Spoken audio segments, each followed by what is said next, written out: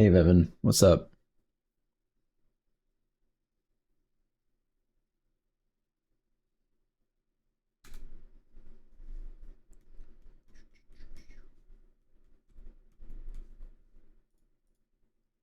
Just chilling. Nice. Let me fix my mic positioning on. Okay, I guess.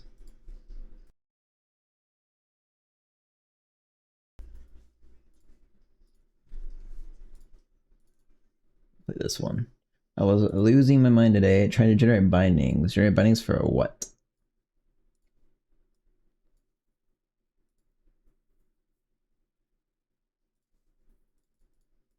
Raylib? Ah.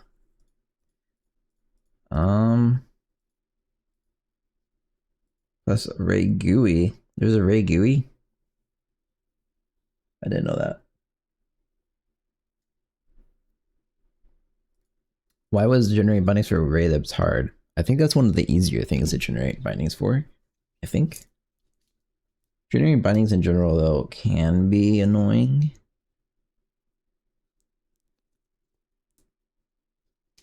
Typically, the trick, by the way, for me to get this working, you are talking about for Jai, right?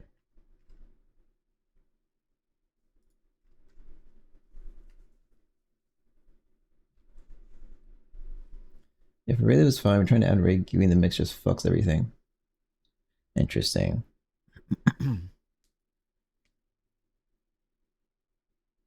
Huh. I don't know.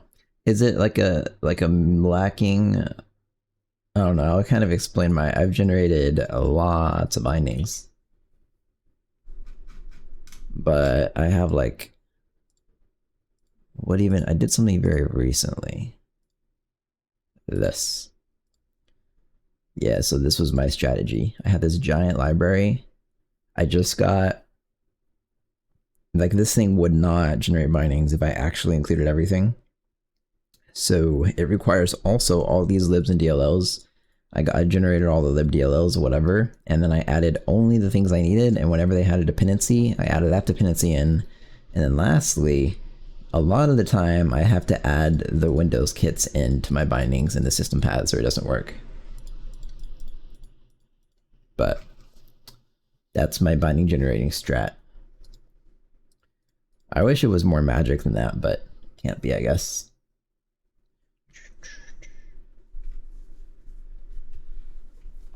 So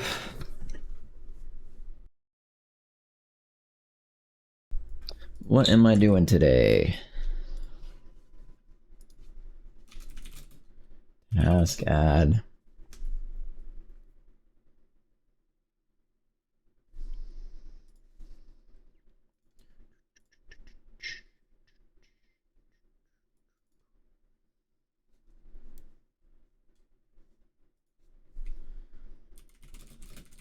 Yeah, that's like my worst enemy is C build systems. It's fucking horrible.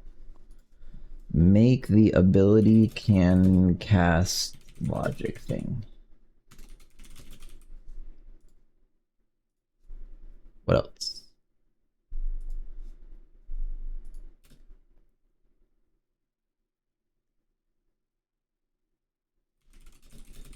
Make the frost mage ultimate ability. Oh.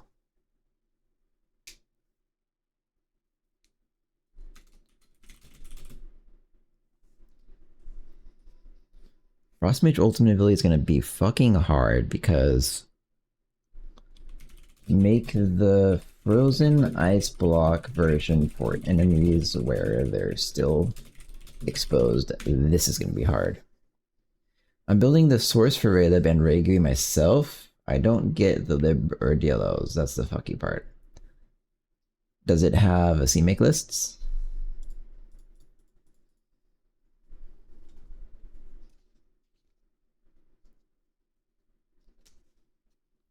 And you're on Windows, right? My best experience compiling CMake lists is actually using CLion.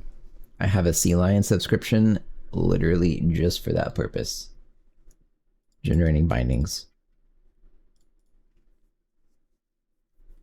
It's like, I don't know what it does in the background, but it's the only way. I know there are other ways to do this, but I don't know how. Scene line is the only way I know of to generate,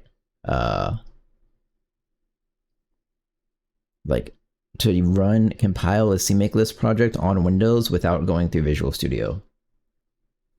I don't know why. I know there's other ways to do it, but anything I've ever tried just doesn't work, or generates, what's it called? A VX solution, whatever the fuck it's called. By the way, you gotta try Jails. They got pretty good. I didn't try much the past couple months. Okay, I'll try it. Here you go. Try out Jails again.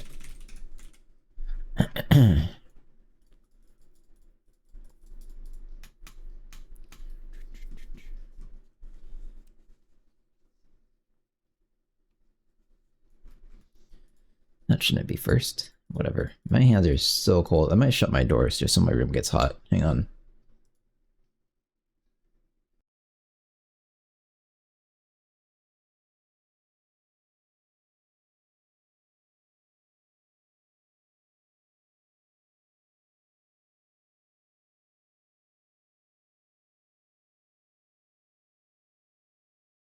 The Discord seems dead.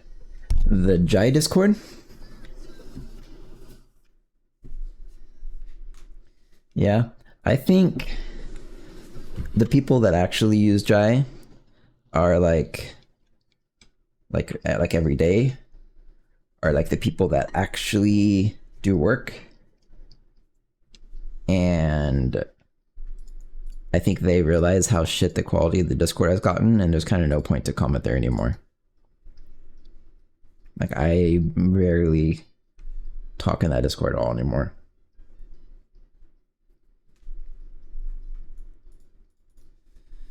Okay, time to do stuff.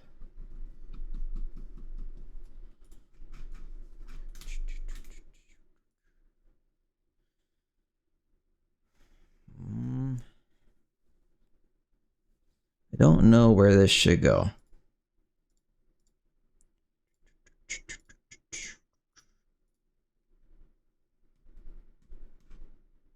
There's all this stuff here that has no organization to it. It might go here.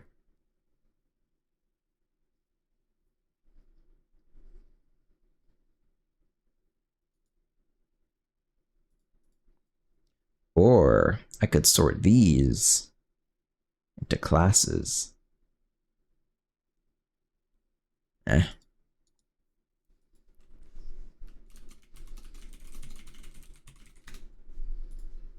mean, usually if I have a problem, I just check the how-tos or just do a quick search in the Discord. Half the questions have already been answered previously. Yeah. I think John's development of Jai has maybe slowed down because, for one, I feel like the language is probably more complete, and I think he's very busy with his game. I think. Can cast. Give it a goblin. I'm gonna leave it as this for now.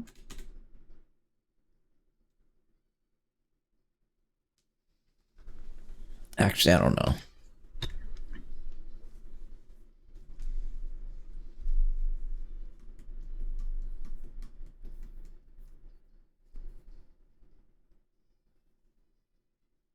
Yeah, braiding his time. Yeah, probably. I'm not sure how to do this. So I have my goblin pointer thing. I need to probably pass in an ability because no, the mana check can be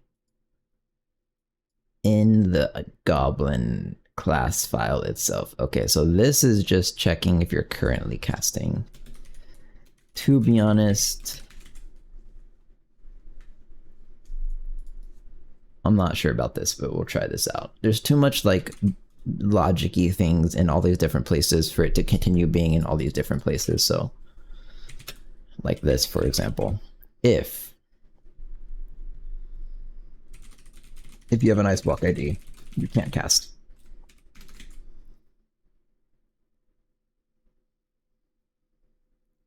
There's gonna be more stuff soon. Like if you're stunned, you can't cast. But for now, I guess if complete goblin hat type.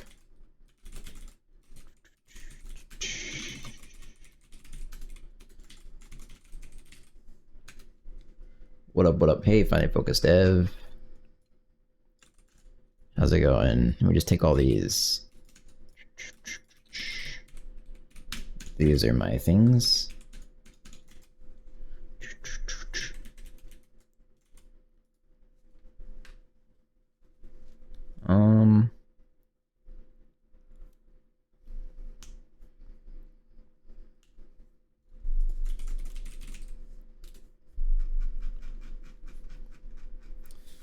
Yeah, this is gonna be a little tricky.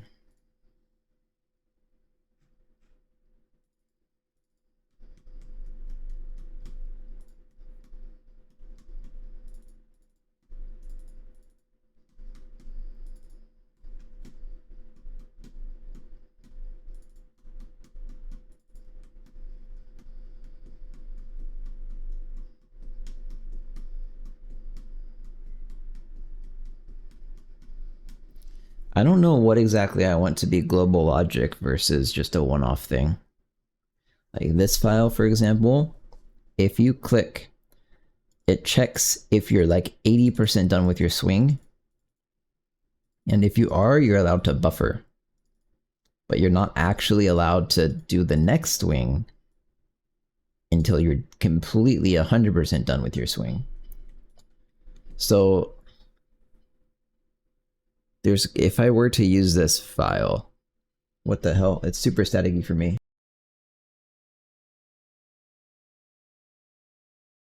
Do you hear this? Is it just me? It's just me. Oh my god, it's like a lawnmower in my ears. What the fuck do I do?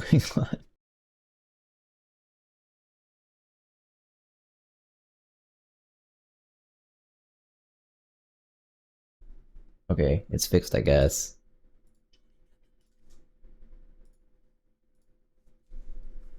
Alright then, fix, whatever. So, I think I will, oh god, I don't know. This is now the next stream, audio issues galore. I don't even know what to do. I'm just hoping Focusrite releases a driver that will fix everything so that I don't have to buy a new audio interface. So kind of the purpose of this file was to check all of these timings. Which sucks. Sucks a lot.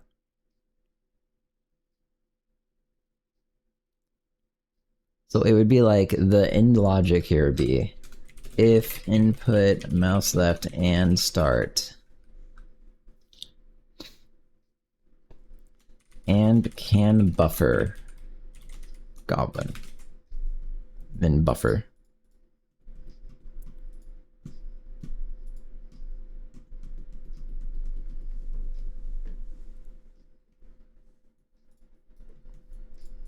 But see, the worker can swing. He can swing one of two ways. He can grab people. I think that's all he can do. He can also run and cry, but that's not in the game yet. So it's fair for the worker's case to allow any ability to be buffered off of his swing, I think. Yeah. Alright, I'm gonna try this out.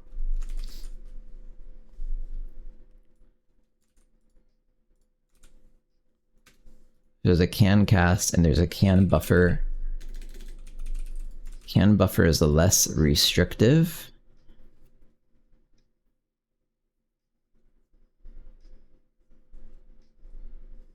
I think I want buffer to work a different way. Oh, my little guy's broken.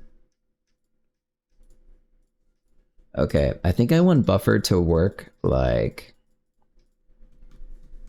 I'll have a buffered click, and I can check the buffered click values and stuff like that. That only lasts like 100 milliseconds. Yeah, that's way better. Okay, and then I can consume the buffer click by just setting it back to nothing or something. So basically no more buffer. Maybe I should do that part first. Let me just add that. Task add.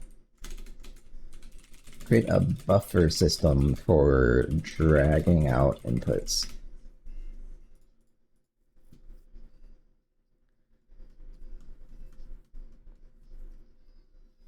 This is technically only for the client.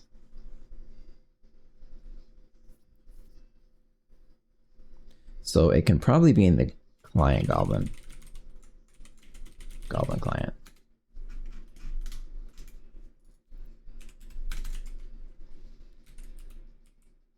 Buffer inputs.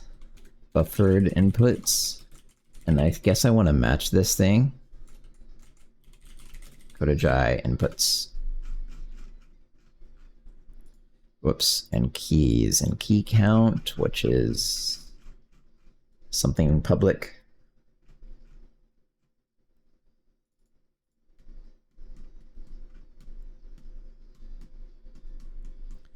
I think these are only Boolean values for me.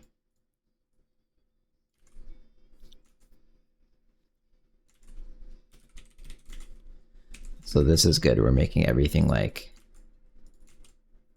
universal. Update buffered inputs.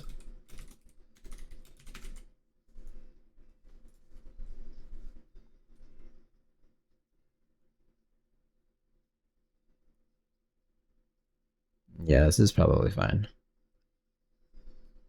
And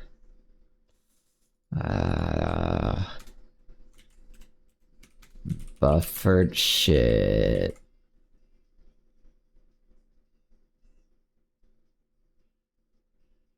This kind of has to be private, I realize. So after all this shit, and you know what then? Actually, this is his own file. Buffered inputs. Kind of has nothing to do with the client goblin now.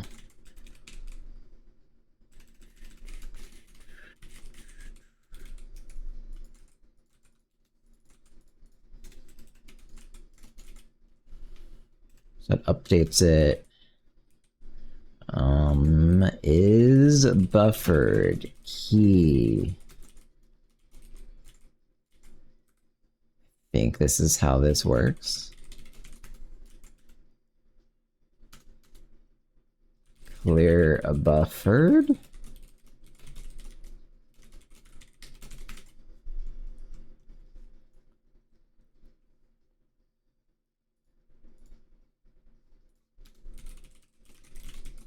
This is why it has to be its own file with its own special secret variables. It has a time, and for all the bufferable keys, which is key,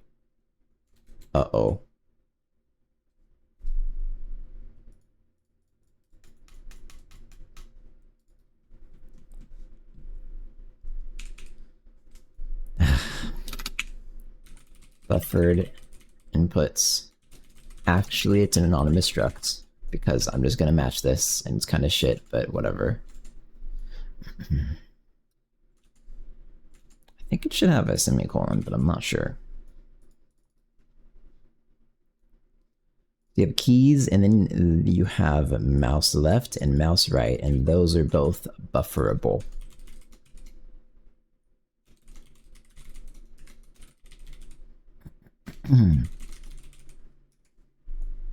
I don't like this either.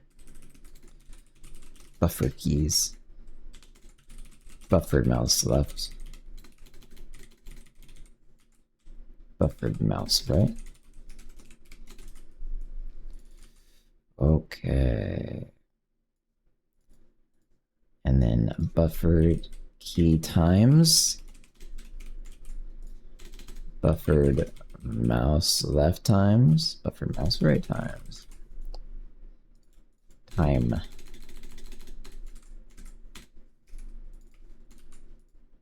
So this isn't a thing anymore. In fact, I could just do every single thing in the game. There's only like, I don't know, 60 inputs. That would probably make the most sense since I'm using this key count value. Okay, let's do that. Oh, fuck.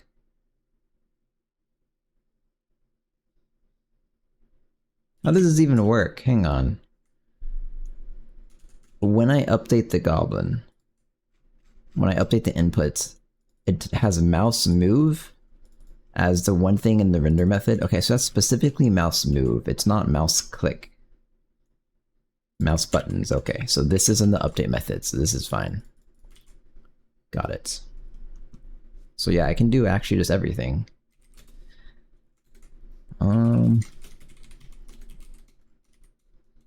Key count -1 if input keys I and start.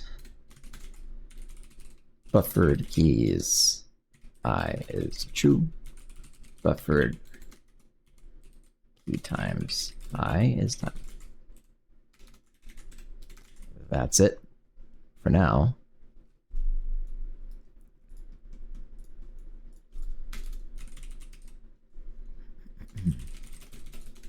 Buffer duration, I don't know. I think there's going to be somewhere where I have this figured out.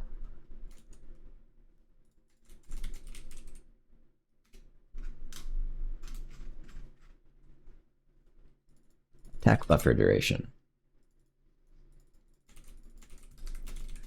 200 milliseconds, that's quite a long time. I'm gonna delete that. And stick it here. I guess it could be a float.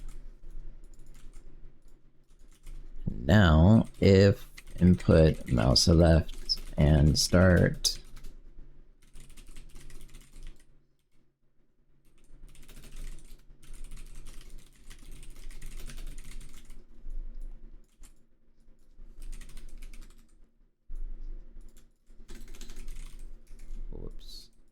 I think these are the only bufferable values, and after all of this, I have to say, go through everything again, or I can do it in one pass. And I'll do it again. Check for buffer inputs. Clear expired buffers.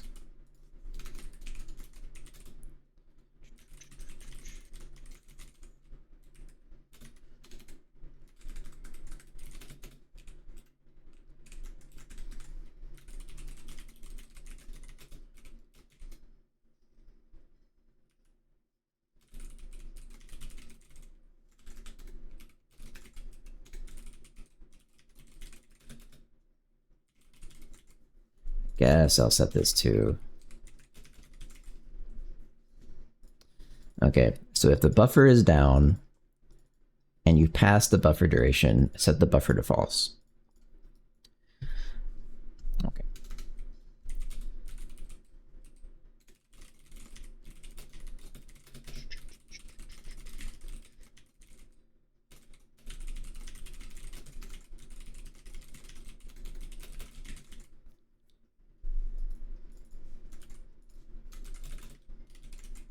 What buffer?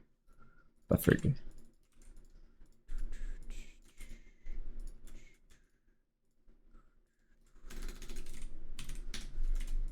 If the buffer mouse right and the time minus the buffer mouse right time is past the buffer duration, set to false, reset the time. Okay. Yay. I don't really know where this goes. I think I'm not going to put it in the Goblin client, but I am going to figure out where this updates and put it in that same spot.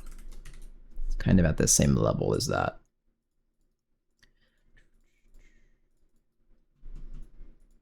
It would have to be before this. Guess I'll give it a delta time since it's an update method. It's just kind of how it works. Okay, update buffered inputs, time, delta time, update goblins parallel. This should update the classes.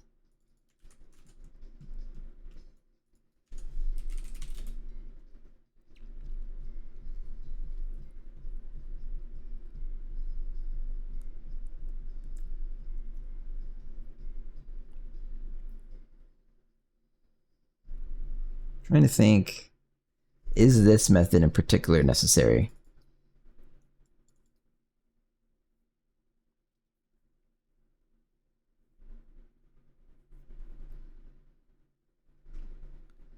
I mean, basically no. But the clear buffered is...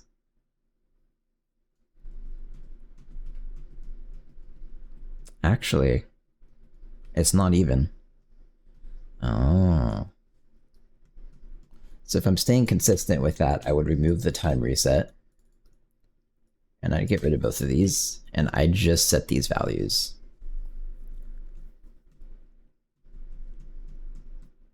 Yeah, that should work. That's all I do. Now everything has to change. I'm not looking forward to this. Wait, I'm not done. This is just for the buffer. So let me try for the Frost Mage first, since that's what I've been doing.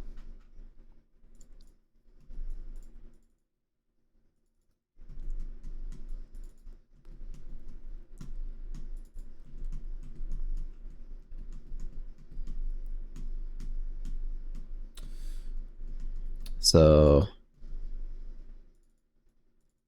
this, I think, entirely removes the need for this ice buffered button click. Let me try really hard to figure that out.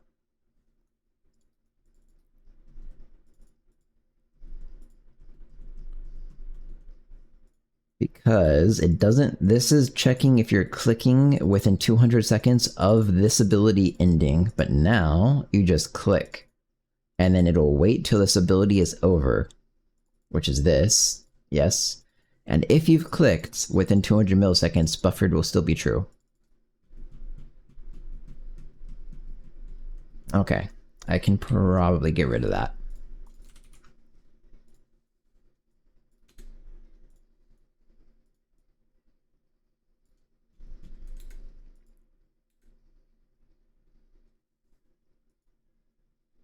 There's no need for input mouse left anymore, like anywhere in the game ever.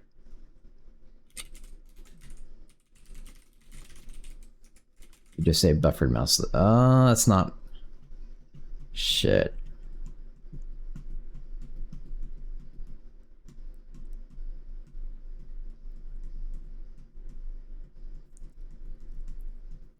This is fine to do, except...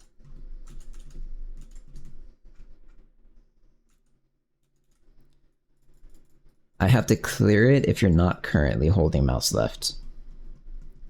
Or if you're not currently pressing the key.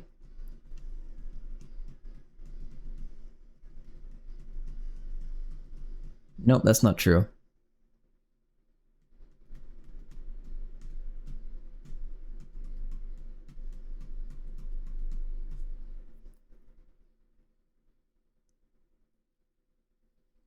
I think this satisfies both cases then. So if you press the mouse button within 200 milliseconds, it will go off because it's buffered. If you're holding the mouse button down, oh yeah, that won't work, huh? Okay, but I can fix that with this logic. So I just want this to always be true, basically saying if you want to actually cast.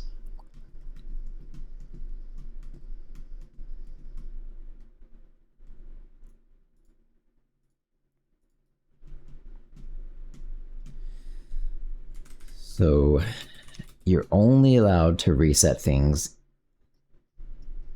if you're not currently holding them down.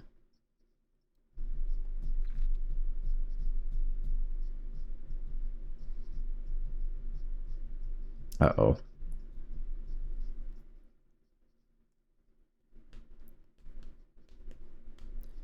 It's not even that simple though. I will do this and not input keys I. This is if you're not holding it down. Not input mouse left. And not input mouse right. So this allows it to reset. However, after you use an ability, you're supposed to reset it yourself.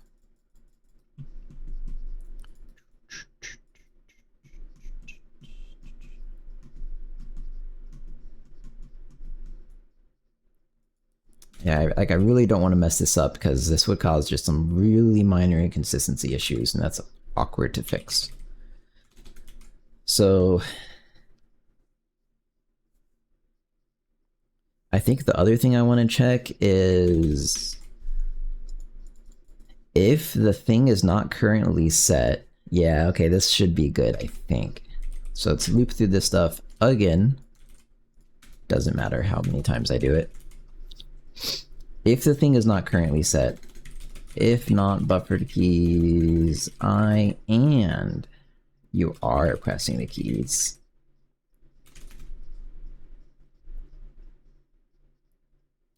I will say buffered keys I becomes true, but also now I reset the time. Buffered key times I becomes 0. So basically, if you've consumed the buffer, so you use the buffer, you set it to false, none of this will happen because it's not true. You didn't click, and so this will happen. You're still holding down the key, but it's false, so it undoes the buffer and it sets it to true only when you're holding down the key. Otherwise, the next frame, if you let go of the key, this will be true. You're not holding the key, the buffer's true, you've passed the time, so it sets it to false.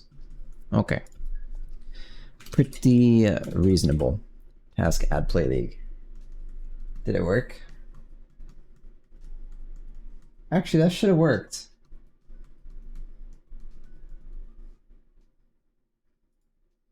You didn't use the fucking channel point thing, did you?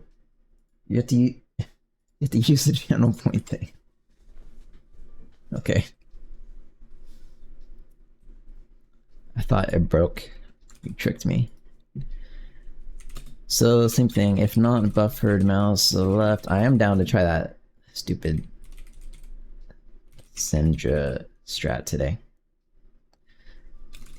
What is task dep? It's a task dependency. It adds it to the top. Penetration testing. Buffered mouse left equals true. But I wanted to make it like a tree of these things so they have little L-shaped lines going into the next category so I could actually have dependencies. But I just stopped working on it. I finished it in like 10 minutes and called it quits.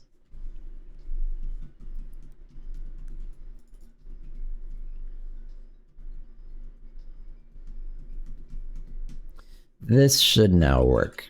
Now we continue.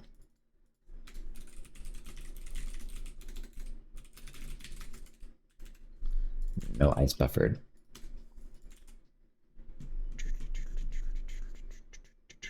So, if the ice is charging, okay, now what the fuck do I do about this? If the ice is charging and not input mouse left.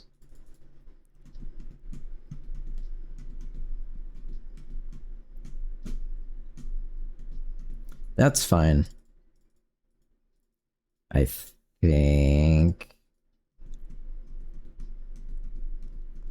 I should really just get rid of this input, like prefix accessor thing, to be honest. It's kind of a big change though. Frost can buffer, now we get rid of frost buffered.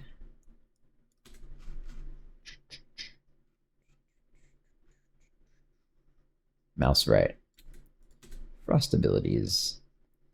if buffered, I feel like it should be called mouse right buffered. Yep.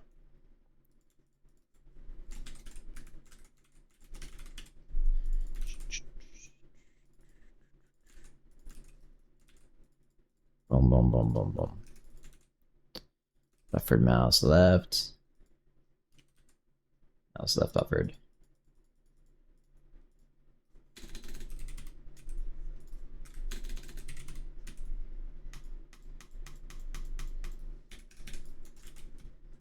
Buffered key times. Key buffered times is the new convention, I guess.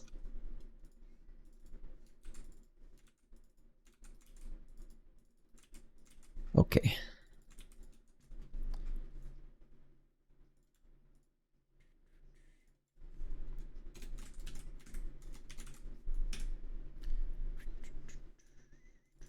So after this, you say you set this guy to false and everything should just work. What else is buffered? Just those 4 things. Okay, let's try this out. Oh wait, everything is super fucking broken because there is an attack buffer duration that I deleted. Wait, that's not much. All right.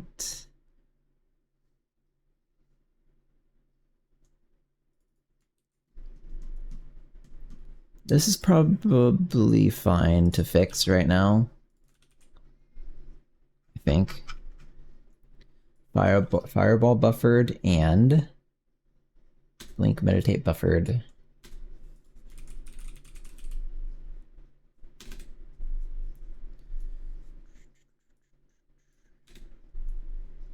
So if mouse left buffered, I don't really like that it's dependent on me clearing this value. I don't know if there's a better way to do it though.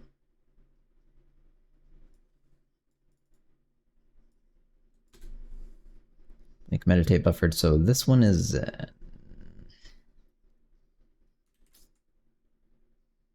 this one is just mouse right buffered, is actually mouse right buffered. Okay. Hey, what's up, Noligor?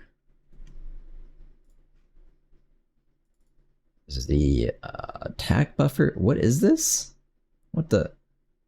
Oh. This is if you're meditating and within the buffer duration, which is just an arbitrary but like similar time value, then you blink if you let go of the buffer button. Okay. I can do that. That would just mean I have to expose this. That's it. That's done. And that's all for this file. Next file. Let's get rid of everything called buffer. Is this all used for the buffer? It is. Holy fuck.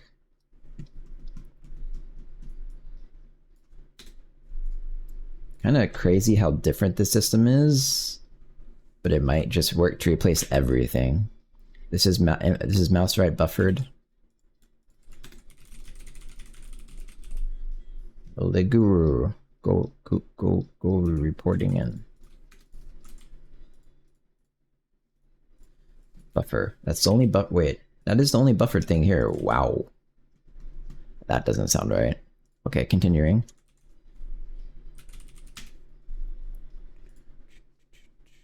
This is the only buffered. This one is weird as fuck because the warrior swing is like special. And to be honest, I probably should not make it special and redo this class. This was the first class I ever did. It's probably really fucking bad and low effort compared to everything else I've done.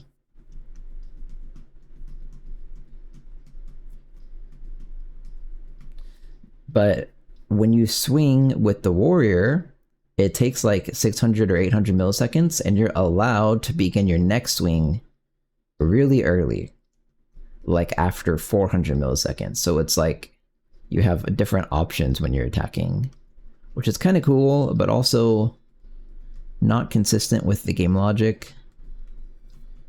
Anyways, swing buffered, okay. First class I literally ever did. So swing is presumably left click, yeah. Mouse left buffered. That's not how it works. Yeah, see, swing can continue. Look at that. Interesting.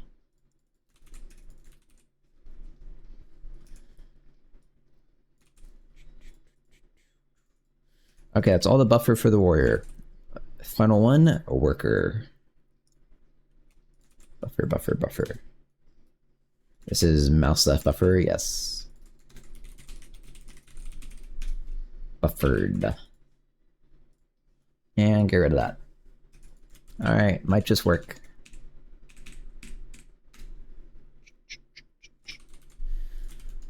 Whoops. Return true.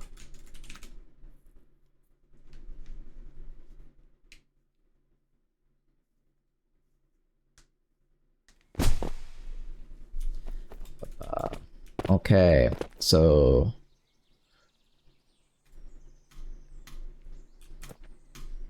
I do not feel like it is buffered, but oh, that's what the can cast tax was about. Can cast is slightly different, and I don't think I'm. Oh, I need to remove that line. Yeah, it's so cool how it locks your cursor. That's really cool when your eyes blocked and you're like you physically can't move. That's such a nice thing. Can cast is about this. Right now, when you're casting an ability, I just check if you have these weights of these other things, like your other cast abilities, but it's really inconsistent. I don't do it well. So, because this is happening once for each ability cast, so it's gonna happen in a single file, and that single file will like filter by your current hat. So right now, technically, I'm able to cast multiple abilities at the same time and nothing stops me. Yeah. But this doesn't feel buffered to me at all.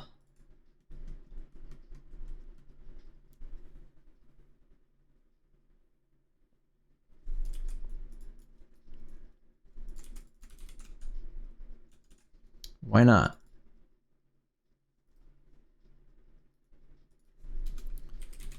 Is it buffered? Time minus mouse left buffered time.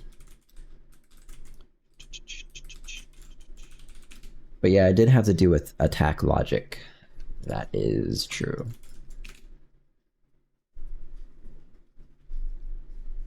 Mouse left buffer time. Oh, it's private. Man.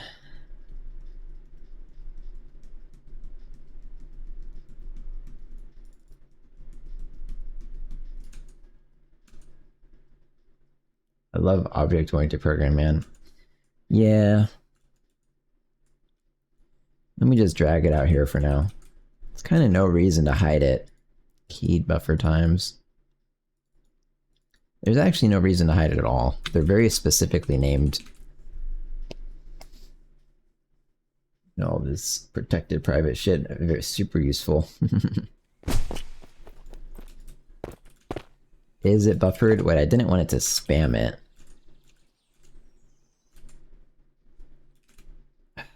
Man.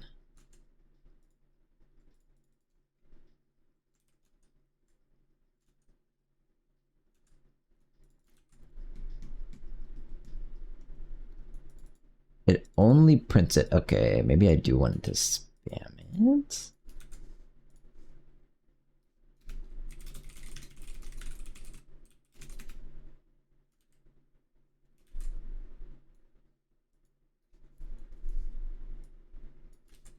In the duration that it is buffered, we'll print here.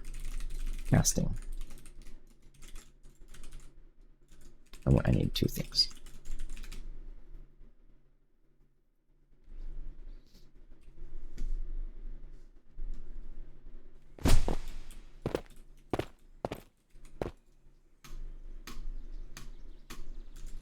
Yeah.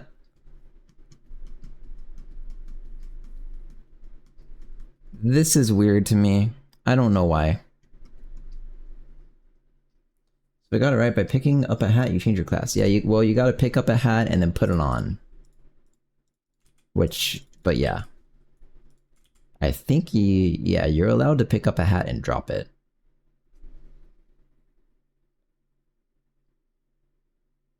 So you can carry a hat around. I mean, technically, actually, you could put on a hat. I don't know if you could do this in Fat Princess. You could put on a hat, grab another hat from the base and take it with you, and then swap between the 2 hats while you're fighting, even. Nothing's stopping that. But I don't think you'd be able to cast. Yeah, see, that's the reason why I need this can cast system. Are you holding a hat? Carrying hat ID. Carrying princess.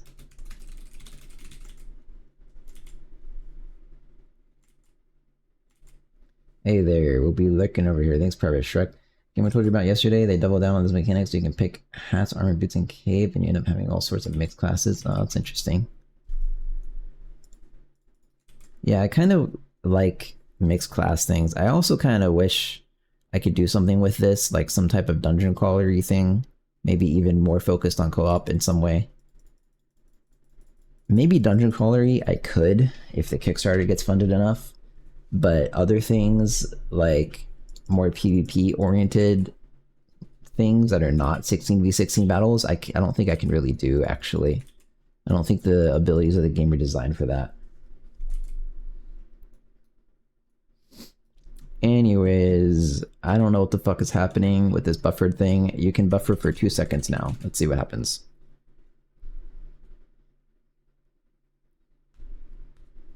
I think 200 milliseconds just might be really fast.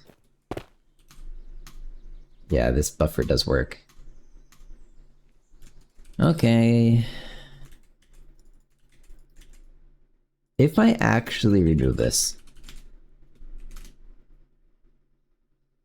I'm curious how bad it feels now.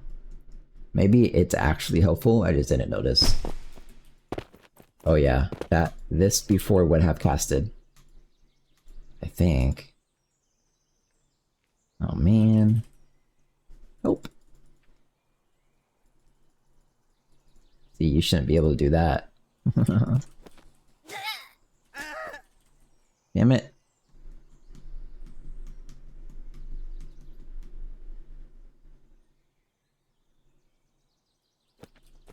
Okay. Trying to get a feel for the 0 buffer. It doesn't feel bad. Now the 200 buffer.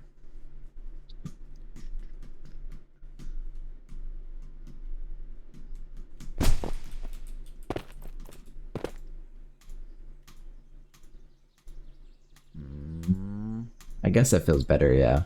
That wouldn't have worked before. Okay, fair enough. And if I hold click, it should just continue spam attacking. That's the next test.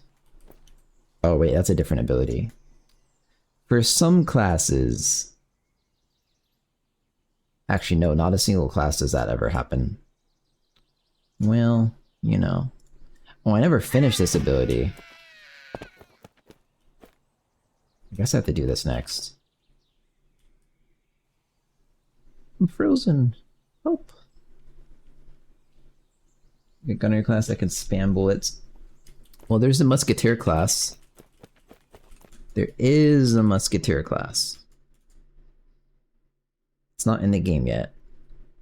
And it can spam bullets, but also if you hold left click, it charges up a big bullet.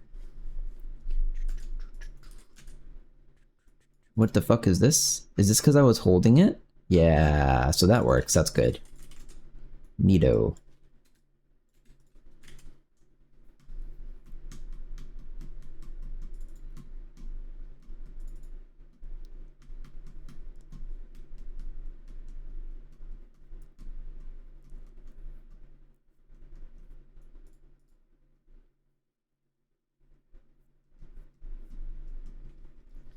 Okay, time to work. So this is basically done. Not everything that uses this, not everything that should use this, uses this.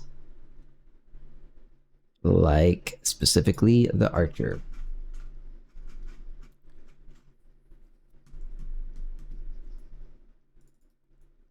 It does have a buffer. How?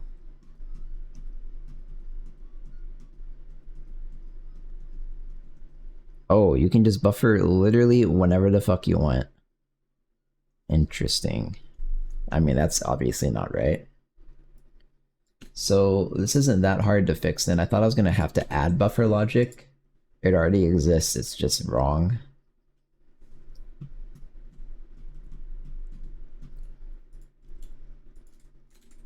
Mouse left buffered.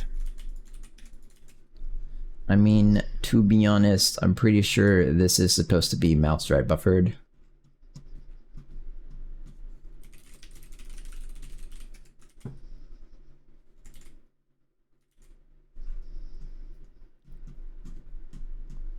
And this starts the shoot.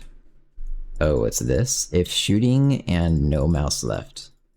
Release shoot. I wonder if I'm allowed to put this here. Let's see what's happening when you start and release. So you start shooting, you say shot is false. When you release shoot, you stop shooting. Okay. I think I am not allowed to do it here. Actually. Which kind of sucks. This thread, annotation, whatever it's called, seems pretty elegant, syntactically speaking. Yeah, I like it. It doesn't do a ton of stuff, but it's just essentially prevents me from being an idiot, and it's caught a lot of idiot mistakes so far. And actually, some legitimate bugs it has fixed after I made it.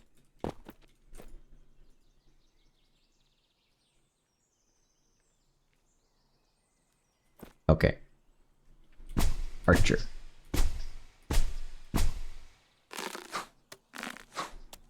I am not sure I like this. Yeah, that feels bad.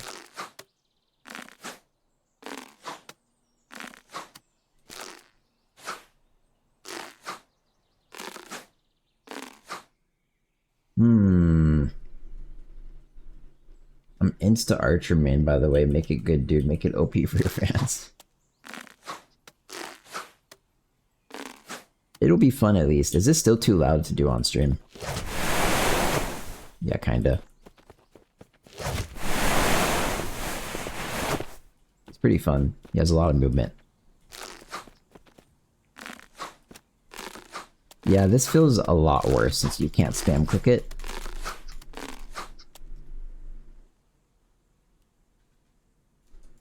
What do I do about that? Maybe a 200 millisecond buffer is actually super not right. What if I do like a half a second buffer? So before the archer having no buffer time and you can just buffer anytime you want. Actually, I guess was right. So it feels better. There are definitely still situations where it doesn't shoot when I want it to, like here. I mean, I'm just literally spam clicking though. It does feel okay at 500.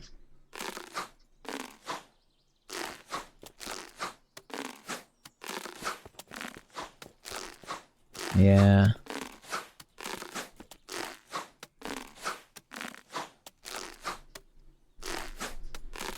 Okay, it's probably okay. Very rarely does it get in a situation where I want it to shoot and it doesn't.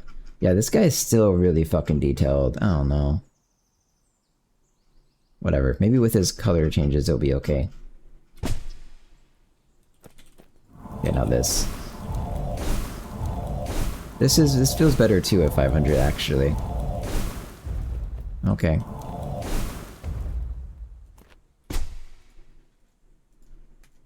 Yeah, and this might shoot too fast. This guy's probably gonna be OP as fuck if he's like this. Loot box gotcha class, a dark priest. Well, it looks weird as fuck right now, along with the normal priest, because they're white and black. I guess people have to spend $1,000 to have it. I wish I could add like a golden skin into the game where someone can just throw $10,000 away for no reason.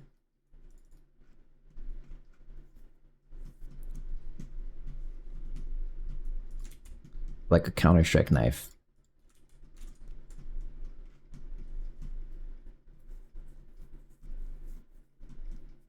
I'll add super realistic cape physics, but only if you pay $1,000.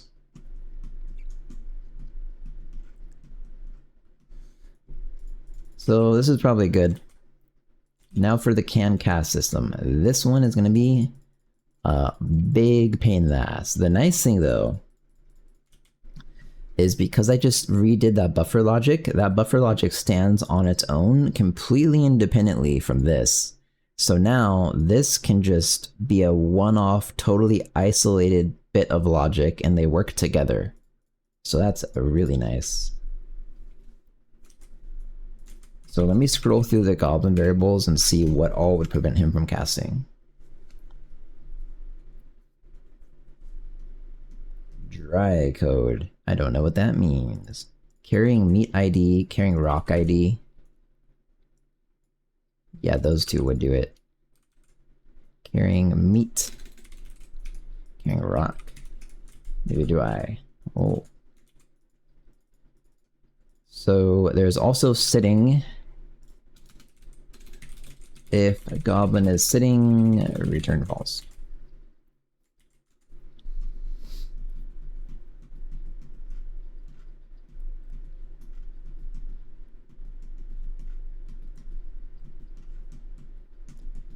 Oh, there's being carried by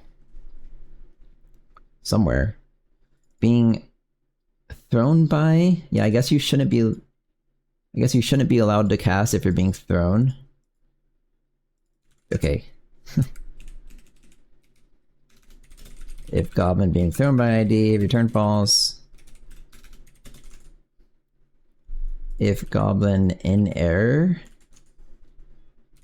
being thrown in error, return false. I'm just guessing based on these variable names, but probably this is reliable.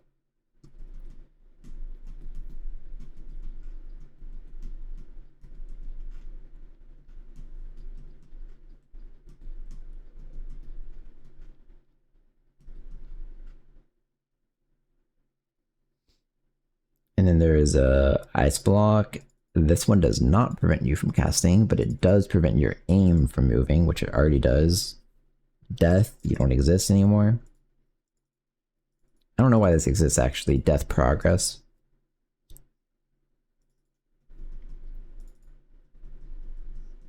Actually, that's a good question. Why the fuck does this exist?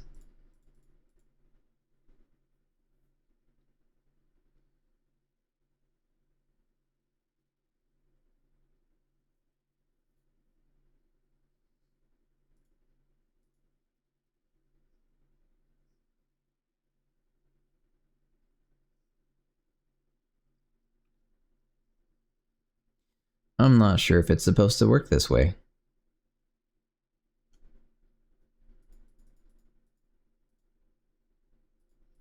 I think this might be old code that does nothing.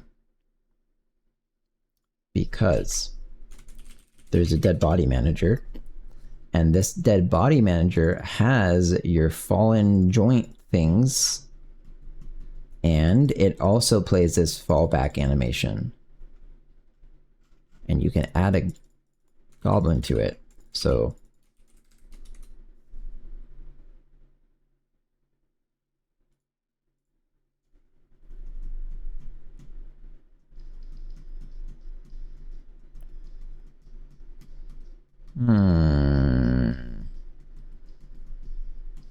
I think it's not necessary.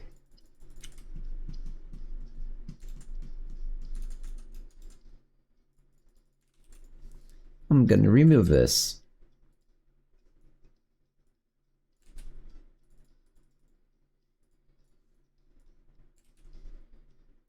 And let's try killing someone. And oh shit, I haven't done any networking code in a while, but I'll check if you can kill yourself still.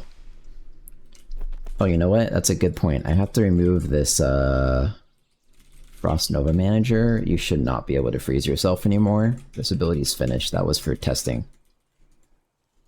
Okay. This guy has to die.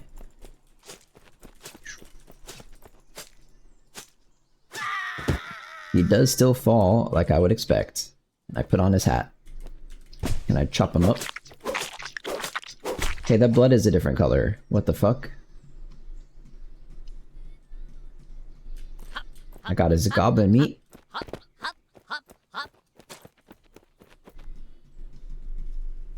know your place is random, but if you're into City Pub, there's a banger album I can recommend. Sure, if you link it, I'll check it out later when the stream ends. Look at his little shitty grenade. Okay, anyways. Yeah, see, this guy... I think this animation looks like shit, first of all. But also, this guy needs a trail when he swings. That's something I would have done. Yeah, this whole animation needs to be redone. Okay, anyways. I have to kill... I killed him, that worked. I have to kill myself. So... let me open up another client.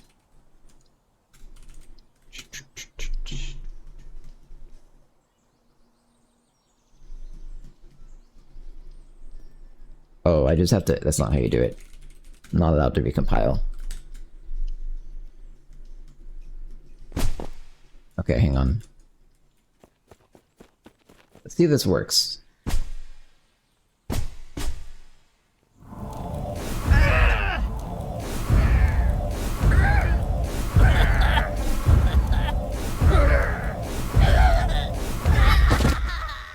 Yay.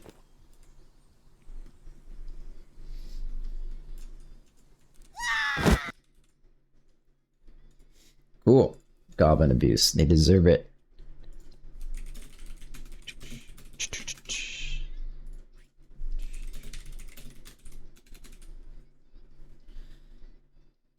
Buffered inputs work. They're pretty good. Cast manager in progress. Timer pog. Yep. The timer's gonna have to also be modified because the timer has to grow the longer the game goes on. I'm not sure whether or not Fat Princess did that, but I think Fat Princess had problems with games ending.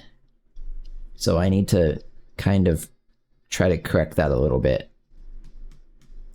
Anyways, I'm gonna check on my puppy real quick because he's out there in the other room, so I'll be right back.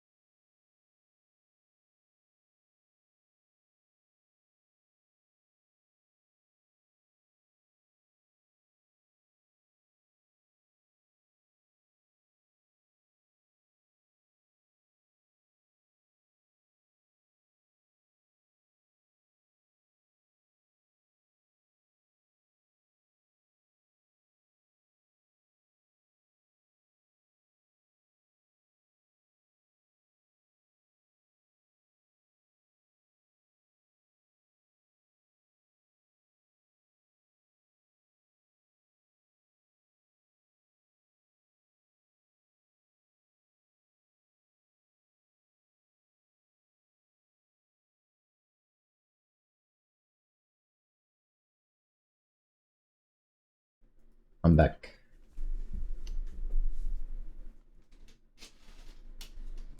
Puppy is sleeping.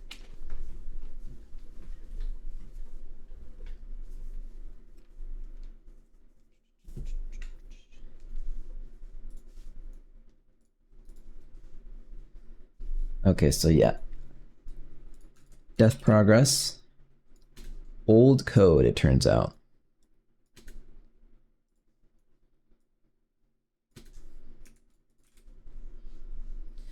Okay, so make the ability cast thing. I think I did task done, create a buffer system.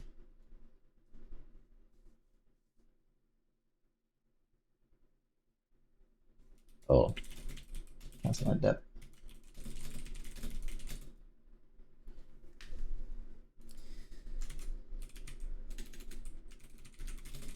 What is this called? This ability? It's called Charge Big Delayed Skill Shot.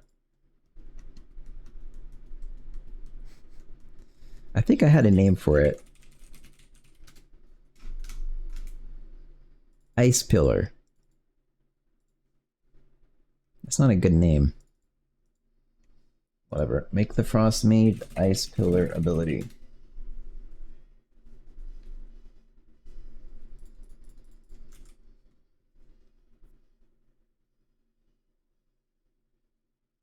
So let's continue with the can cast ability, can cast manager real quick. I will do this case by case and probably break multiple things. Let me open my thing.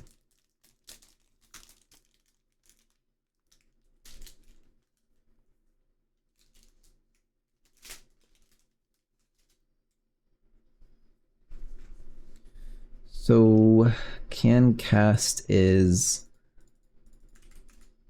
this is the hat type. I guess I'll do it in this way.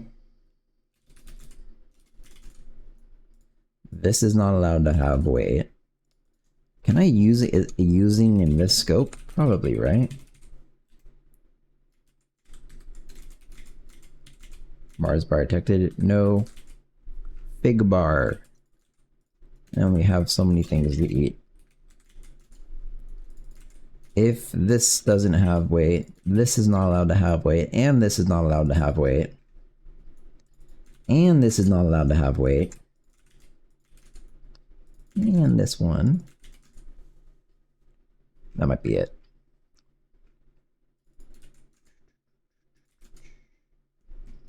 Basically, I think this is how all of them are going to work. There should just be 4 cases. 1, 2, 3, 4. Okay, just none of the animations ever are allowed to have weight. That's just how it works. And I should return it. And this will be the last thing. So since it's complete, it's not going to complain. So this works. This is how they all work, actually.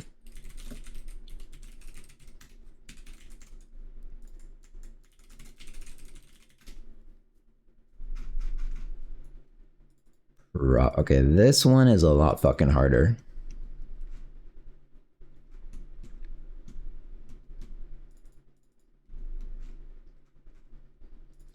I should do this one last. This one is going to be weird. Archer.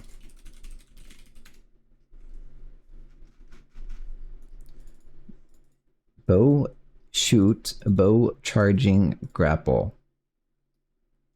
The archer is missing an ability, but that's okay.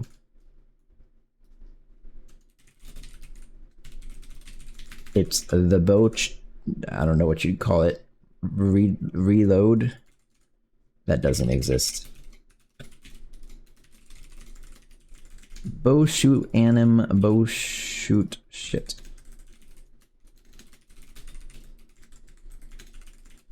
Bow, shoot, charging, and grapple.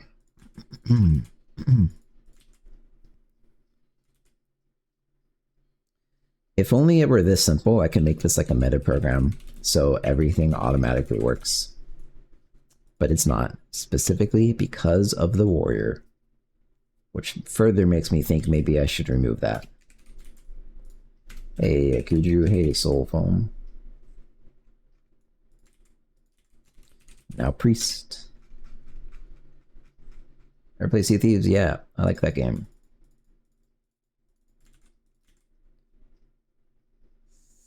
That's not even...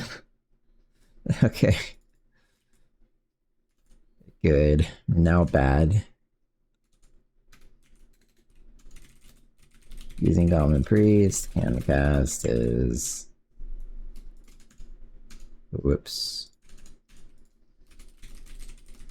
Has weight this guy. I should have done all these.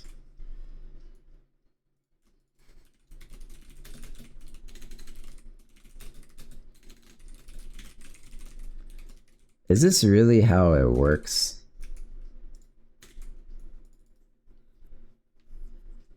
Definitely not City Papa's playing. Yeah, just a bunch of random shit. I don't know. I don't think this is how this works.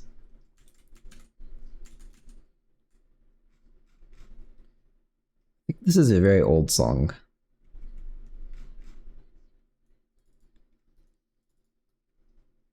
You're not allowed to have these weights for heal channel, heal AoE, melee swing. Maybe it is. Huh. What if for the rest of these guys, I just return true? And I try this out. Turn camcast.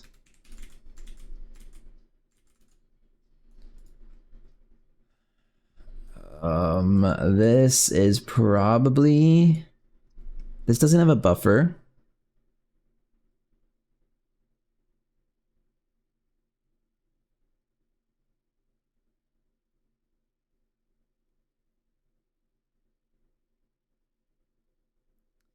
It doesn't have a buffer because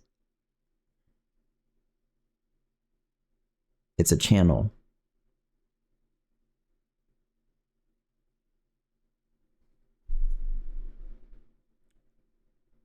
This one should probably be buffered. He's buffered.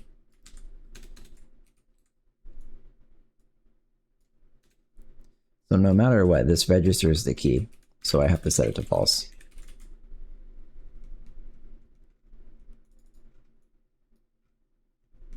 Also right buffered, because that's a swing and a smite. That is allowed to be buffered. So it's just this one that's odd. And that's okay. Yeah. This ends the channel and releases the AoE.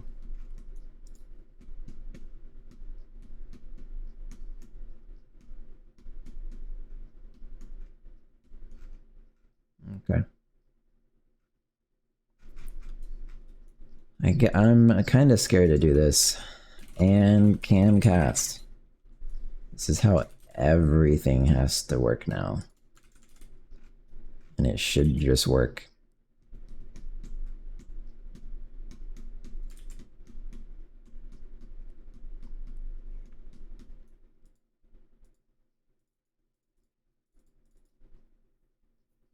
This is not how this should work either. So if you're ulting, you end the ultimate. Otherwise, if your ult bubble animation tracker does not have weight. So basically, if you're not ulting. So otherwise, if you can cast, I guess.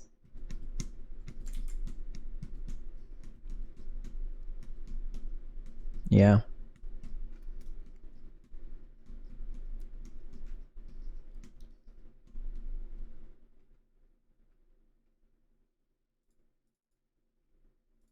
This already did a cast, and then you release your melee swing. This is releasing things. Heal channeling, that doesn't matter. Ulting, okay. This is probably done. What else did I do here? Worker and Archer. Let me get those working just to test it out.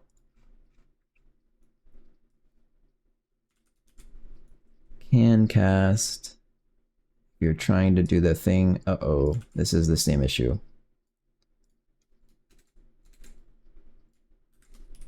Keys buffered R.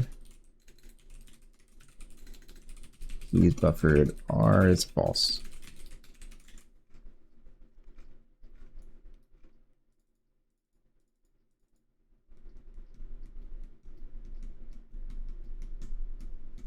Basically, if you're still throwing. Okay. I get it.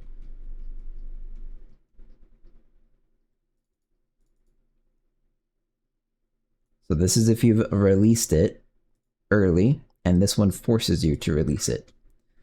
So that's okay. If you're throwing or you're throwing. If you're throwing, if you're not throwing, so this is if you're, what the fuck is this? If you're not throwing,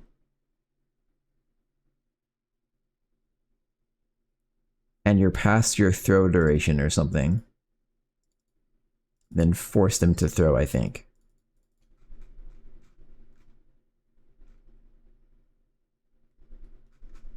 Okay, this one might be done. That wasn't so hard actually, if it works. Now, this one is can cast, and this one is can cast, and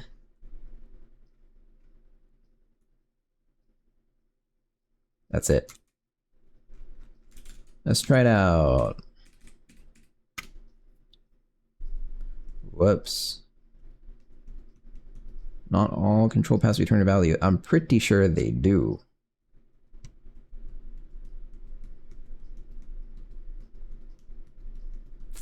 Oh, wait, but it is marked as complete. Maybe it's because Goblin... No, that doesn't matter. It's complete, man. True, true, true. Oh, they don't all return a value. Return true. Okay. This dereferences something. Oh, that's not true anymore. Worker class. There is no and start for buffered keys. I'm pretty sure I messed that up in one other place. Priest? Alright, no, it's good.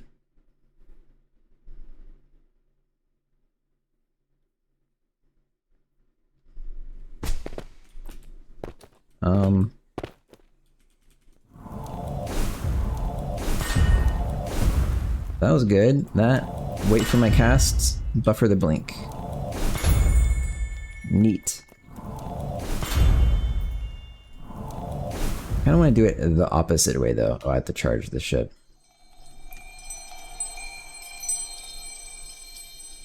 This one should look better. This one looks like shit.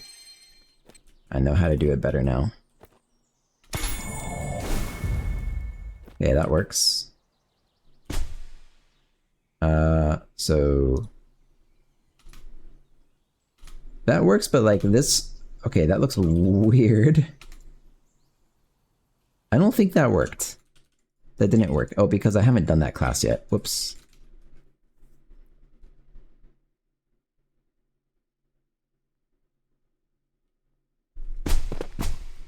Okay, worker had something. So this is worker swinging. Okay, this is kind of broken. You have to jump to hit this thing.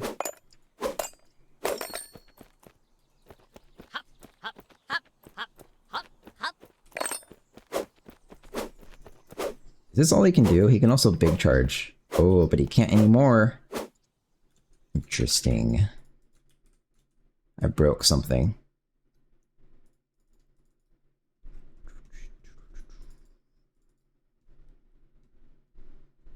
Maybe I haven't added the big charge. Worker chop down, worker swing. As far as I can tell, there's no big charge. Okay, I use dance. Yeah, there's no big swing for worker. It's just not in the game yet. I think it's going to be. But there is a vertical chop. So if you're aiming at something Yeah, that's a vertical chop. So this is a sideways chop. When he dies, chopping up his body should be vertical. Yep. And it's faster. Okay, good.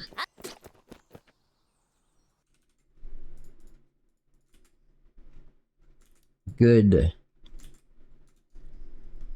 What else did I do? That and the priest. Gore. Yep. Goblin gore, though, so it's socially acceptable. The goblins deserve to die.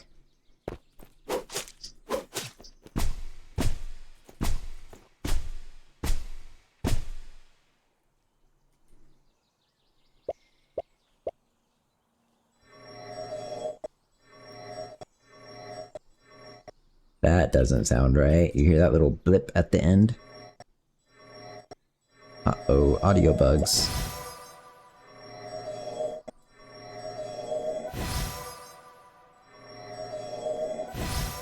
Interesting, there's no blip when I exit out of it this way.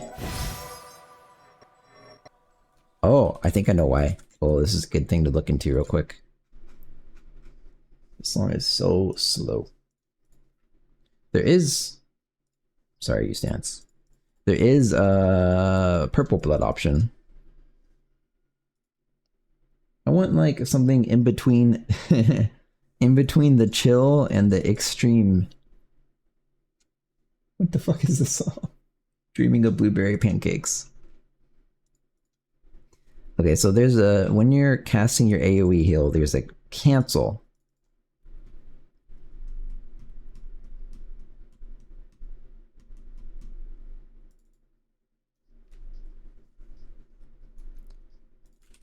I think it's not release. Wait, maybe it is. Heal charging.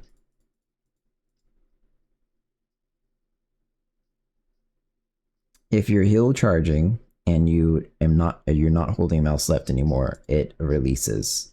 And then if you're not fading out, it fades out. This is so definitely the problem. This is not what I meant to do. Fade out.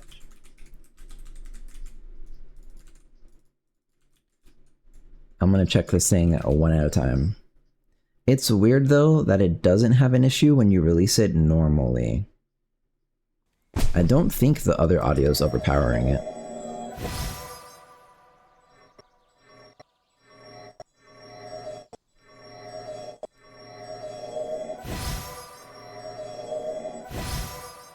No. Oh, I wanted it. Yeah, that looks probably correct. I want to check it's not doing it twice. So let's check in the audio manager. There's a fade out method that says fade instance. Oh. It has to be this.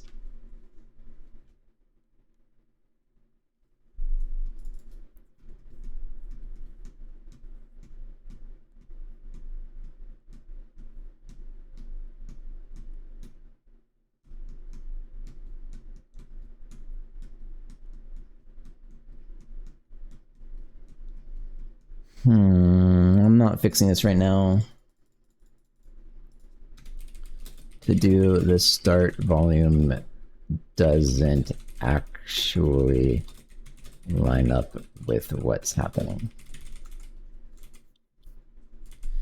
So the reason is, maybe it's actually an easy fix. This just plays the sound. Actually, I thought there was going to be a fade in. I thought the fade in was not working in conjunction with the fade out. But that doesn't seem to be the problem. Fuck.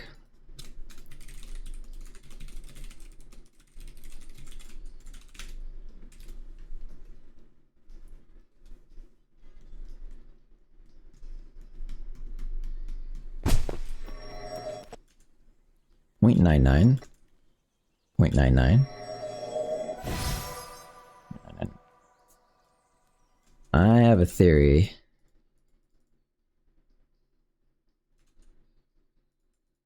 Okay, that's, I guess, not the problem.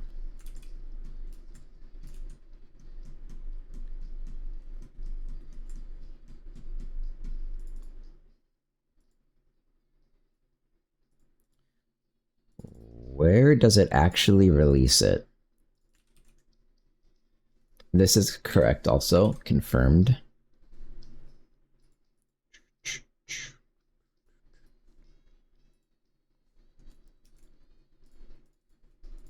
Add AoE heal. I'm gonna not do this. I'm gonna pause the music. Let's see. I need to check if the audio is still happening even when you complete it. It might be covered up. Okay, it is. Interesting.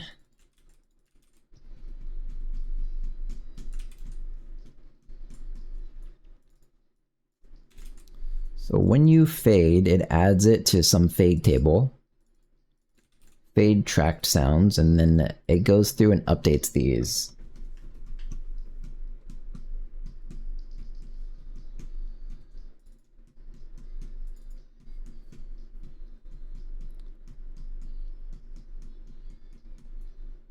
This should be happening, I think, in the update method. So actually, this should be right.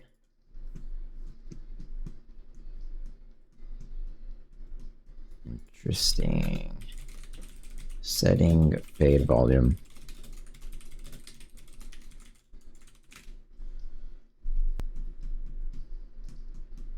Hmm? 589.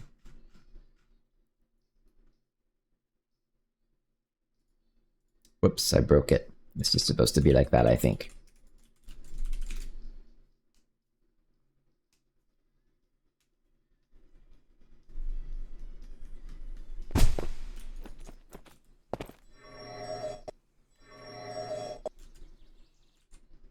Okay, well that's...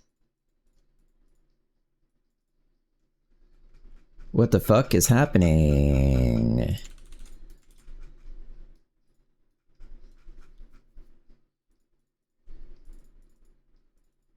Oh, this happens, this applies to everything, not just fade tracked. Okay, that makes sense. So I'm gonna print two things. I'm gonna print progress and volume and ease in out progress. Print three things.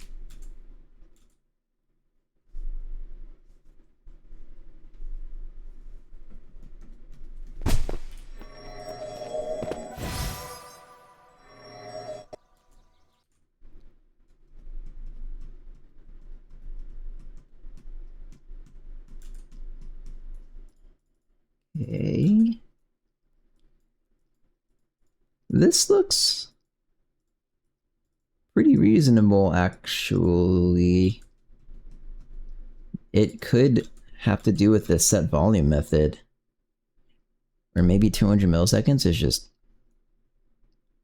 too fast? Oh, wait, look at this. Wait, no, that's... Shit, that was the first one. Man.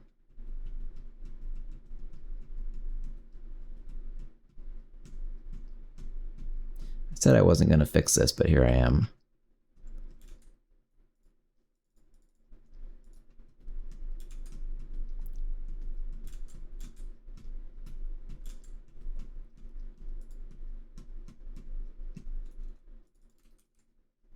Well, I might end up not actually fixing it because this is seeming to be harder than I thought it would be. The only thing I can think of is maybe this method is not right. This method is not right, or maybe 200 milliseconds is too fast. Okay, this is an extremely simple method. Let me do a quick little chat GPT test.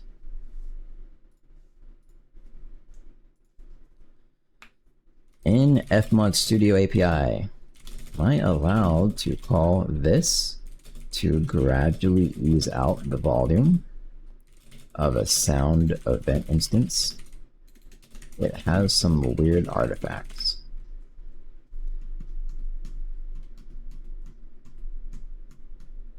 Rapid volume changes. If you change the volume too rapidly,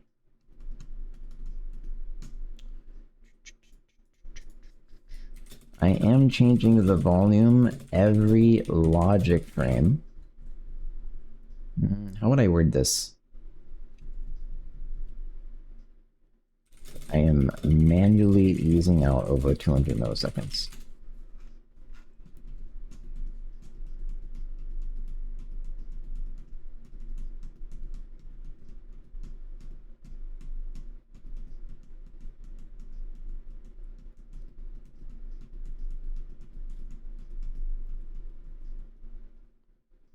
It's important to ensure, although you're updating every logic frame, it's important to ensure these updates are synchronized with the audio processing. If your logic frame is not aligned with the audio processing, it might be its own uneven step. Consider using the audio frame's callback. That's a thing? How do I use the audio frame callback? Is it different than every time I call fmod system update? I'm learning stuff.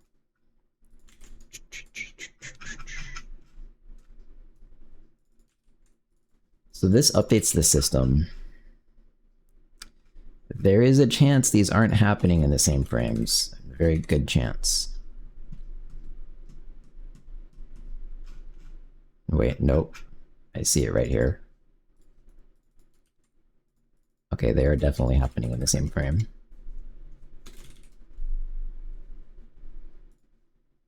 Fmod system update right after update roll off. Fuck.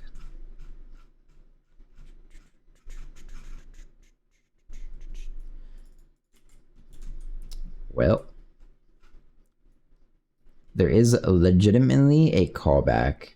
You can set the callback. What the fuck is this? Fmod Studio module.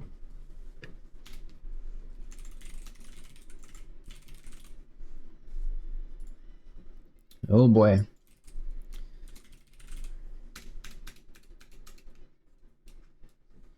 Fmod Studio System set callback. This is actually not that bad to do.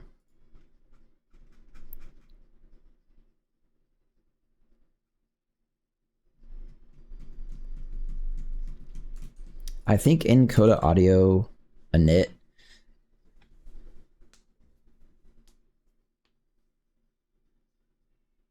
yeah, so Coda Audio module, this guy, when you initialize it, creates the system and initializes it.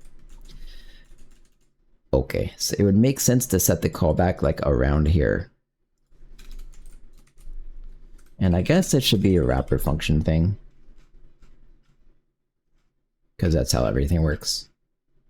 So many things.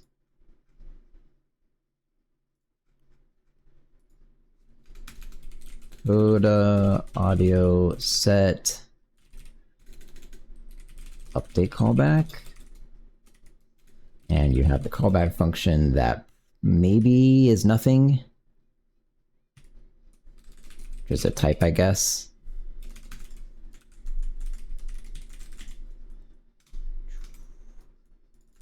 What system is some global to this module? Yes. And that is an Fmod Studio system. Where the fuck did my thing go? There it is.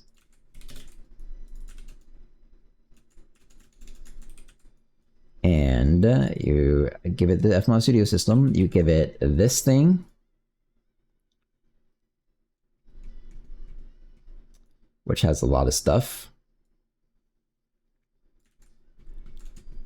Oh boy. So I guess this should be like a compile time callback. Is that even valid? Probably.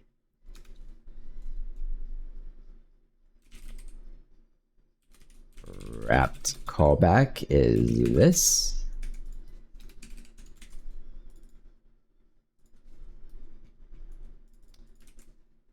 And I guess I'll go ahead and give it this, and then I need to check out what types it wants.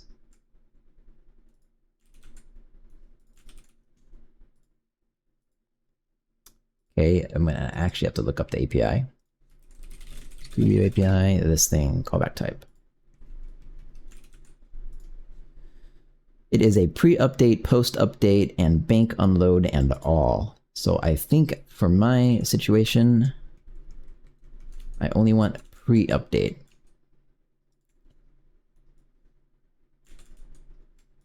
So that would be this. So I will specify in my method here, pre-update callback. Set pre-update callback, okay.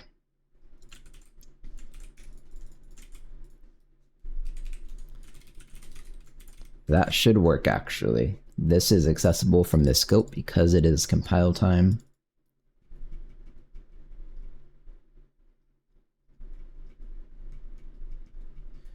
Don't really know what any of this shit does. Let me look at this real quick. So it's just probably giving you this back out of it. I don't know. I don't know why it would do that when it gives you the system in the first place. But anyways, I think this should work.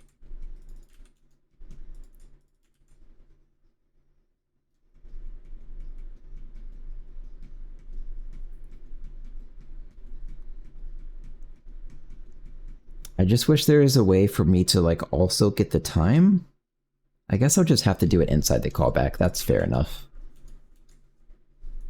So I did that. You set the code audio, set pre-update callback to.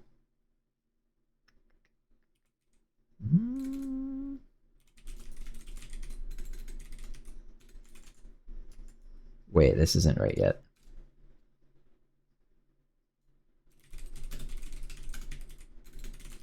Push empty context. Is that really right? Guess so. This is potentially multi-threaded. I don't know. I didn't think about this. I think it is. Oh. So this, I guess, is thread what's it called? Thread unlocked inside fmod pre-update or something. Basically saying this shit's not safe.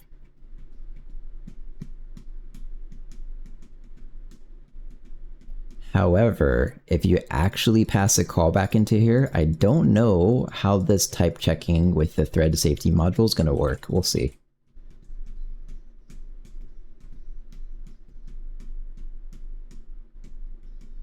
Yeah, we'll see. Basically, it should not let this compile. Pre-update, we'll call it. There's an update method, so I guess I'll say manager.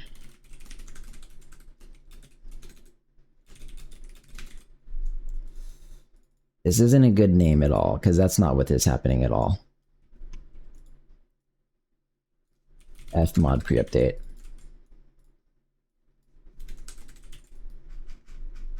It's a very different thing. So I passed this in, that's the correct type of method. It's gonna go do all this shit, except for now. Okay. It shouldn't compile because that is marked thread unsafe and this is marked without a thread marking. Yay, not, wait, that's not it. Fuck. It needs an fmod result. Okay, well, I can do that myself. I want to do it correctly. So the correct fmod result is like fmod okay or something, which is 0. Yep. I think this is commented because it's in the fmod studio API. So I can just return this.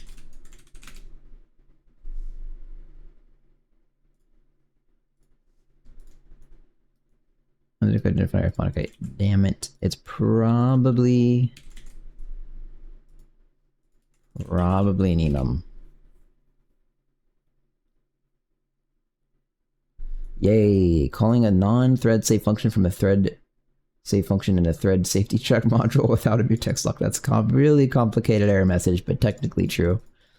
So yeah, that's what I wanted.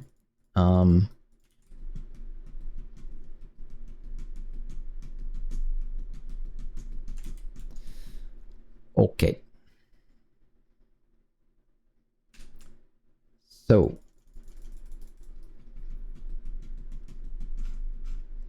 I have some mutex, audio mutex. I guess I just have to lock this. So this will be a thread function. Still not safe is what that means.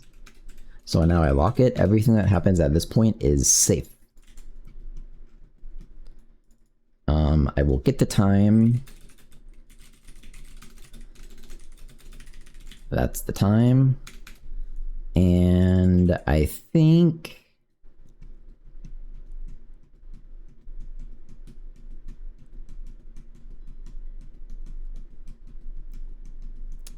Shit.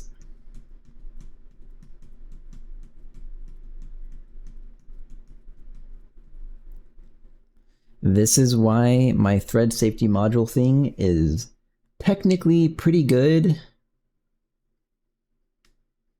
but it's not super dependable. This, like most of the time, I'm just using it when I kind of split my single-threaded program into a multi-threaded parallel for thing, which is like probably the most common thing for games to do. But this is legitimately multi-threaded. Let me see if I can read any documentation about this. Hang on.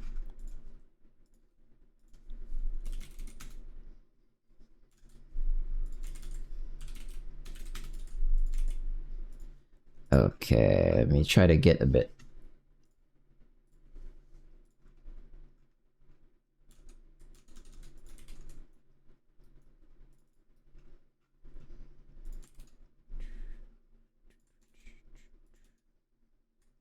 This is what I want to look at.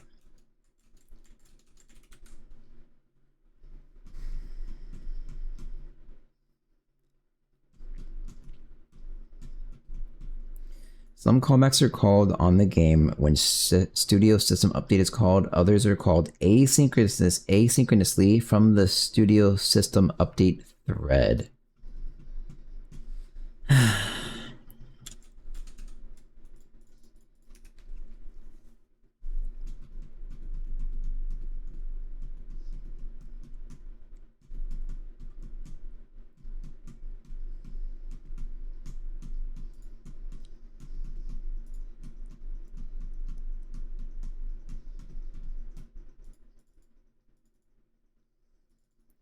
Okay, I think I want to call this thread unsafe.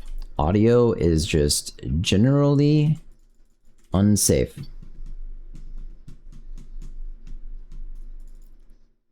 That's how it works now.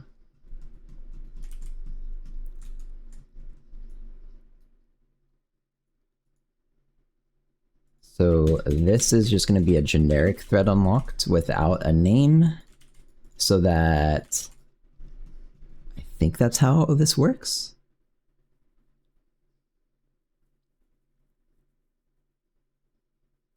Pretty sure if they're both generic thread unlock, they're considered to have like the same name. So as long as they both lock the same mutex, they're allowed to access the same data. Kind of. So everything locks the mutex. We love mutexes.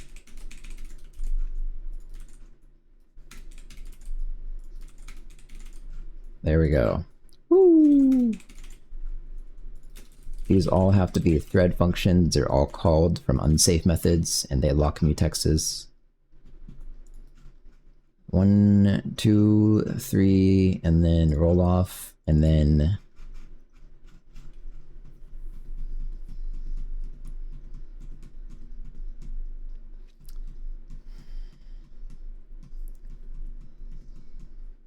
this kind of thing is probably okay. This kind of thing is okay. This is okay, probably. Playing with fire with this multi-threaded stuff. Stop all audio? When the fuck does this get used?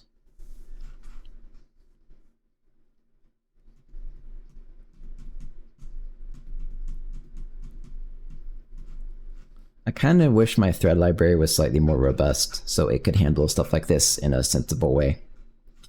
But this should, I think, technically work. And it would make a lot more sense if I...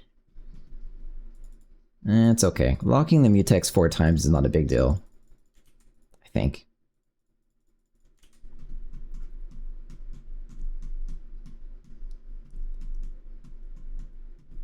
In fact,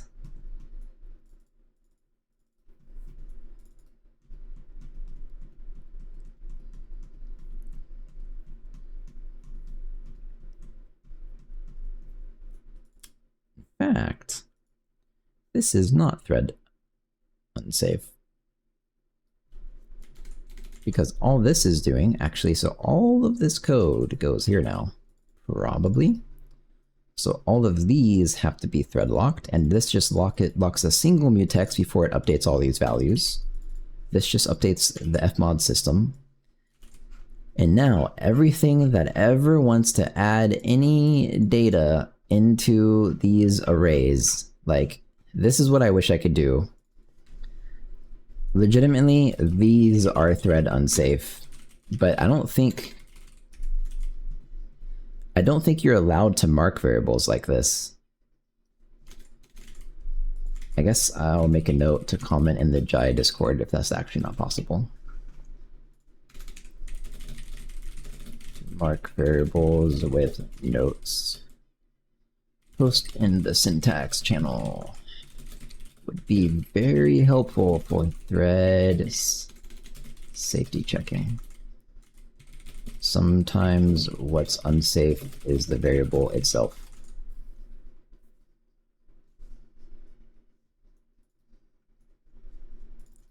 Okay. So the tracked sounds. Everything that has to do with a tracked sound is unsafe.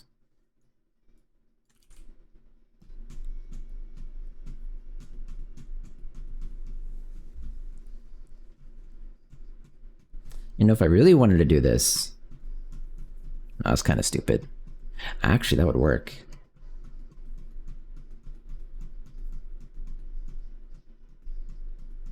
Maybe it wouldn't. I could basically move the track sounds to another file just to hide them. I could add some accessor methods that are marked thread unsafe. So in order to even use those methods to get access to these things, you have to lock a mutex. It's fine. Probably.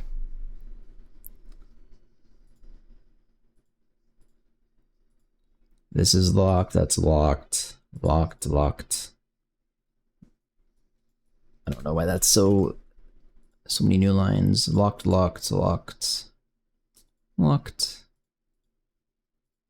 Okay, it was already safe. I want to check this real quick just because I'm very curious. Audio manager update.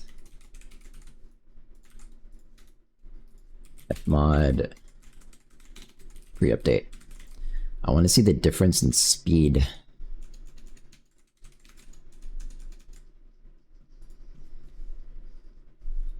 Whoops, what did I do wrong? Wait, it said something.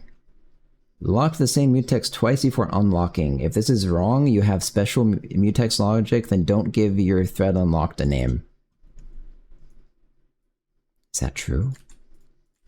Oh my god, it's right. Damn, this library is good.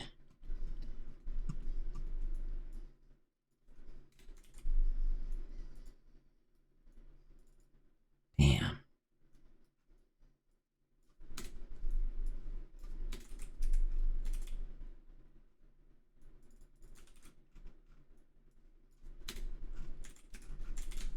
Wow, genius library.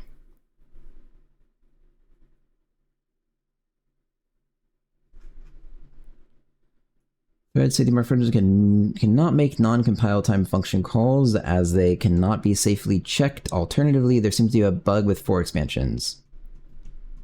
Note, you have a safety marked function with a unique name. If you have a safety marked function with a unique name, it'll work as a temporary workaround. I think this is a 4 expansion bug. Fucking kill me. Yep. for expansion.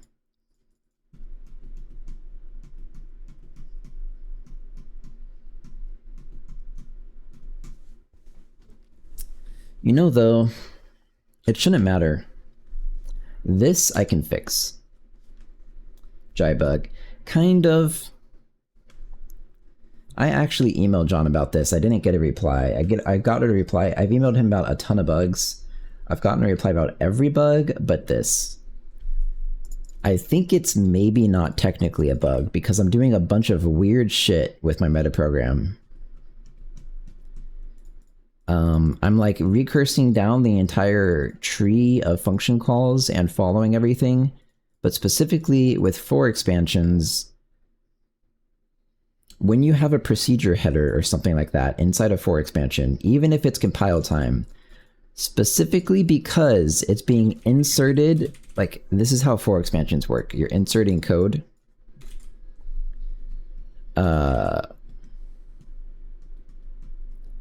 For some reason, when you insert code that way, it does not give you back any more pointers to follow.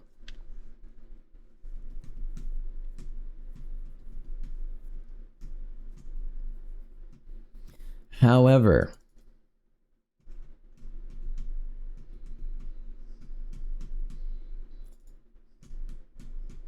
no, that's not true. I was going to say, because I'm locking a mutex, it actually should just ignore it.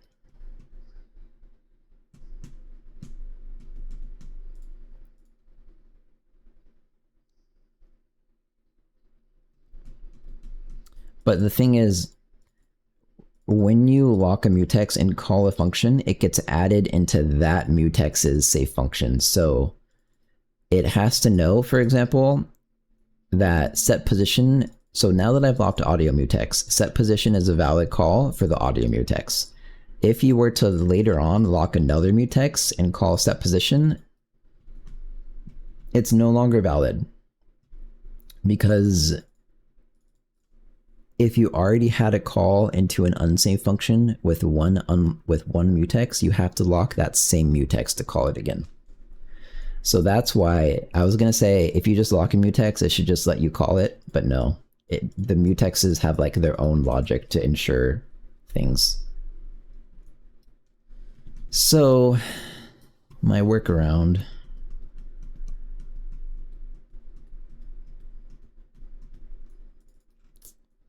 Man. Can I ask how you pull off your task commands on the right side? Is it Streamlessing or something in TMI.js? Kind of something, I think kind of something TMI.js. I used, it's just this. I use Comfy.js, and this is on my GitHub. You can find it on my GitHub. It's really simple. This is all it is. It's just actually a GitHub page. So I just directly link a browser source into a GitHub page, and every time I open OBS, it just works. That's the same way my little stream creature thing works. Just a GitHub page.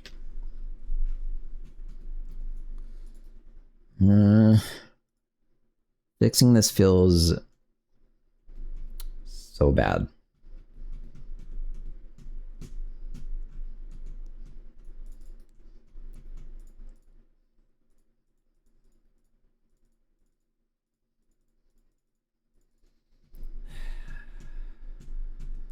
Here's what I'm going to do.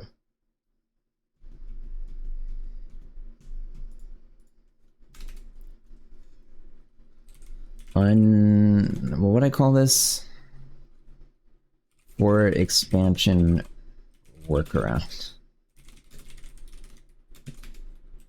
This one is thread safe. Wow.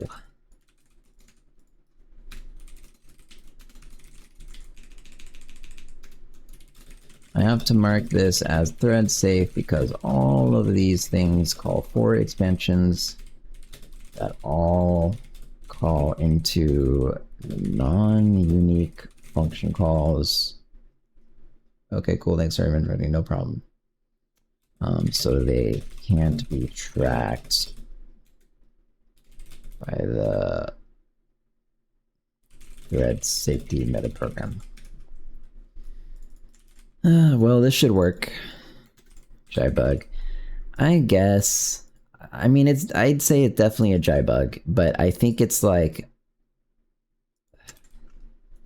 in a weird situation because I'm pretty sure the insert directive with code is pretty weird. So anyways, that should fix it. You know what would fix it though? And my one biggest ask for Jai, I bet a post-processing syntax checker type checking pass thing would fix it retroactively. That. If there is a type checking pass for after all of the compile time stuff has been totally processed into the tree or whatever. Whoops, I didn't want to post it twice. I thought it was like, oh, I didn't realize it was literally the same sentence. Yeah, I do that a lot in Twitch chats. Okay. Yeah, this is updating. Wait. It's just different speeds. It's just different. It's kind of the same speed. But let's check the bug real quick. I kind of doubt this fixed the bug, really.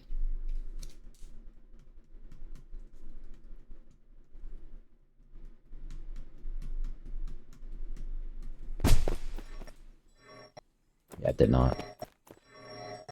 Was this even worth it? Maybe.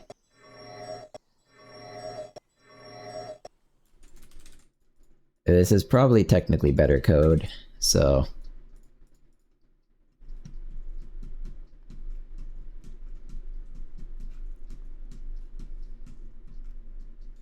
also more likely to cause multi-threading issues with this code. The bug's not fixed. What else could it be, ChatGPT?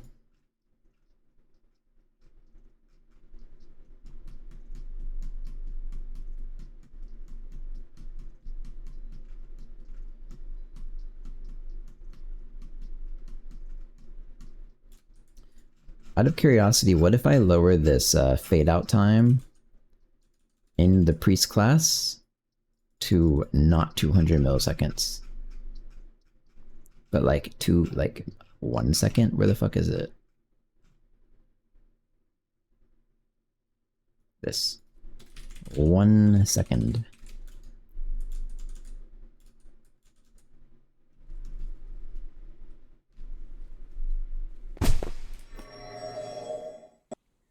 The very end.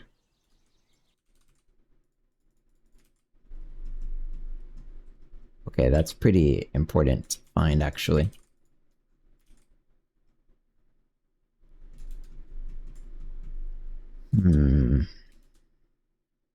So in the Coda Audio Manager, as you fade out these things, which is... where the fuck? This. You set the volume. In what situation does it stop playing?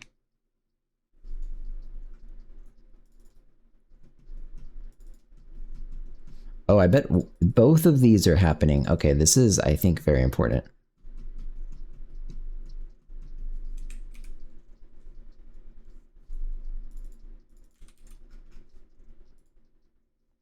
There's update fade tracking and then update roll off.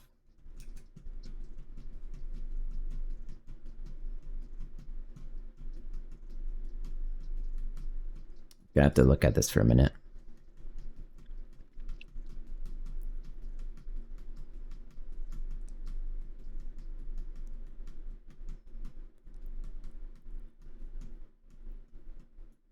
I guess let me check.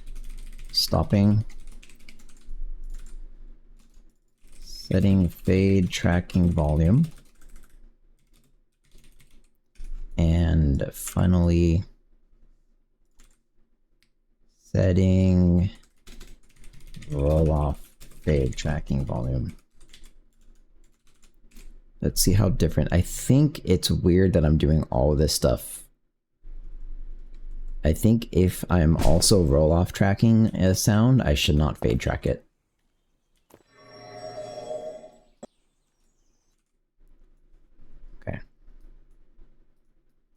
Stopping. So actually, they're like exactly the same. Kind of.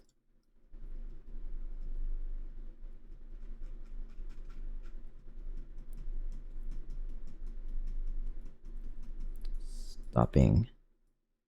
Setting fade tracking volume. That's interesting.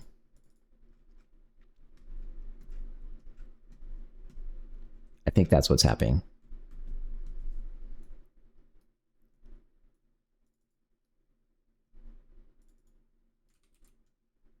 Okay.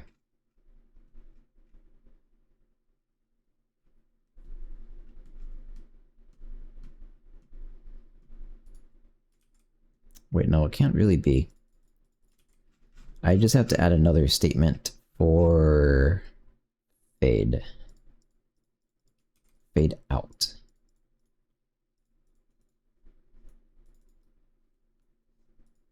Should be this guy. Fading out. Okay. Over a duration.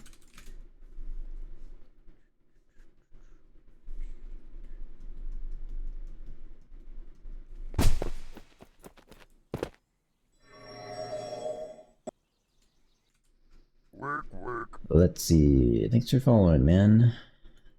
Appreciate it. Check out and wishlist Fat Goblins on Steam. All you people here, it's helpful. This doesn't look right.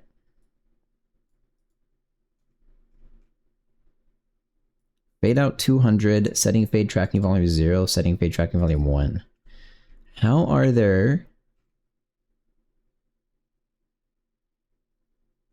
There were two different things fading out? Let's just try again. I feel like I messed up the data somehow.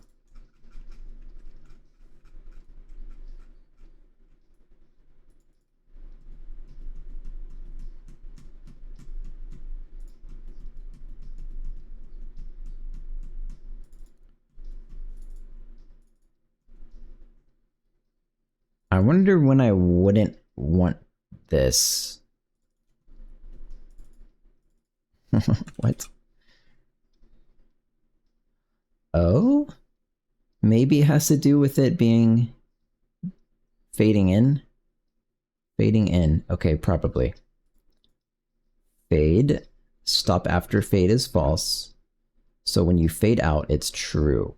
When you fade in, which is just fade, it is false. Okay, so basically, that would be a better name probably, but it's simple enough. Stop after fade means fade out.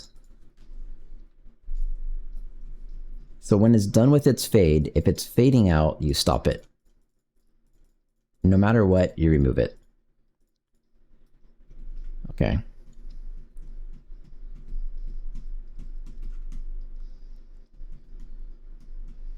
I still think it has to do with this.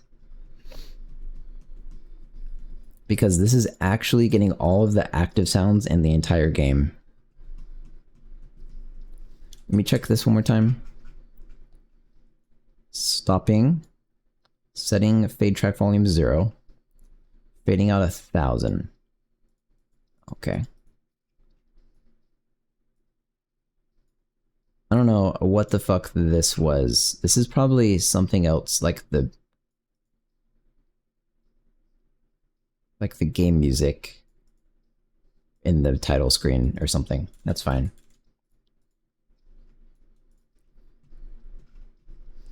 So this is doing the fade out logic. This is also doing that exact same fade out logic.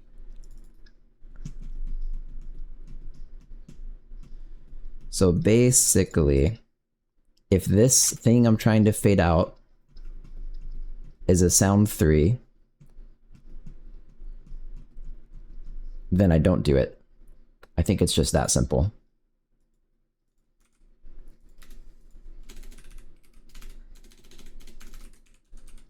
I don't think this will fix it, but this is kind of an inconsistency that I'm setting the volume twice. I bet that's just not good to do.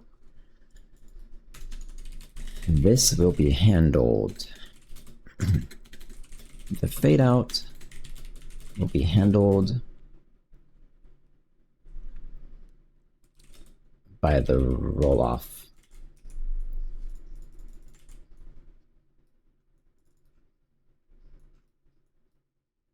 Okay. This only updates sound threes. Whatever does the roll-off shit. If it's fade tracked, it does this. It gets the start time. Everything has a start time. I guess I should do this anyways, so this can be here actually. So if it's fade tracked and you don't have a start time, you can give it one. And then do your stuff.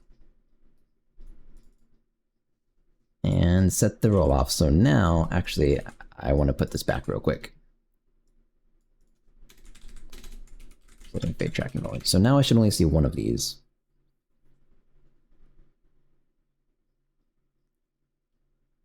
And then the last thing.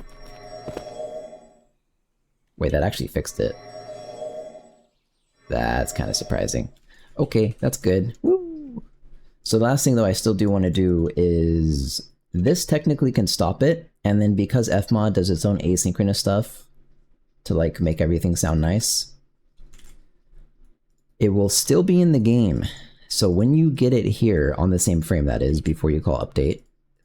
So when you get it here,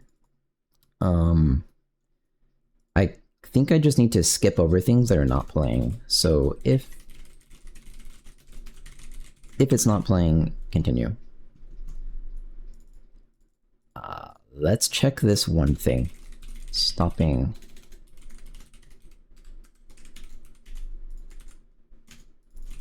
Setting fade volume. I keep removing this and then redoing it. Skipping, not playing. Oh, this, fuck, hang on. This is just debugging code, so whatever. If this, then if there's a pointer, which this is fine. I'm a backhand to bounce. I'm a backhand to bounce for a bit. Wait, one of those is past tense. Means on Friday, whatever. You mean you are back? You had to bounce for a bit? If found a pointer, then print setting roll off. Yeah, okay, nice. Dang, Friday meetings. You know, the problem with me working for myself is I kind of decide how I schedule things, and I've had like 20 emails from marketing companies that I've been needing to reply to for like a month, unironically like a month, which is, it's gonna be really awkward when I respond to them and I'm like, hey, I know it's been a month, but here's your answer. Setting roll off. Okay, so that should not keep happening.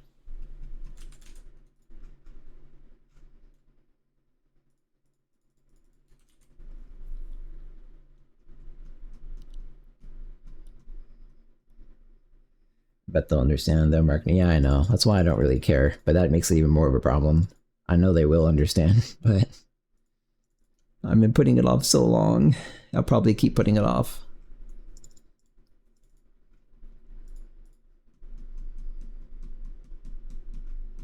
Pizza leftovers, nice. I don't know what the fuck this sound is that it was talking about, and I don't really have a way to maybe I do. Audio instance. I've been getting it. I'm in too deep here, man. I need to fix this and move the fuck on. I don't have a get name or something. I kind of want a get name function.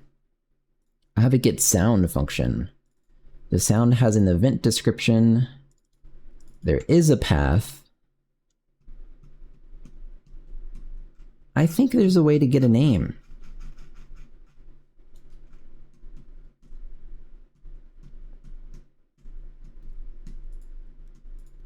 Really, is there not? Mem copy into fixed, get the event. I'm gonna check really quickly, and then I'm not touching this shit. I'm not going this deep. I think I need a path rather than like what I'm calling a name. An event description. Oh my god, fucking fmod API. Event description, get path. Okay, well, actually that's probably basically right. Wait, I can set a label. Get label. I do not know what a label is. Event instance will be better if this does exist, but I don't think it does. Parameter, no, none of this is useful. So I'll get the event description, and then I will get both the path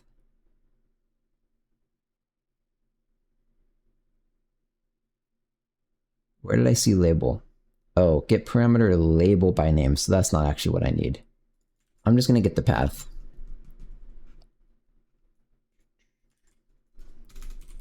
Do I not have like any functions? They all don't exist anymore. How does this work? Okay, this is how it works. Get path, this thing, it's just going to be a temp allocated thing. Let's go focus mode on. Woo!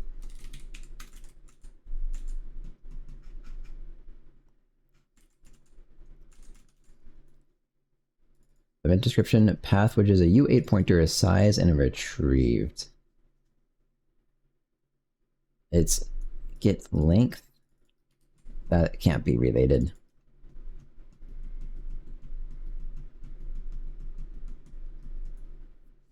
Let me look up this method.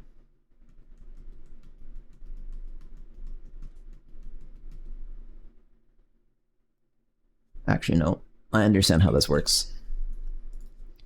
So basically, I will say the path is some U8 thing. The allocator is a temp allocator, and what I will do is array resize this to just like 512. That should be fine for like everything. Actually, I'll do 128. Oh, that feels stupid. Okay, I'll do 256. It's actually sized to 256. So you have to give it your sound event description. And then you give it your path pointer, which is path data. And then the size of the thing, which is path count.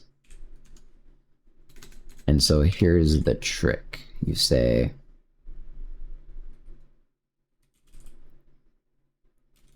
used is path size, while used is not path size. Pretty sure this is how this will work.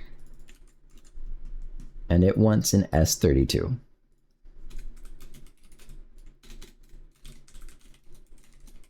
It's not path size. What am I doing? I was thinking about this variable name. Path count.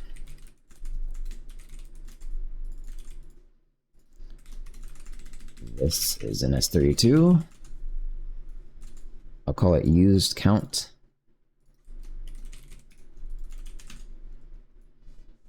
This is the retrieved size. I guess I'll error check it.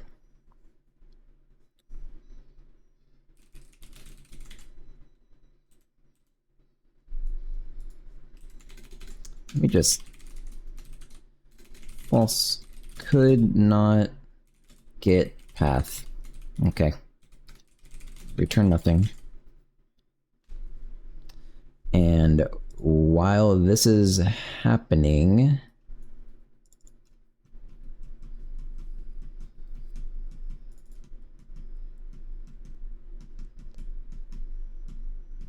okay, I'm gonna have to say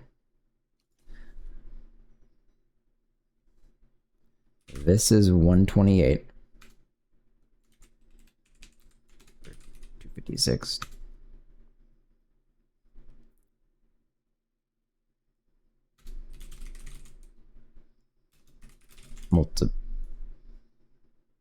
That's not it.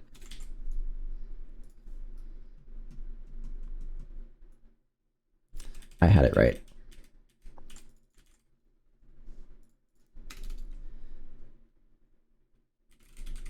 Path count is used count, or rather, I'll check again. If used count is, I'll just do this, is equal to path count, meaning it could not fit all this stuff in this array. Resize it again, path count times 2. And then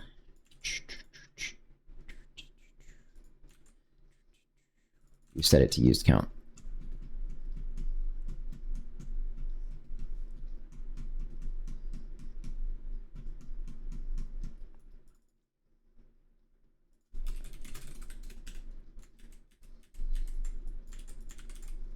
Set to used count here.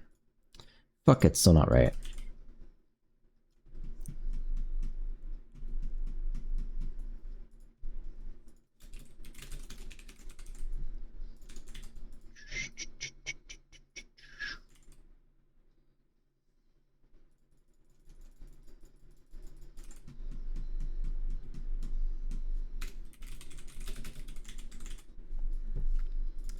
Allocated. This makes more sense. Let's just reserve. Reserve 256. Set the use count to allocated. While it's the same, so it can't fit the data in there.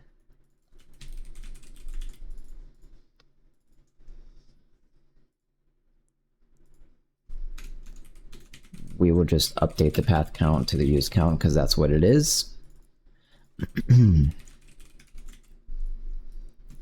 While it's used all its data, no null terminators basically, which is important, I guess. Yeah.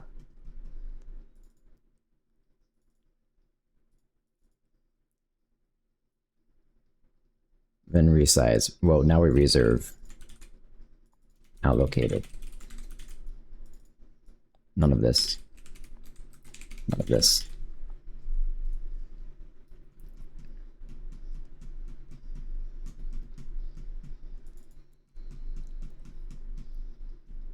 I think that's okay now. Path string. Path string.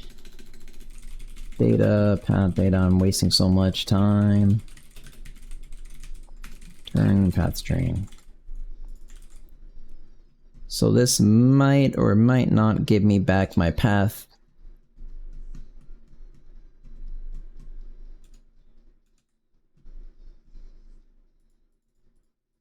So I'm gonna print it.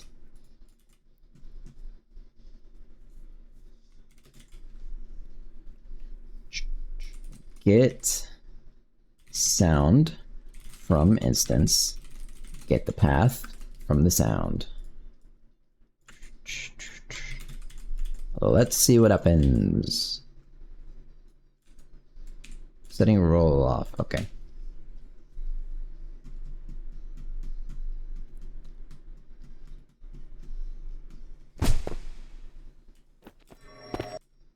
Whoa, cannot get path. Uh-oh. Is that how this check is supposed to work? Assert not. It has to be not true. So if it is true, okay, so if I'm doing it the same way I've been doing it, I assert not. It's so ugly to do it this way. Nah, yeah, I'm doing if true. Because it also, this one also returns an empty string if it fails.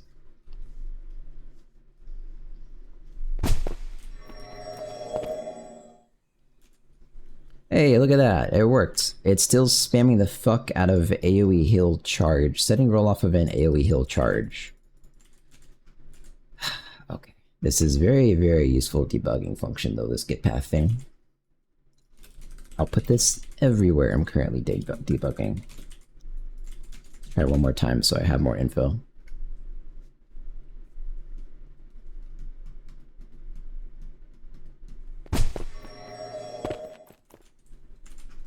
Okay. Stopping main theme Setting fade out volume for grass map.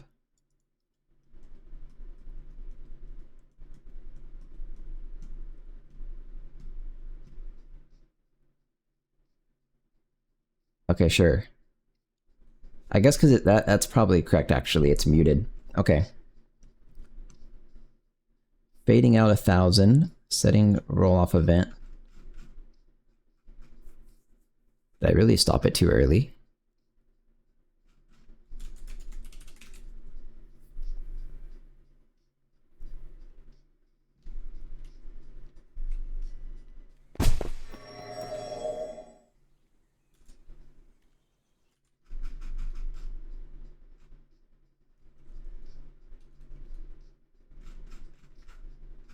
I'm pretty certain I'm not stopping it too early.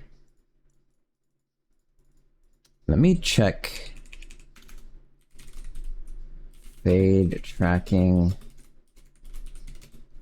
Let's print the name of whatever this is. And then we're gonna print the current volume of it and the desired volume of it. And there's a lot of stuff. The time delta and the duration of the fade. 4 things. 1, 2, 3, 4, 5.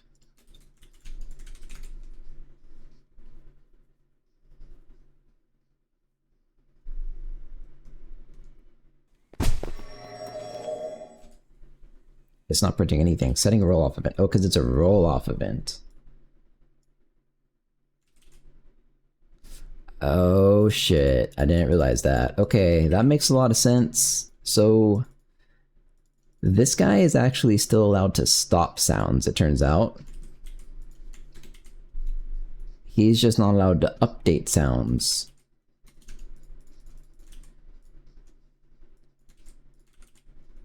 The actual fade out will be handled by the roll-off.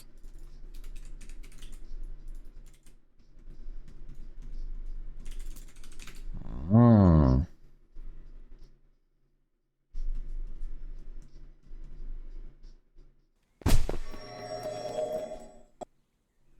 Nice. Wait, let me pause the music. Let me see if I can hear a bug.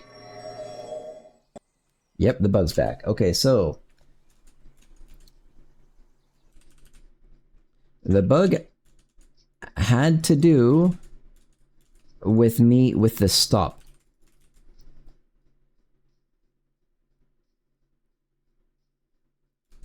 So let's check the fade tracking code. Fade tracking, heal charge. So it decided to stop when the actual sound of the instance. All right, I have an idea. I think I maybe know the bug here. When it started, it decided to stop when the actual sound of the instance was equivalent to the volume it wanted, or yeah, 0, 0. I think the problem is it didn't get a chance to call system update with these values.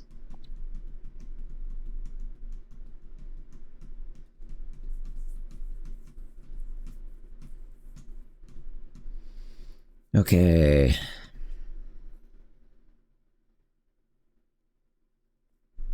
So I have to go into Coda Audio where I have this new method.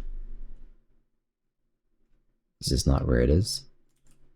Set pre-update callback. I also need set post-update callback. And I'm gonna check something. Print pre-update.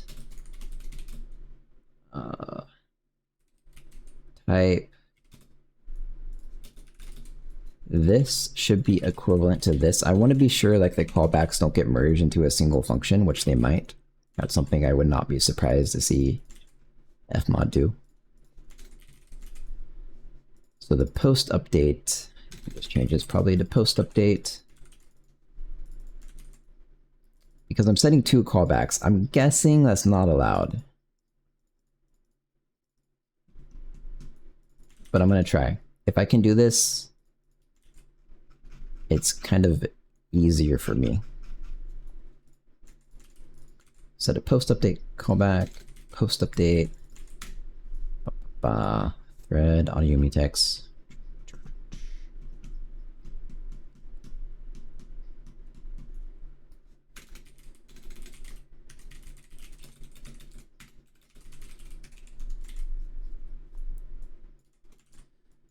We'll just do this and say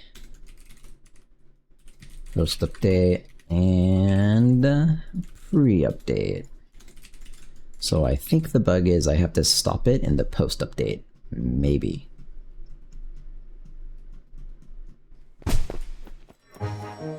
Oh. Okay, so yeah. Pre-update's now never getting called, so my expectation was correct.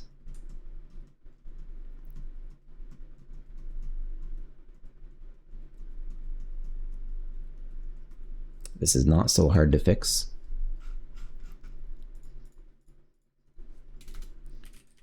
Pre-update callback is something.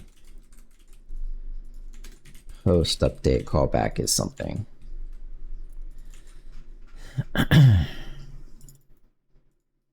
I guess I will put this down here.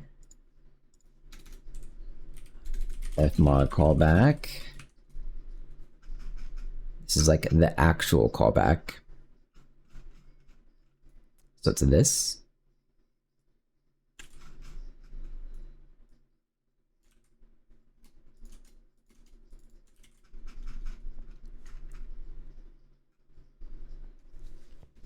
Oh. This really messes up the stuff that has to do with the thread safety checking thing then actually. That's okay. Where'd it go? So this is just fmod callback, we'll call it. I'm going to take one of these functions here.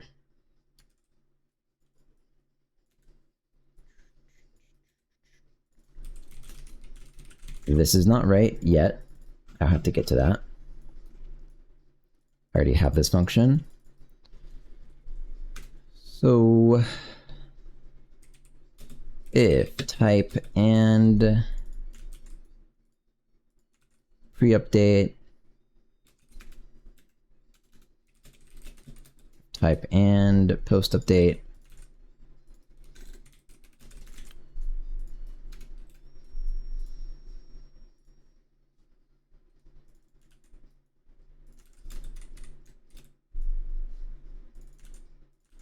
if you have callbacks in general. Don't know what the precedence of the bitwise AND operator is, so there we go. Just call it. Oops. Post update.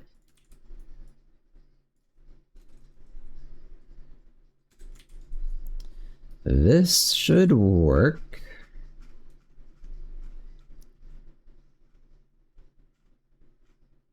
Yeah, so all I should have to do is say pre-update callback is callback. Actually, this doesn't have to be compile time now. It doesn't help at all.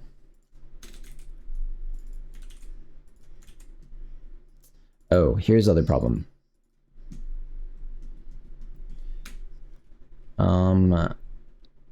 Callback type is... Let me check this real quick.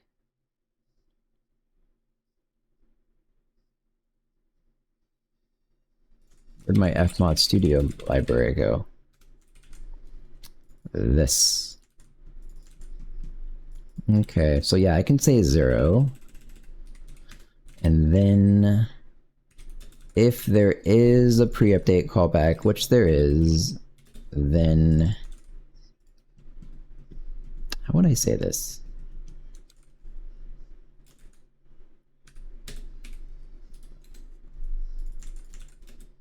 Oh, 0. Are those @thread tags used to call those functions asynchronously or something similar? They're used to ensure I'm not doing anything stupid with thread callbacks. So if you mark something as thread not unsafe, it's only allowed to call into other functions that are marked as @thread. And inside an @thread function, it's allowed to call into any function as long as you've locked a mutex. And it's kind of more complicated, like if you have multiple types of mutex locks in a given unsafe like hierarchy, scope hierarchy, then you have to lock the same mutexes to get access to the same unsafe functions. And that's the logic.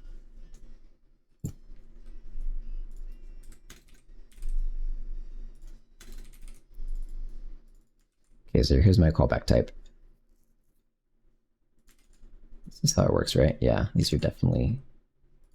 Okay.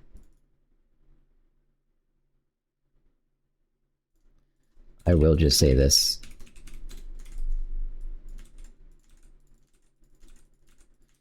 There we go.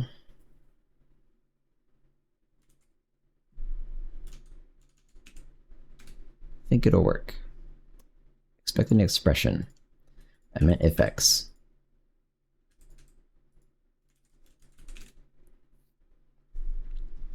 Callback type 1 U32 given S64. How did it know this was a U32? This is, oh, the function itself wanted a U32. Okay.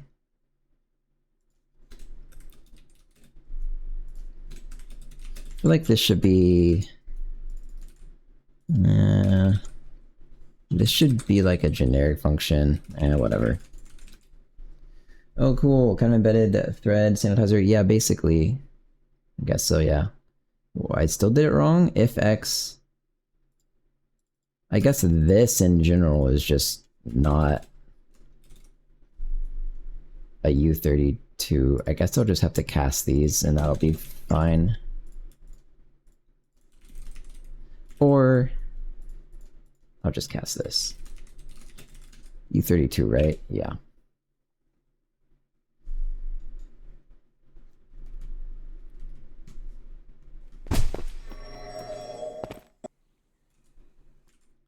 Okay, it is getting both now. Very good. Whatever.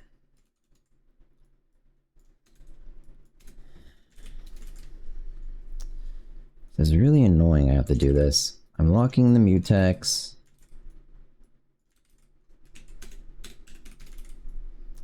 For expansion workaround.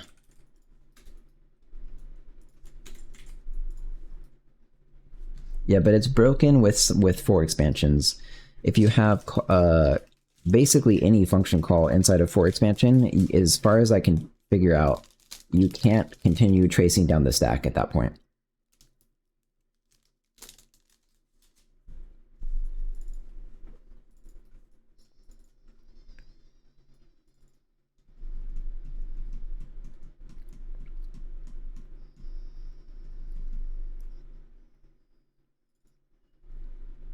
So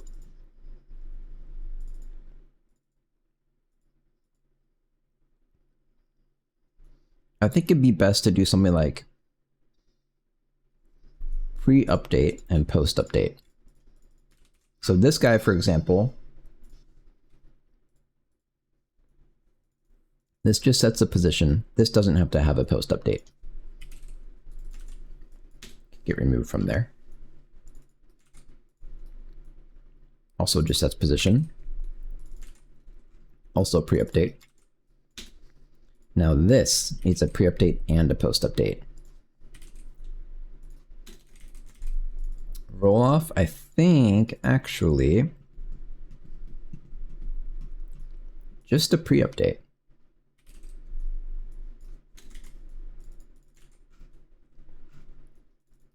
Because it doesn't stop anything. Just setting volumes. Okay.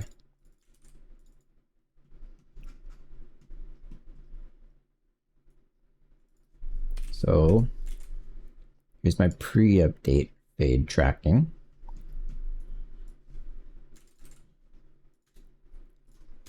And post-update fade tracking.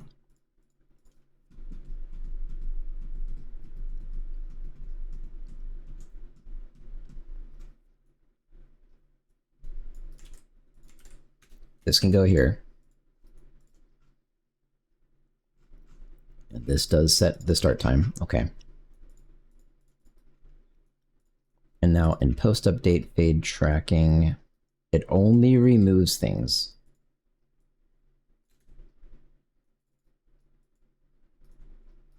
So this one actually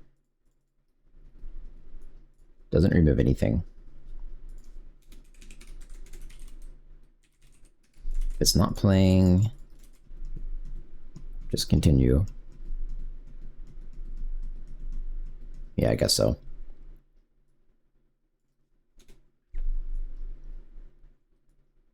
This doesn't have to update. I don't think this has to update the time. I do not know yet.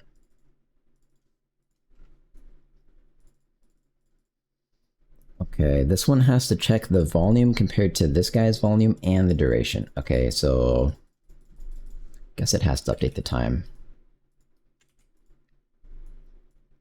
After all the potential outs. Here's this. So now potentially, if you want to stop right after fading, stop and remove it. This does not happen.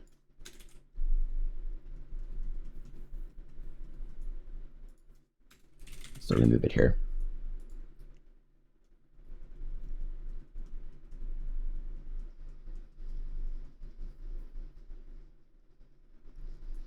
This isn't true anymore.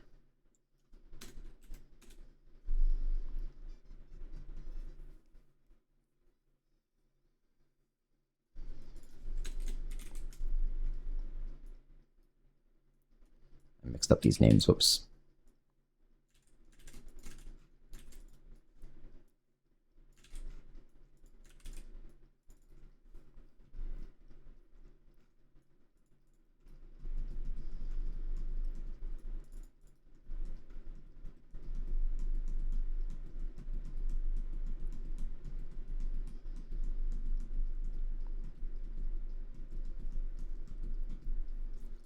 I think, actually, I might want this in 2 different bits of logic. No. It's okay. If it's not playing, remove it, continue. Yeah, it's probably okay.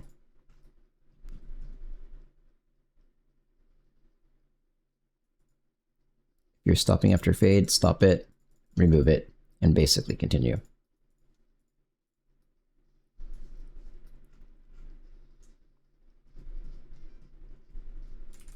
Okay, I think let's try it out.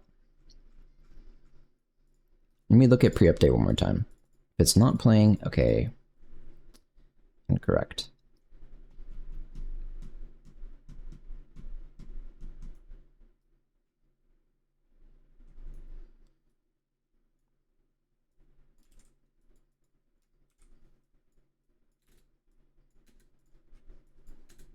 I'd rather just do it like this. The continues are kind of confusing to look at in this format.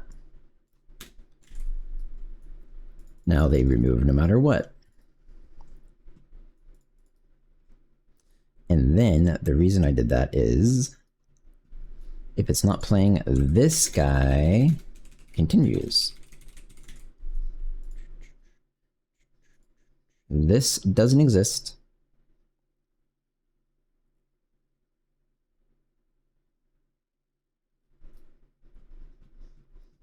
Yeah, stopping happens in post update, probably. So just set the volume if you need to.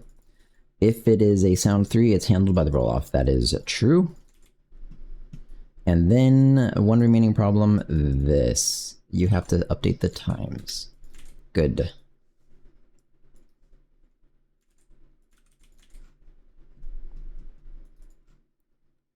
Now, in pre-update roll-off, let me check that this does everything correctly.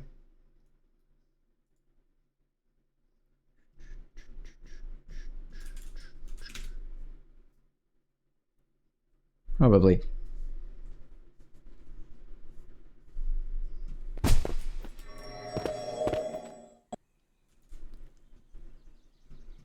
That did not fix it. Stopping event, that is the very last thing that happens.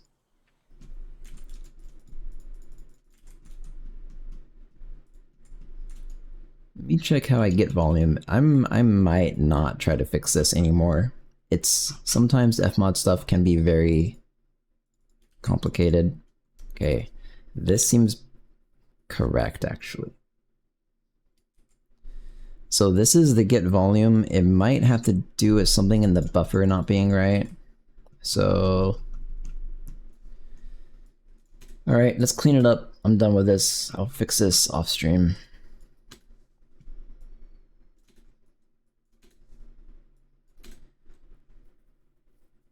Man. Fuck me. So back to 200 and add a to-do. Change the priest fade out to 1000. Cure the bug. Fix it. Something to do with fmod buffer probably, because calling stop makes the audio pop.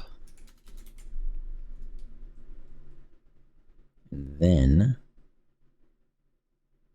well, there's probably just a better way to call stop. And then also, maybe after it's fixed, remove the post update method so everything can happen all in one function again. I don't really like that they're split up. All right, I'm gonna say that's done.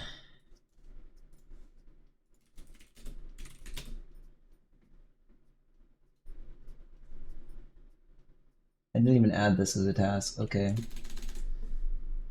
So I'll be right back real quick, and then I will finish the can cast thing. Yeah, so I'll be right back.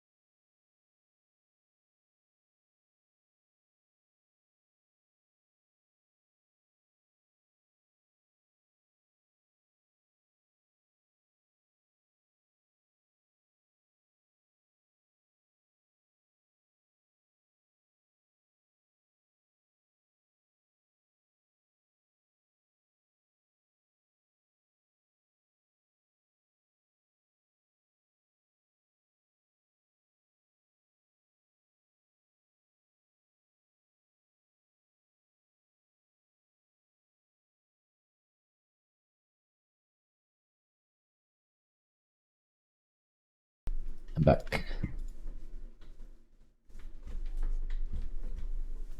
Okay, time to do actual ability logic.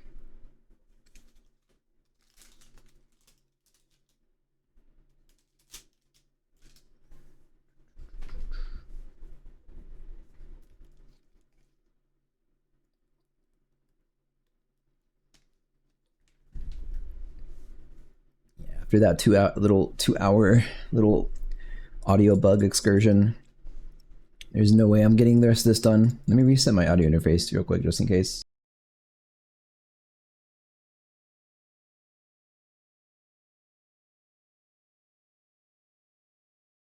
Okay.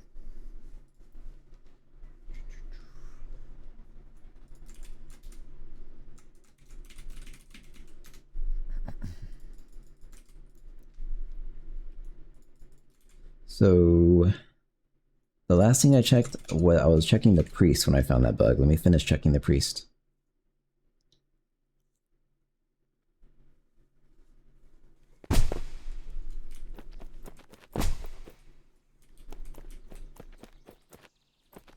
Okay, well. This is supposed to have some audio associated with it, by the way. Not more audio bugs. Oh, I just commented it out. I wonder why. I think it still works. Oh, because... That's... fair. I have to fix this. Not right now. But... this gives you back an index of a sound that has multiple instances, which I don't know if that's a concept that exists anymore. I don't think it is. Create a priest sound that goes through all the sounds somewhat randomly. Is that how it works?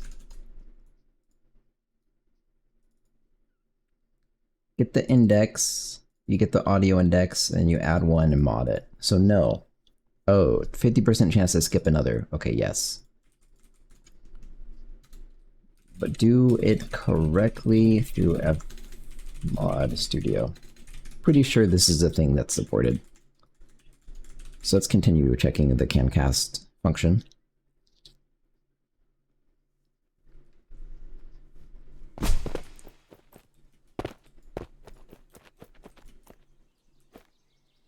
Okay.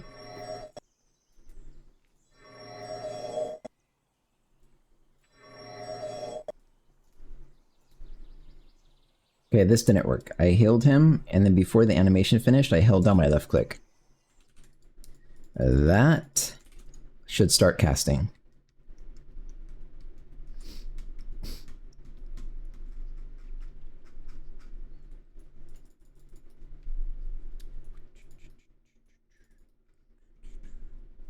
If mouse left and can cast. Get your target goblin. Oh, otherwise...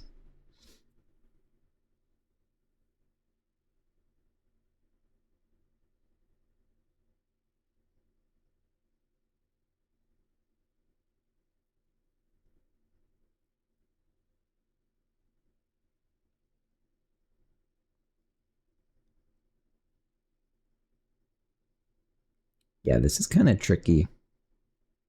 Because the priest is really weird where he can... Oh, my guy's messed up again. The priest is really weird. He can cast stuff and then like drag onto a player and it'll just start healing the player. So that messes up a lot of this buffered logic. So what's happening is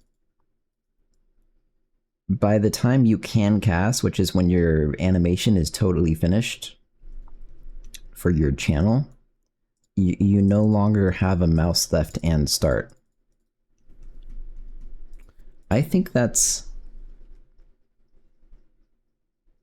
yeah, no, that's actually not right.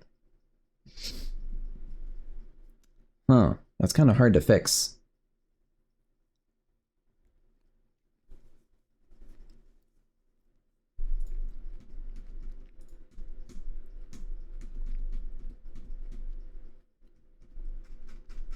Okay, I think the only way to fix that is say it's a heal charging, right? Heal charging, yes. Here, heal charge buffered. I actually have to have a buffered value again.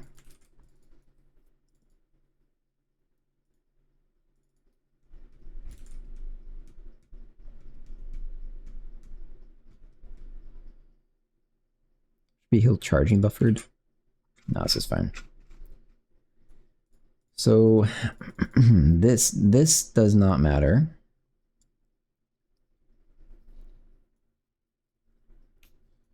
That probably goes there. If you have a target goblin and you can cast, then you do this. Otherwise, if you click the mouse button for the first time, no, also not right. If you can cast, then you start your heal. Otherwise, if you don't have a target goblin, yeah. Or I can say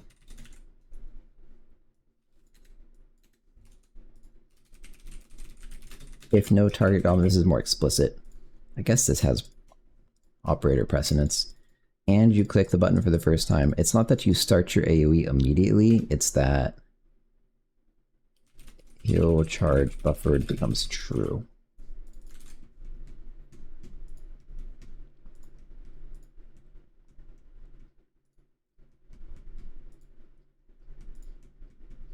Okay, now I have to have some logic to reset heal charge buffered.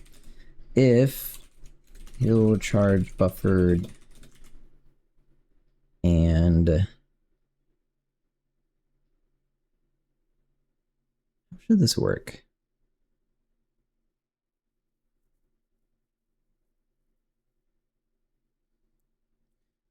Yeah, so if your heal charge is buffered and not mouse left anymore, charge buffered becomes false no matter what, and then now if you can cast, now you do this. This might work. Oh wait, but this isn't the same thing as this. That's not what I meant.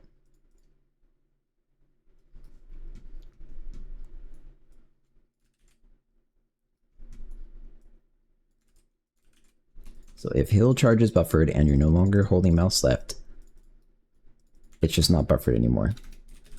If it's buffered and you're holding mouse left, so actually, I can just put it here. Actually, the order doesn't matter. The order of this and this doesn't matter, I don't think. This once again becomes false. And now if you can cast. Oh, I just removed it. Start AoE heal. Is that it? Yeah.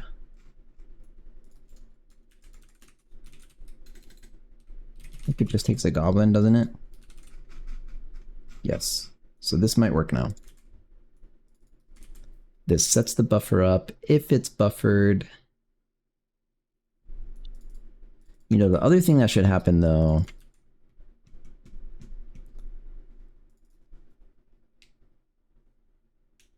How do I do this, then? This would handle the buffer just for the AoE heal situation, but there are other situations... Like, when you start casting other abilities, technically this buffer has to go away. This is what I meant to do also, by the way. It's probably fine, because I think this can casting will kind of fix the other bits of logic, so let's try it out.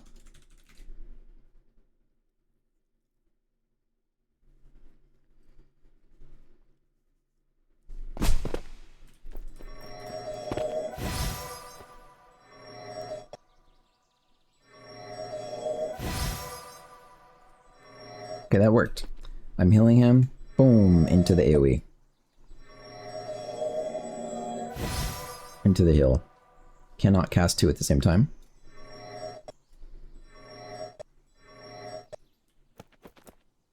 And good, I can transfer it. That wasn't right. Hang on. I'm changing teams, you just can't tell because this goblin has no color. So, pretty sure he's going to get a shield even though I'm bouncing back and forth. No? Okay. I think I just happened to sit on him just long enough to give him a shield, which is like 2 seconds or 4 seconds. It's a pretty fucking long time. That felt like a bug.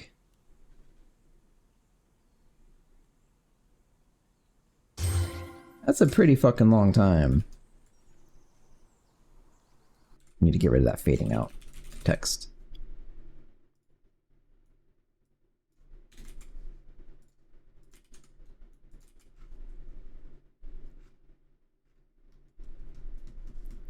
There's a lot of logic around this.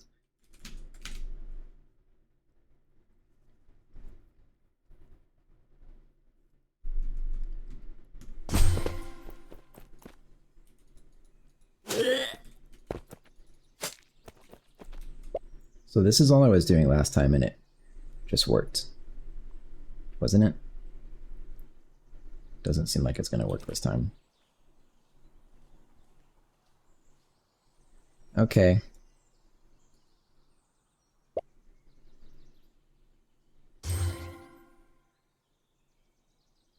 Was that a bug? Maybe I was actually on him for long enough, or... Okay, no, that's a bug.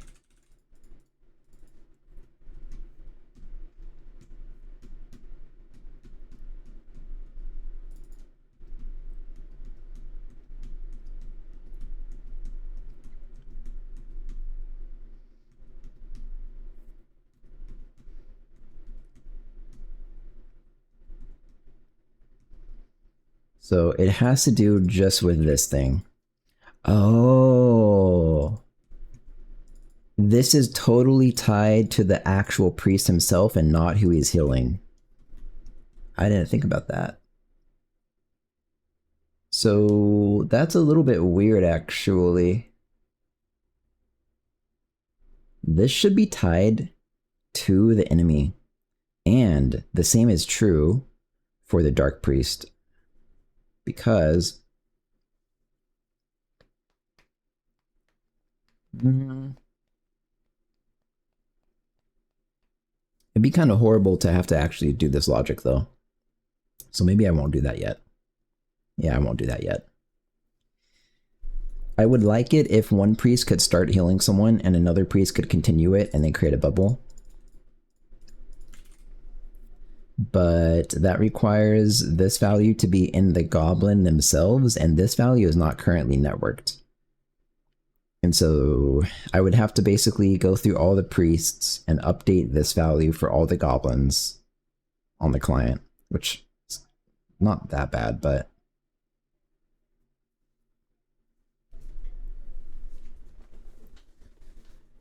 in fact, that might not be hard at all. Let me look real quick. So this is in the priest heal channel heal manager. Oh, it does nothing. Shit. Okay, that would be kind of hard then if that logic doesn't already exist.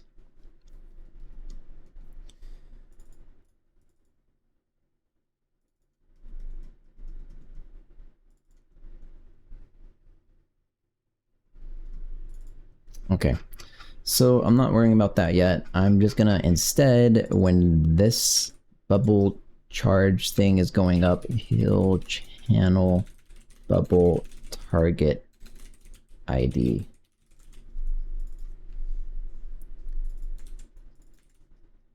So all I have to do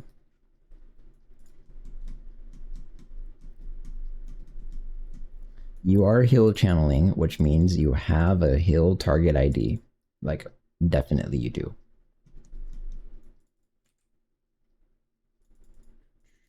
Yes. But Okay, and this checks the validity of the target goblin. Okay.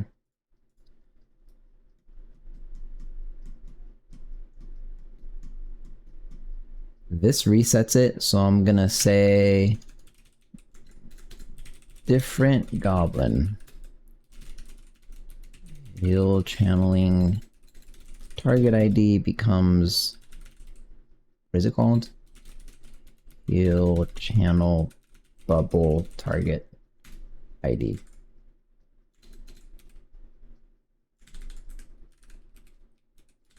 Is not that.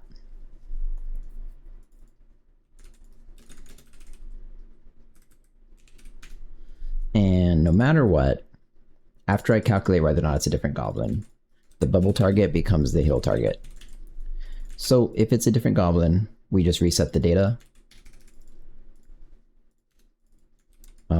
And then we update this, and boom, that's it. That should fix this bug. So the reason it was making a bubble on him is because I was moving back and forth really fast to the point where there was no downtime at all for the heal.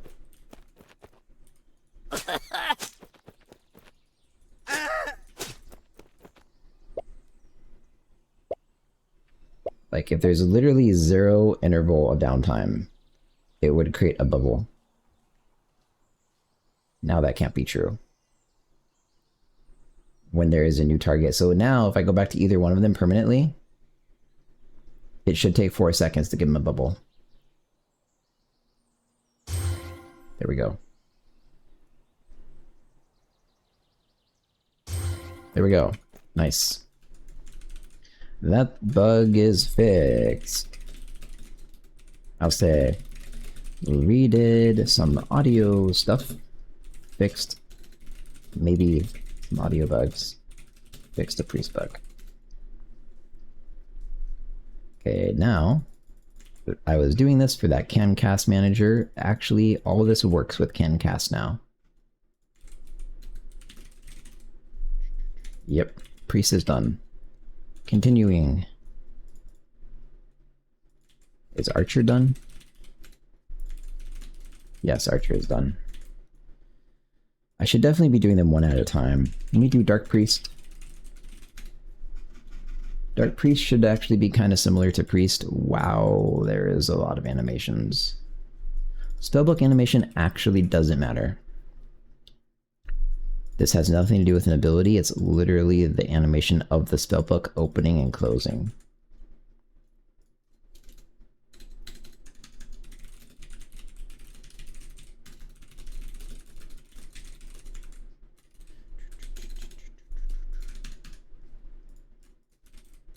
CanCast is CanCast, and no weight to any of these. Turn this.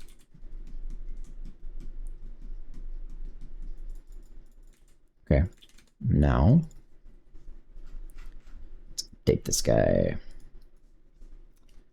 All of this goes away in favor of CanCast Goblin. This mouse left push client mode here and says you're allowed to call stuff. I did that. This is a mouse left buffered. No, it's not. Yep, this is the same as fucking priest.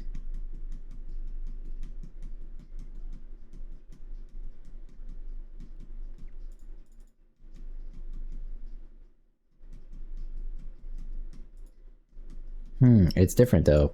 Okay. Let's just keep swapping these out. All these has weights. We'll keep swapping these out and see how it goes. Like this, mouse right, start AoE drain. So this, mouse right buffered. So also, if this actually doesn't check, this is a hard call.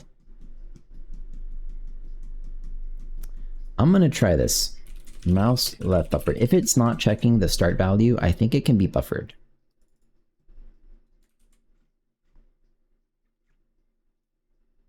So this one is CanCast Goblin, probably.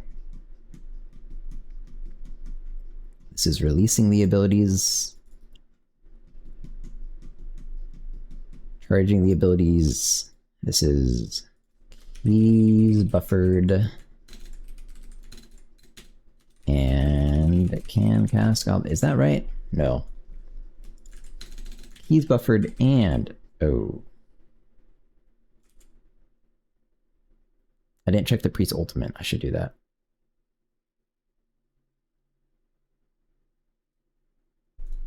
Because if you're ulting, you have to say input keys key.art and start.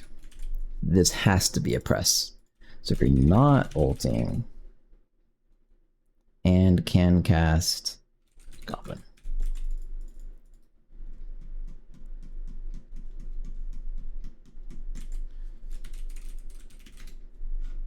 Priest should be the same. Where the fuck is the ultimate code?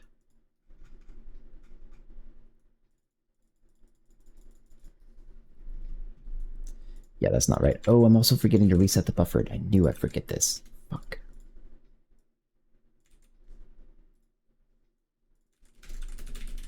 This has to be reset after you use it. Maybe I should try to think of a way to force it to reset just by accessing it somehow. Maybe.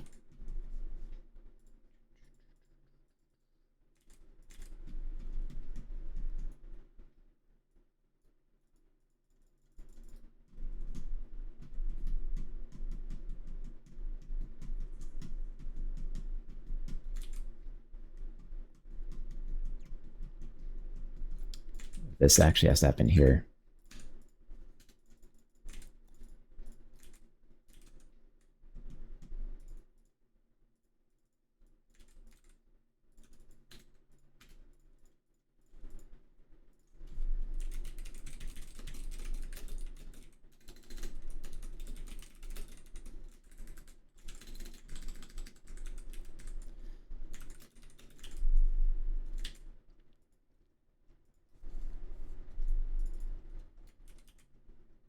You know, it's true that ulting should be considered in the can cast method.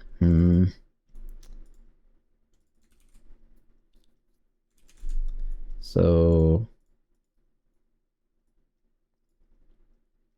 seems to me like this actually should be first. And it should just say otherwise if can cast and the key's buffered.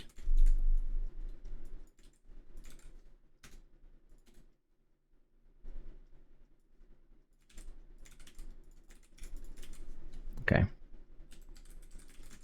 That's the same now, basically. Oh, you have mana.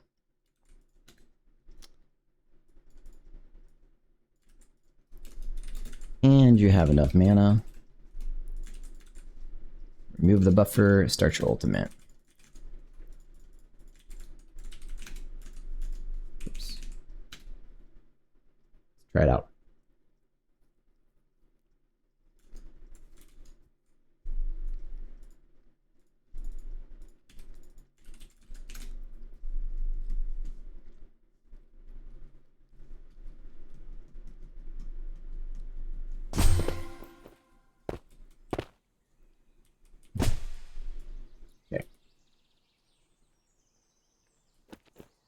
Hear the health popping. That's questionable. That's not even something specific to a class. That's just like basic game code. Whatever.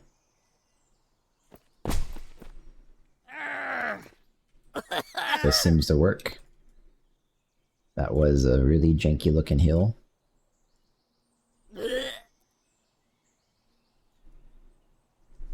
Yeah, I don't know if the hill should have the outline, but okay. Whoa, that's not right. Where'd that vertical line come from?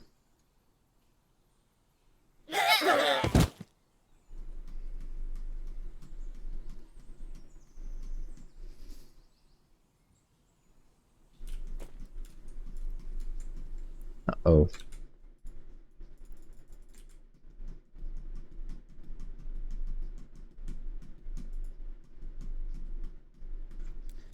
Do I really want to fix this now? Back, by the way, hey, Nolagor. So, what even is this shader? Some family set to resolve. Uh-oh. AoE Drain Manager.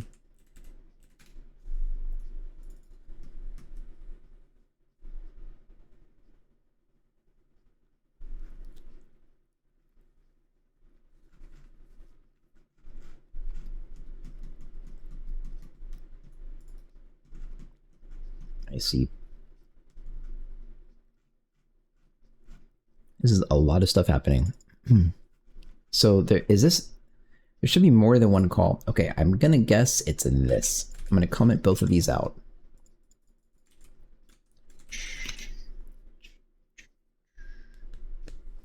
How's progress over there? Bad. I've been getting distracted with lots and lots of bugs. Okay, it is not that. It might have to do with the sphere.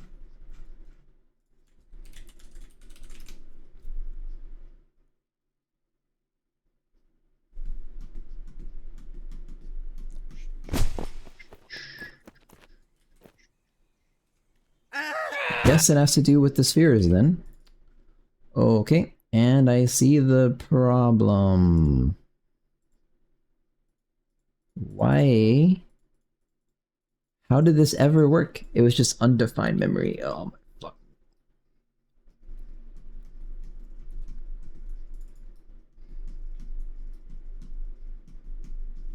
Okay. I guess it just has to be 6. Like, that should fix it. Easy fix. I wonder what the undefined memory was previously to make it not a bug. Fixed. This is how it's supposed to look. If I stick a bunch more dudes in here. Nice.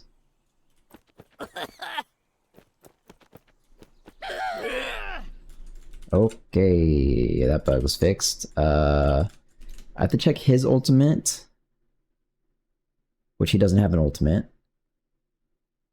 But I can check it anyways, because he does stuff when I press R, doesn't he? Oh, at the drain. Give me some juice. Okay. Okay, it didn't do anything. That's fine. Go back to this guy.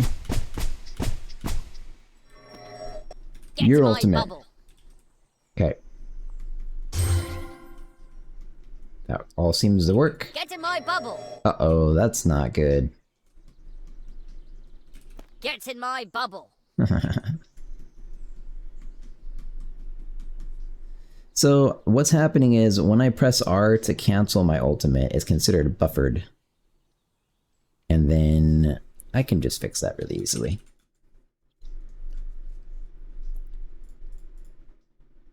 Right? Can't I?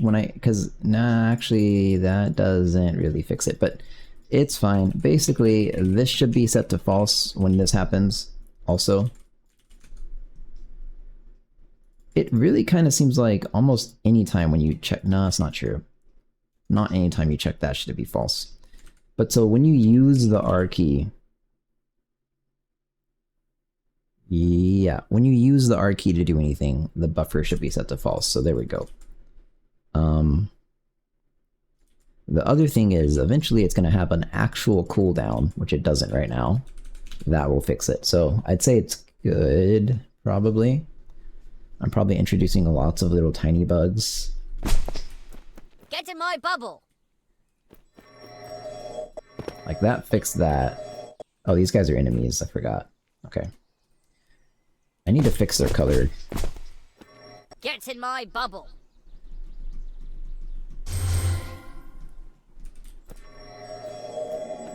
Okay, this is not right, clearly.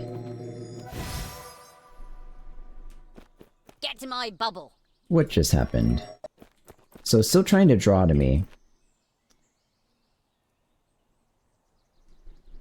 Actually, that is right. It does try to draw to you when you're outside the bubble. Okay, that's how it works. It is not working, though. It's trying to draw to me, but it's not working, so... AoE Priest Bubble Manager. What? That's not it. It's the AoE Priest Ultimate Manager. So something draws to the client explicitly.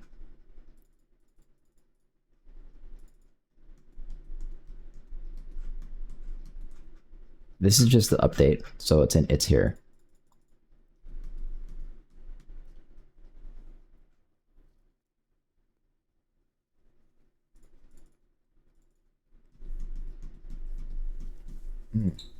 Okay. It would be this. I don't know what all this stuff does. This has to be the problem. Nearest wall, source goblin. Yeah, it's a bunch of weird methods going into here. So very likely has to do with in progress and out progress. Okay. I wonder why I'm disabling depth writing.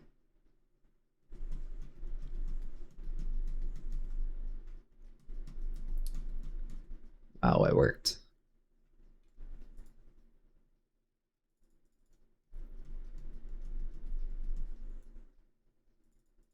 I think if I were to just remove this, I don't know what this does. I wrote this quite a while ago. I'm gonna remove this and see what happens.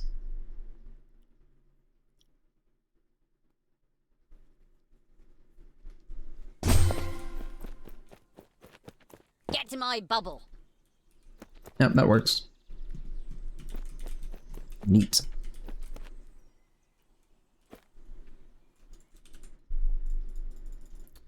I wish I knew what the purpose of that 0.2 was. 0.2 times scale. But I don't.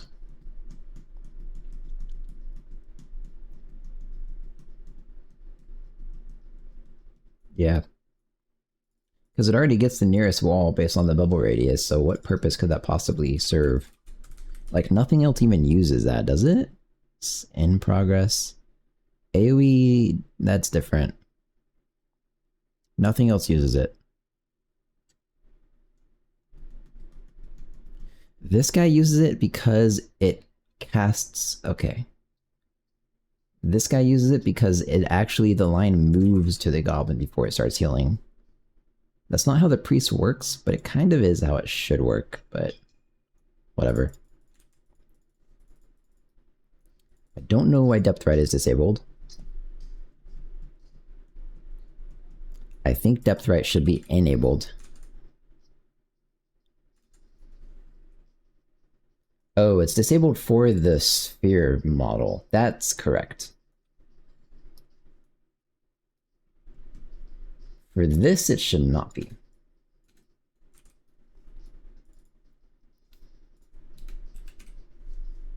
Okay. Probably just a bug.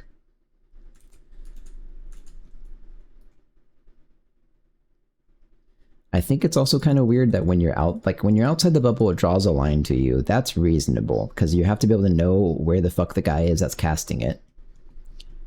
But I don't think it heals you.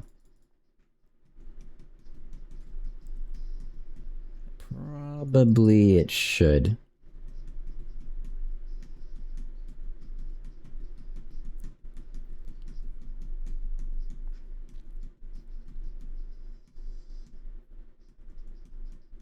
Remove all goblins not currently inside the bubble. This is such a bad way to do it. Client heal ult progress count. Oh, this is different. Okay. Still though, it is a bad way to do it, but... Okay, that's fine. And then it goes through and adds all these goblins. So what I'm gonna do, I'm actually gonna have your ultimate heal you even if you're outside the bubble, as long as it's your own bubble. So found client. If goblin is a client goblin, I think that's fair to say this is true. If you did not find your own client, then you Oh, wait, not quite.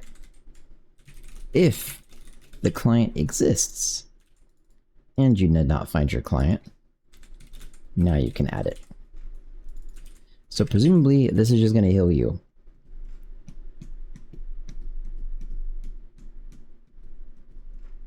Okay.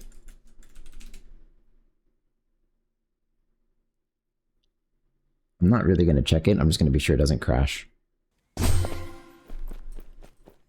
Get in my bubble. Okay.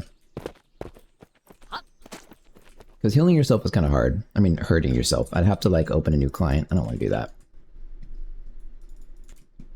So, priest is done, I guess. Also, dark priest seemed done.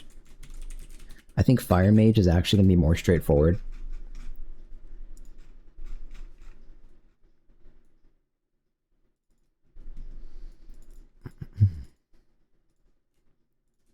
Can cast.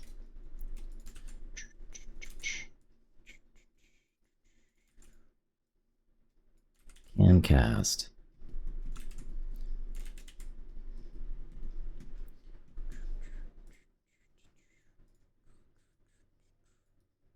Oh, that stays. That's different.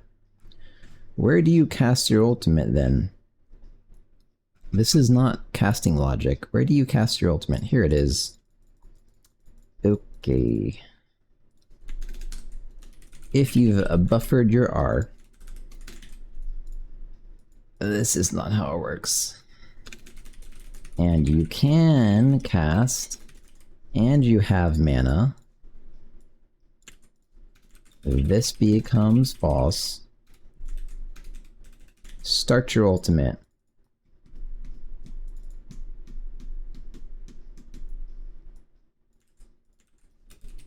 Same thing, I gotta invert the ultimate logic. So if you're already casting your ultimate and you press R for the first time,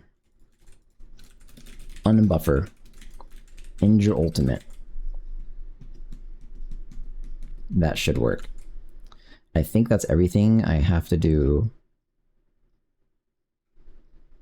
with the fire mage.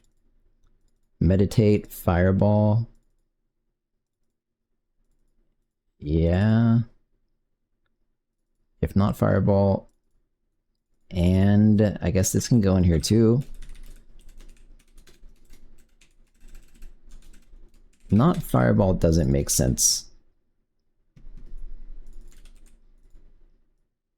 Can cast should probably cover that. Okay.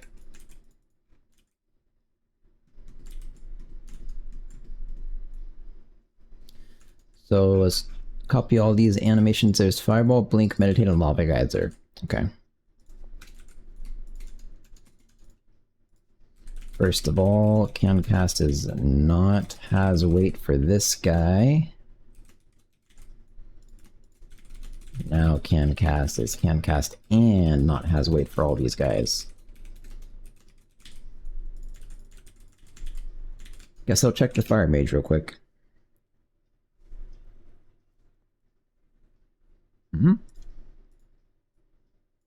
Oh.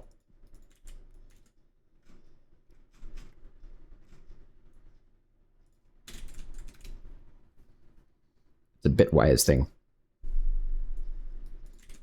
Also, I forgot to use the fire mage.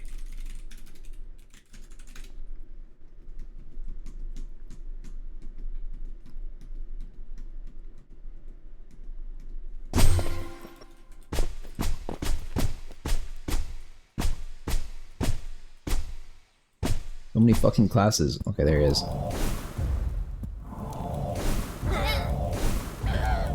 I'm buffering. Okay, that worked. I'm meditating. I'm blinking. I'm blinking into a fireball that was really buffered. The blink lasts too long, I am realizing.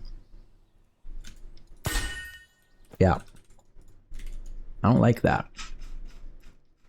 I want to be able to cast a fireball immediately when I finish my blink. There's an end duration that maybe shouldn't even exist, or it should be like 100 milliseconds. Let's try that out. I'm guessing it shouldn't even exist. What the fuck? I buffered a blink somehow. Uh-oh. Okay, I know the problem. I know what's happening. Somewhere where I'm checking a buffered value, I'm not resetting it. So once again, it strikes me back. Fuck. Wait, but it definitely looks like I am. If...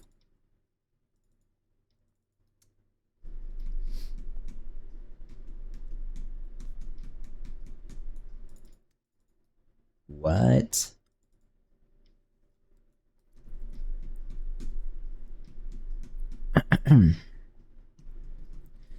If you're meditating, which is this, and you're not pressing mouse right, in the meditate,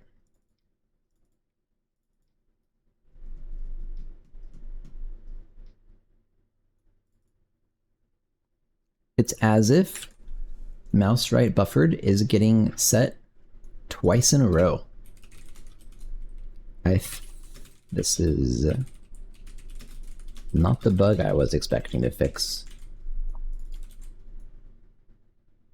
And then you get the delta time of your tracker has to be less than buffer duration, which that might be the problem, but end meditate should end it immediately. Meditate is false.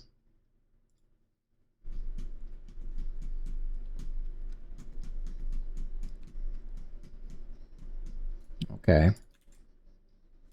Meditate equals true, false. Well, that's simple enough. So it does seem like this is getting called twice in a row. Trying to blink. Let's check what's happening. Basically, the buffer lasts 500 milliseconds, so now the buffer lasts throughout the whole blink, and you just blink twice. Mouse right buffer true, mouse right buffer true. Okay, so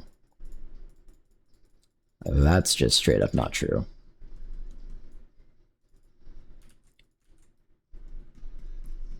No joke to do today. They were never me that added them. It was people using channel points. So ask those people. They're slacking off.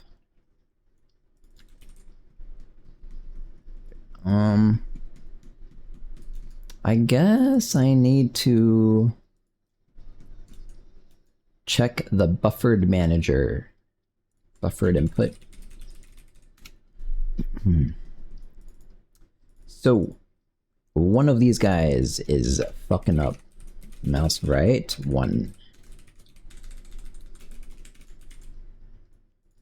And lastly, mouse right, 2.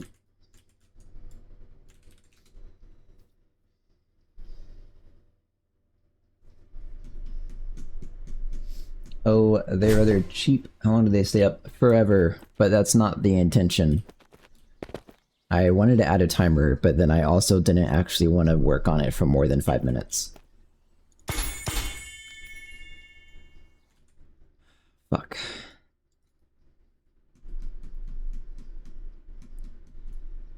This is not good. The first one gets set by mouse right 1 as I expected. And then it says mouse right buffer true, which is happening here.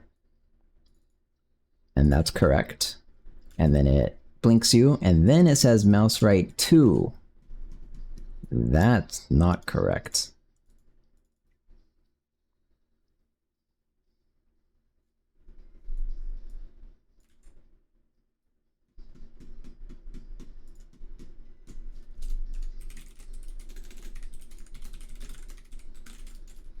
Yeah, I want to add a timer to them. I want to make them last like 30 minutes, and I want the timer to actually display next to them. Man, this is really annoying.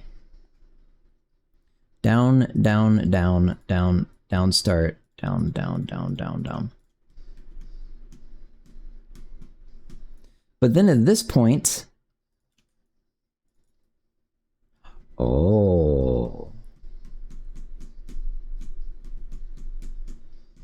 I know what's happening.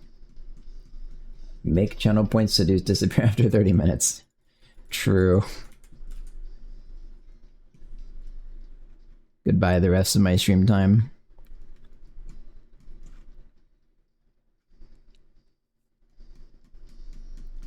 So the problem is that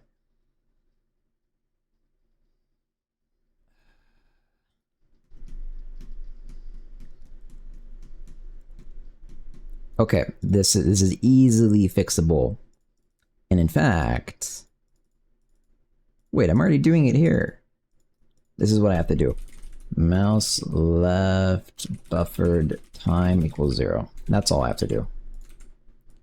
When I manually, like when this gets into the situation where it's set to true because your mouse right is down, it should not have a buffer duration. It's just mouse right down. The only thing that ever gives it a buffer duration is the first time you click, because that's a bufferable action. Holding down a button is not bufferable. So this should fix it. There we go. Only blink once. Hooray.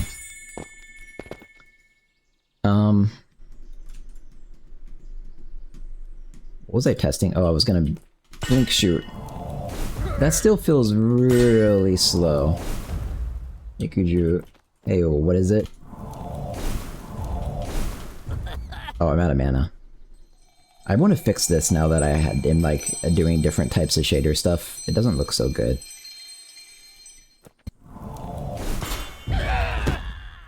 Interesting. Okay, cool. You can buffer that. Let's do this into ultimate. The audio's trash, but that's okay.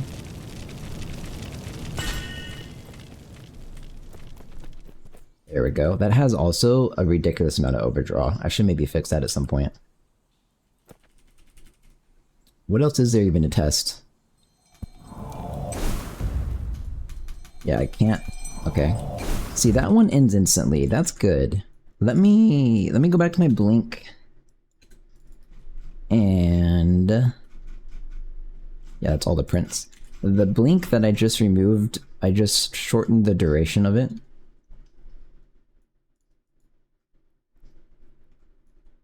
I'm gonna remove the end frames. I hope this doesn't matter. Let me kind of look at what these are. I don't know if this matters, but I hope not, because I'm removing them.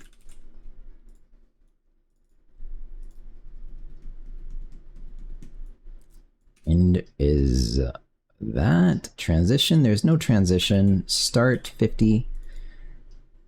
Okay. Maybe end 50. And that should also get removed. Boom, boom, boom. I did remove that. Cool. Let's try it out.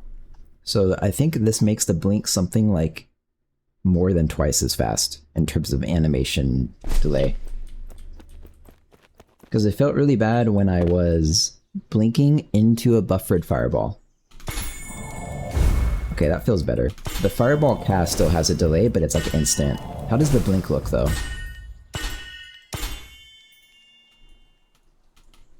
It looks okay. To be honest, I think I can make it better. I think I can make it better by adding this back, setting this to 50.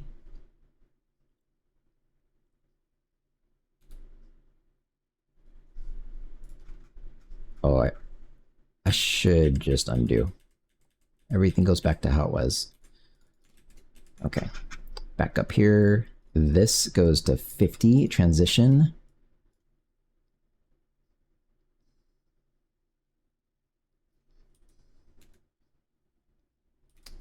$50?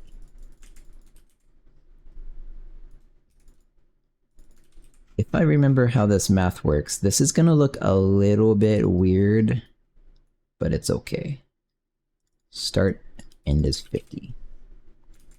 That is a lot of frames to go through in 50 milliseconds.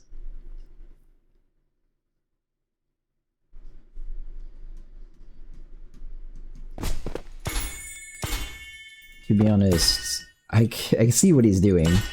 His little hands are like flicking up insanely fast.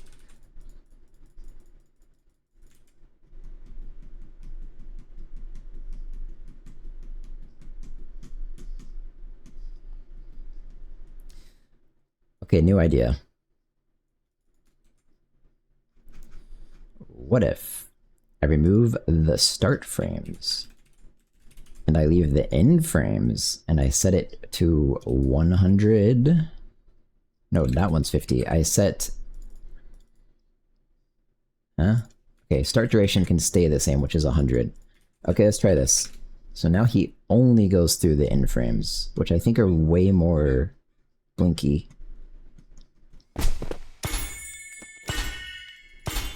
To be honest, I can't see anything. Oh, that's it. You can see his little hands. That's the animation. I really need to hire someone also to redo my UI. Like this thing down here looks like shit. It's okay. I think the weight in should be actually be 100. There should be no transition because there is no transition anymore. And I will leave it like this. So I'll rename this start frames. Let's go down here. None of this. This is now start frames. Boom. Kind of looks like a Storm Spirit ability in Dota 2. I don't know what that is, unfortunately. I don't play Dota 2. But I believe you.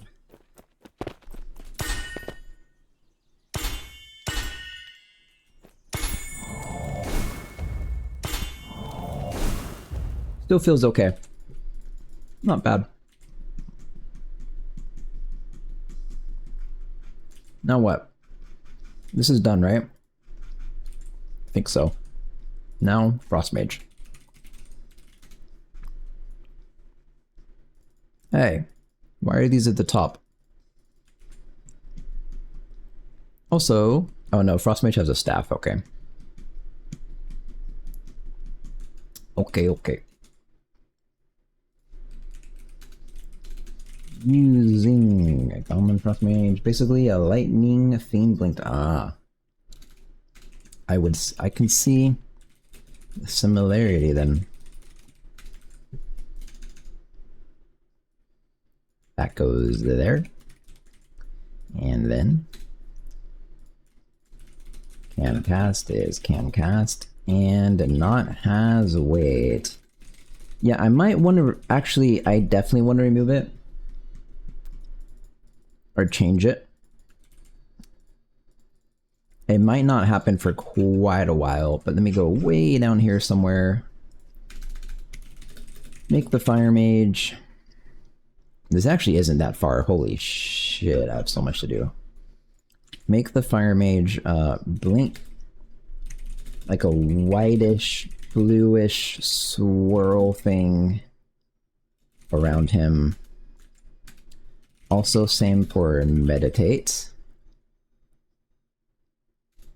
For the fire blink rune, it will become red flames around him. So this is actually necessary to do. I not only want to do it because I have better particles now, but I have to do it because one of the runes in the game converts the blink to a blink that burns people. So it has to be able to become red. I guess this is fine. This is why the Frost Mage took me so long, by the way. Look at all these abilities and like the priest is complicated too, but his abilities are relatively simple. Archer is like simple as fuck. I don't know. All right, time to update this guy. Can cast a goblin.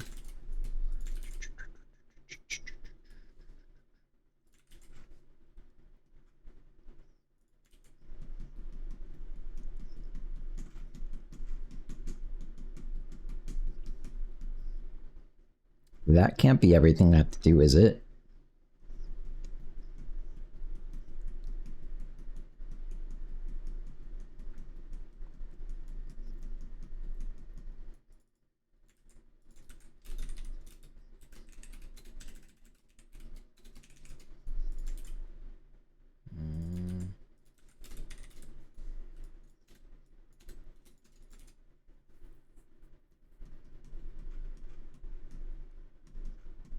This one's still broken. If keys buffered, key R. If ice line and you press it for the first time, so like this, keys buffered R becomes false.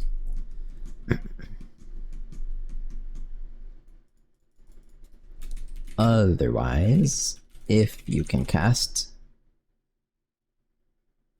that's all I should have to say. Wait, this ends it. Okay, so this ends your ice line, this starts your ice line. And in this case also, your buffered R becomes false. So there we go.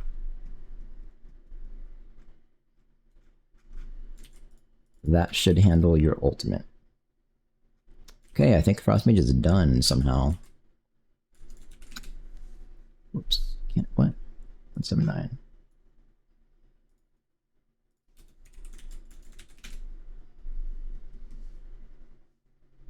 I spelled animate Trekket. Cast measure 102. Did this for all of them.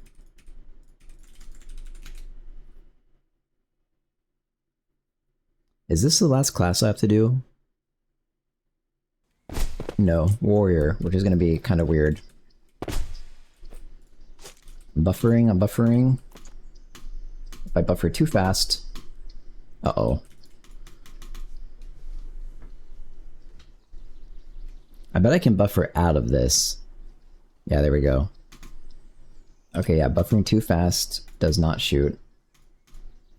I think the buffer might be too much, to be honest. Like, if you can hear my mouse, that's quite a big buffer. It is kind of a casual game, though.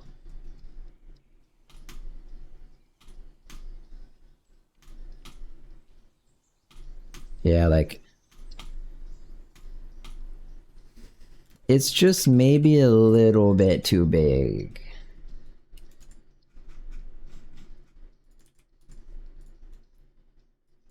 I'll try 400 for a while. I wasn't dumb though. I also have to check the Frost Nova ability. Change teams. They're red team goblins. Okay, so if I do that, and then that, I keep killing them accidentally. Oh, no, I'm stuck.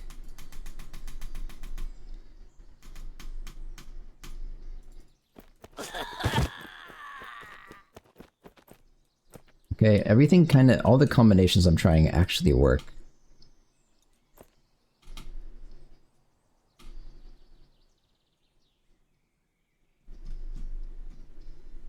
Help.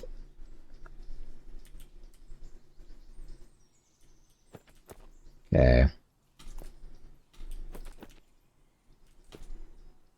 Yeah, that angle was very weird, I would say. Yeah, wait, what? That angle's weird as fuck. Because it's right next to my staff, maybe?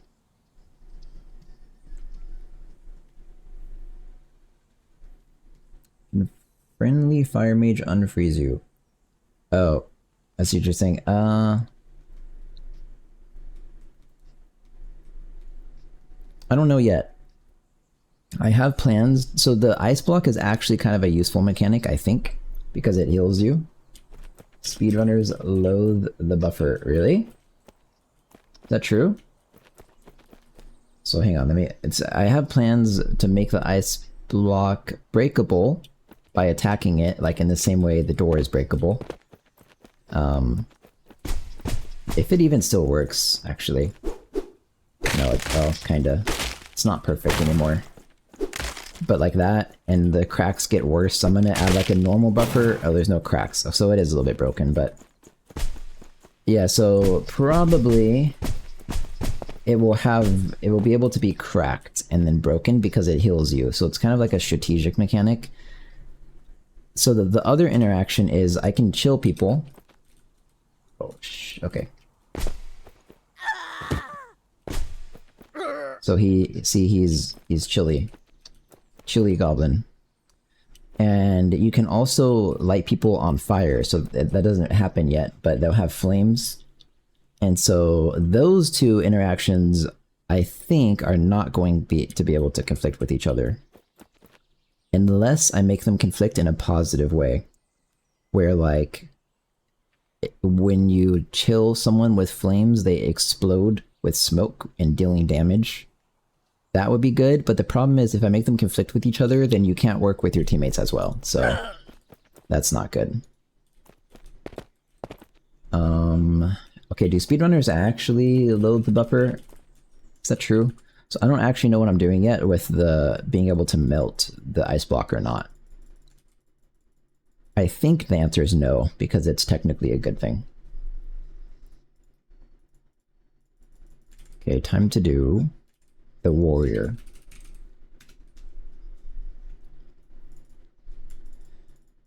So I'll start with the basic thing here.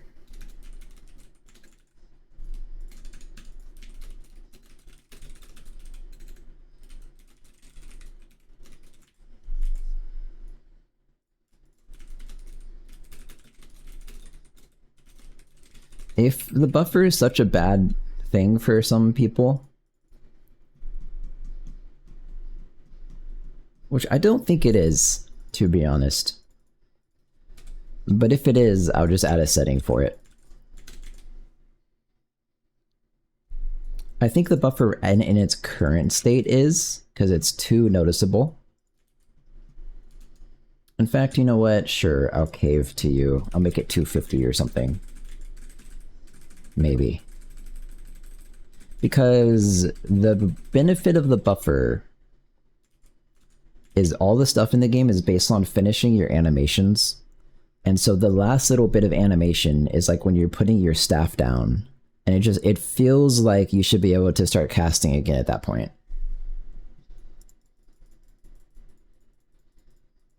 And with this file, I actually could make you able to cast again at that point. That's part of the benefit of this. Instead of has wait, you say like has remaining wait time, and you can add a padding to each individual ability.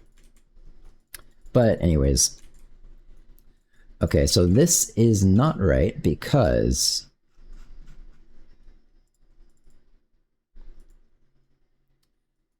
if this is a mouse right, a buffer, and you can cast. Otherwise, if there's no... I'm gonna put this all here. Yeah, like I said, this was the first class I ever made for this game. And at the time, this structure of being in a class thing with an update logic with like the client code on top and the ability code on bottom didn't exist either. So this got forced into this. Also, even the animation tracker, which is what everything in the game is based on, didn't exist either. So very likely, lots of code is weird. And blocking. This, you release your block.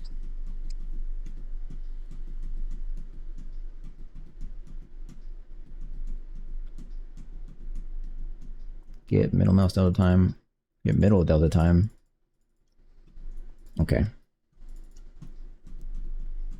That's fair. If this and can cast. So far this is correct, by the way.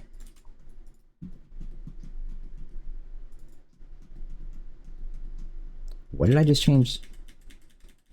This was can cast, this is mouse buffer. Okay. So this is mouse buffer and swing can continue. This goes here.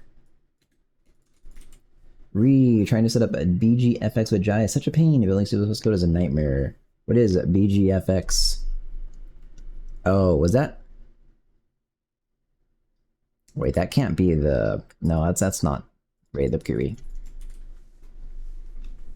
Yep, building C++ code is horrible. You know, actually though, I don't know how complicated your thing is, but in a lot of cases with C++ code, it's better to just add a C wrapper library.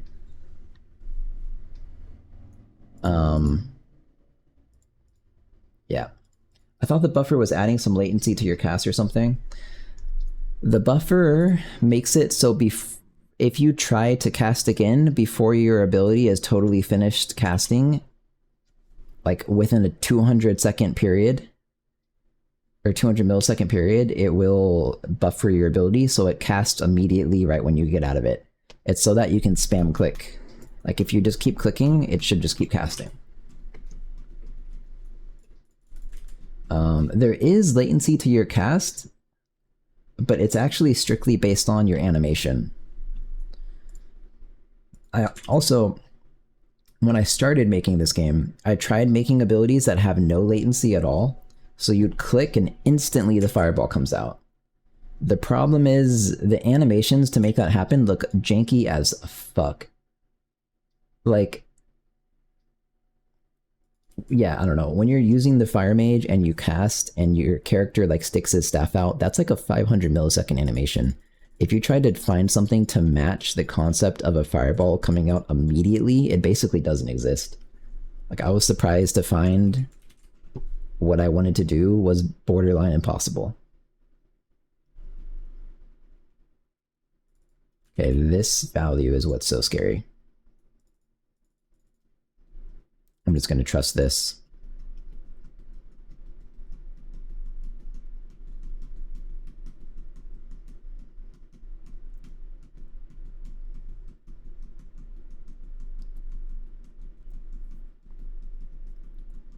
This should be okay, because this is specifically checking swing can continue is you're currently swinging, and then you're not second swinging. I'm going to remove all this. I have no clue what this does anymore.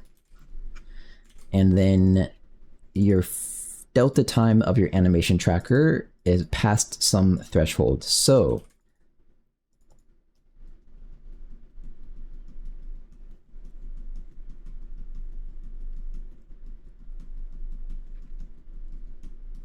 I don't think there's any way for this to work in like as the opposite of the can cast function. Because what I want to avoid is can cast becomes true while swing can continue is true.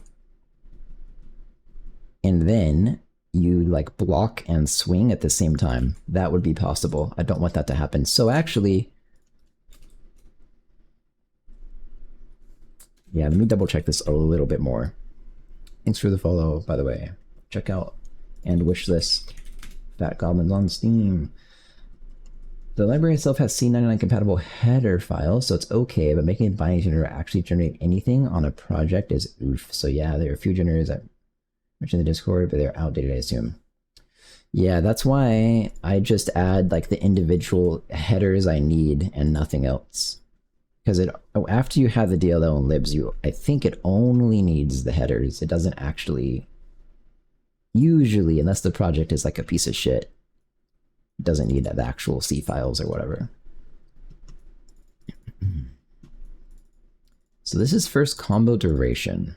This is the delta time. So like presumably this is some value less than 1. Oh my god. What? Okay.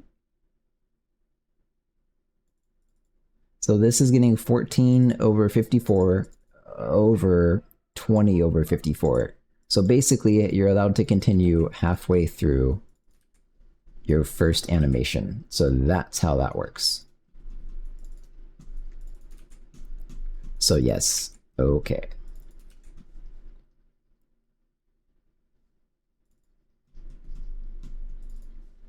I would then be comfortable saying, actually, and you cannot cast. This implies you have an animation ongoing. This is fine, I think. Hello, Mr. Kuju. Are you enjoying Jiling? How do you feel it compared to other languages? Yeah, I love Jai. Jai very much helps my dev speed quite a lot. Very good. Thank you, Jonathan Blow. But yeah, Jai just feels intuitive. Everything that you think should work some way usually tends to work that way. So that's the benefit. You're not really fighting with the language like ever. So that's I guess the goal with any language, right? This releases it. That is okay. Blocking has wait. I think I'm done. It locks your movement if you're blocking. Okay, fair enough. This is okay. I think I'm done with the fucking can cast stuff. Mouse right buffer. What? What? Map buffered.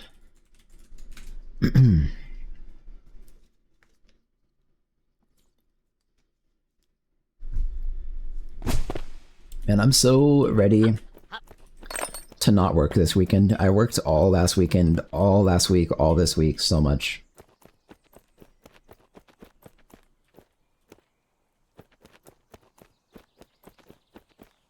The greatest weakness of Jai is that it still needs to interact with C++. That's basically true. You could make it. Well, not really make it, but I'm saying you could port it natively. Maybe. What did I just do with a warrior? Uh-oh, I can't click at all. Help!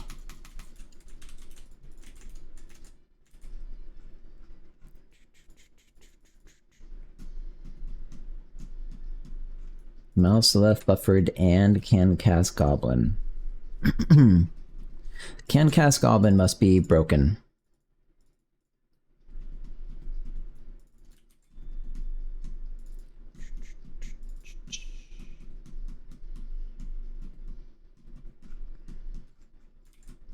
This doesn't feel like this is all it's supposed to do.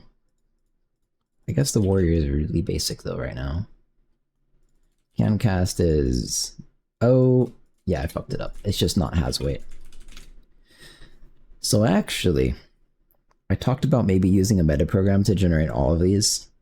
I thought the warrior would be special since he can continue his swing in the middle of the swing. Like when I swing right now, you'll see... Actually, the swing just looks like shit, but I can end it early. The swing looks so bad, to be honest. Is there a way to cancel animations? Well, for this guy, but otherwise, no. What do you think? I think no. I need to lock his rotation when he's sitting. I can't attack anymore when I'm sitting. That's good. You can attack on your way up. It looks so dumb. Yeah, I kind of do want to look into some animation canceling sorts of things. I don't know how it would work yet, but... yeah, I mean, that kind of stuff, if you do it right, makes the game really fun. So, Goblin. Sitting. Goblin. Desired rotation lock amount 1. So this ties into what I did yesterday, by the way. It's not going to lock my cursor, it's only going to lock my rotation. So there we go. And yeah, I cannot swing while I'm blocking. Oh, okay, I am blocking and swinging. Oh, I know why.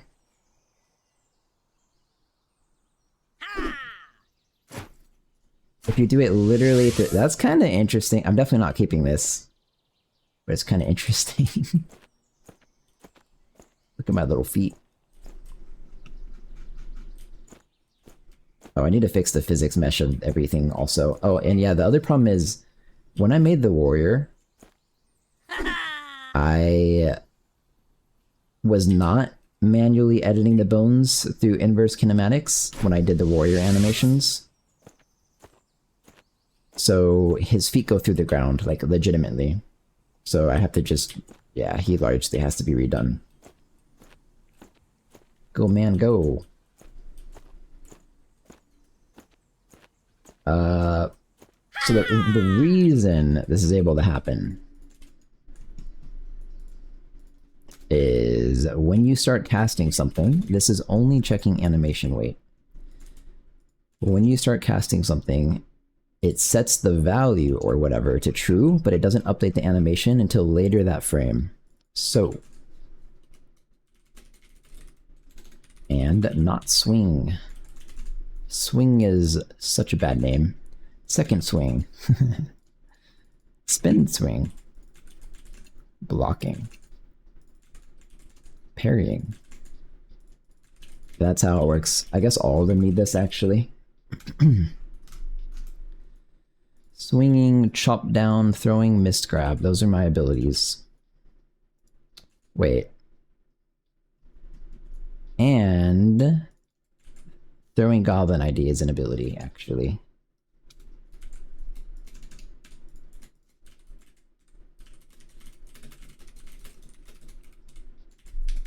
So if you're not allowed to be swinging, chopping down, throwing, you can't have Mystic Grab, and you can't be throwing anyone.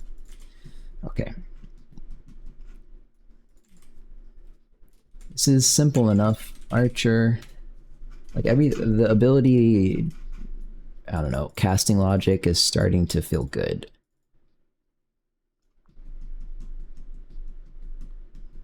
I want to be sure this doesn't conflict with each other. So there's grapple and grapple target. Let me just go way down here.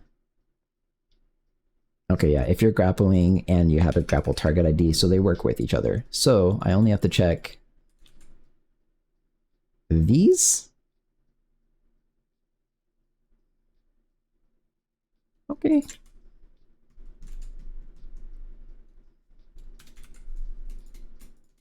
Shot. That doesn't have to be checked, actually. I know what that is. I messed with that the other day. That's just for an animation purpose. You just can't be shooting or grappling. Priest. Priest has... I don't know what to do about heal charge buffered. Let me look at this real quick. Is it possible that in a given frame you could do both this and this? I think so.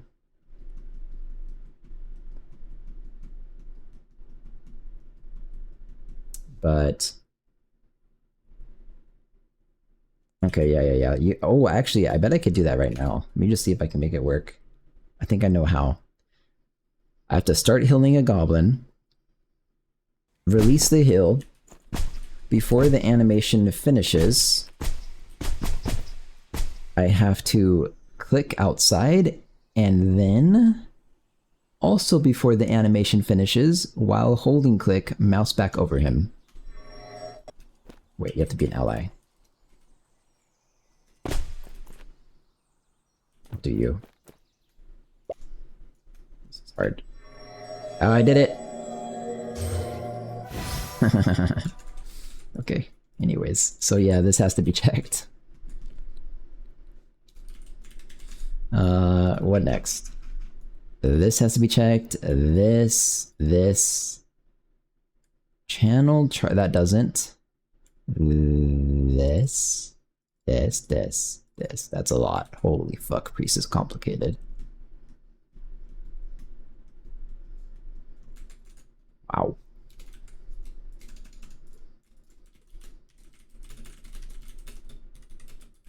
And then we just be sure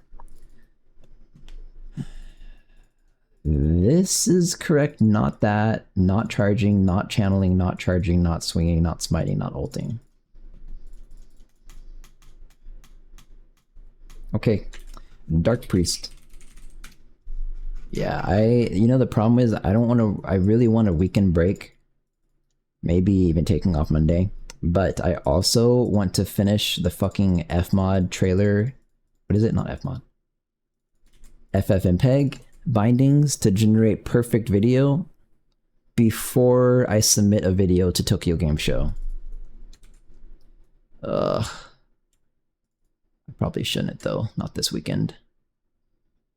Channeling, channel charge, channel kill charge, AoE drain charging, heal charging, ulting. These ones. Tokyo Game Show, well, most likely I will not be approved for it, but the problem is I'm gonna apply to Tokyo Game Show Indie Select 80 or whatever.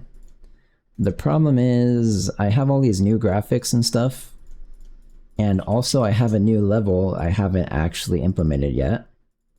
So I have to do all of that. The deadline is end of April. And then my trailer for my game is outdated graphics. So I don't know what to do because I don't want to remake the trailer without all of the classes finished, which they won't be. Just to... I don't want to remake the trailer without all the classes finished, just to remake it again in like 2 months when all the classes are finished, you know? So I don't know what the fuck to do, but they need a video for the application process.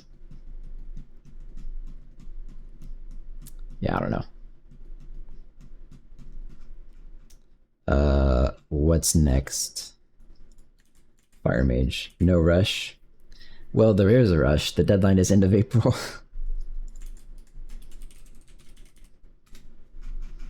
I think what I'll do is take the trailer I have, Rush Bad.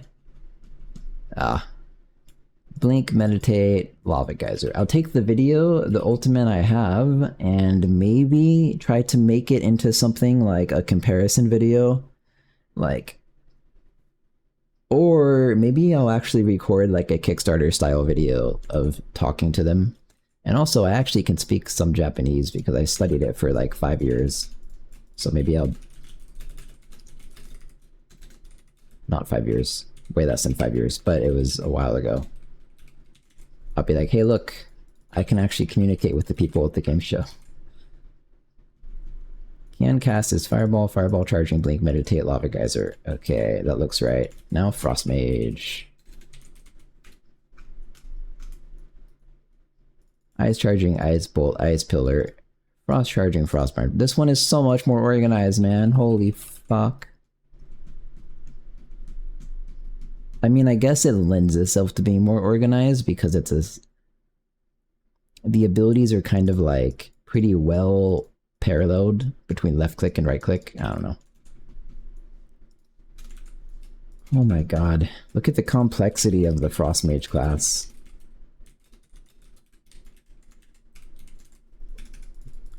This giant thing versus... I mean, the Priests and Dark Priests are also kind of complicated.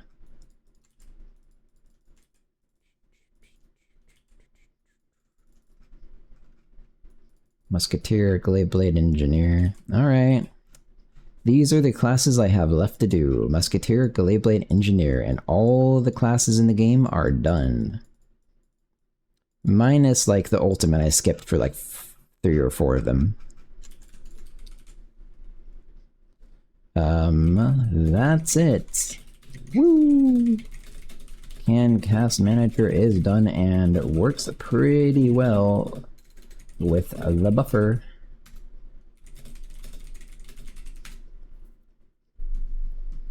Why did I'm GUI change? What the fuck?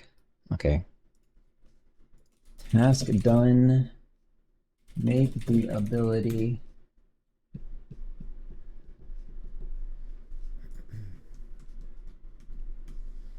Well, I was super distracted working on lots of bugs. Whoops. Make the Frost Mage Ice Pillar ability. Okay. this is all I'm doing. I actually am not certain if I will stream again Monday. Let me try this stuff one more time. Since I just added all this not ability logic, I think it should just work, but like... Okay.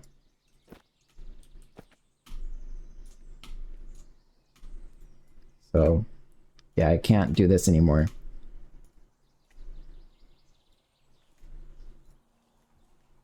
Wait, but that didn't work either. Oh, shit. If I'm healing him and I go click, it should buffer. Wait, I can't cast this at all anymore. Okay. Why? Animation canceled for real. What even happened, man? If you mouse left... Okay.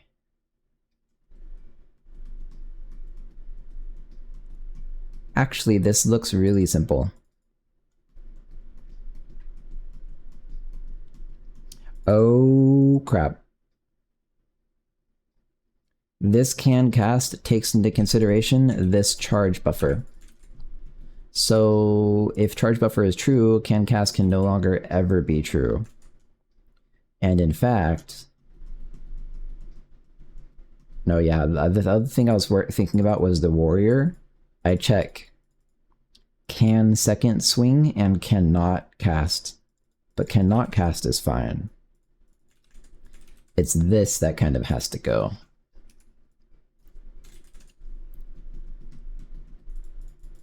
I don't think this is going to cause any problems. Because if you can't cast, meaning something else is already casting no matter what, it just won't happen. It will theoretically stay buffered until you let go of mouse left.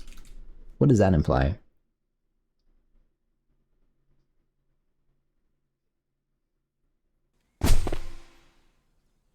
I don't know.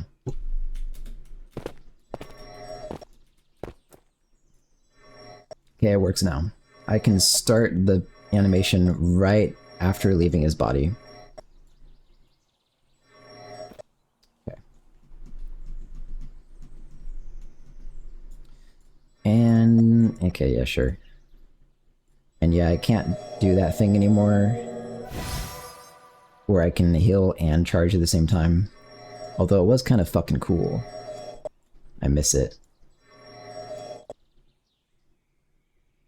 That would have been so hard to do in a real game when people are running around. You have to within like 200 milliseconds heal, mouse off, charge, start healing.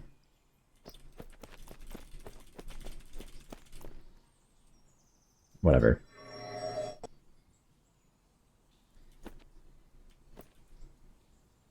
Smite. Smite. I don't know if I'm gonna keep Smite, by the way. Smite maybe goes away.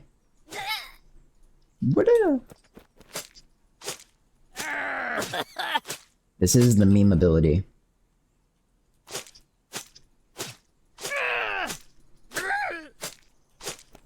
This is for beating up kids that are playing the game.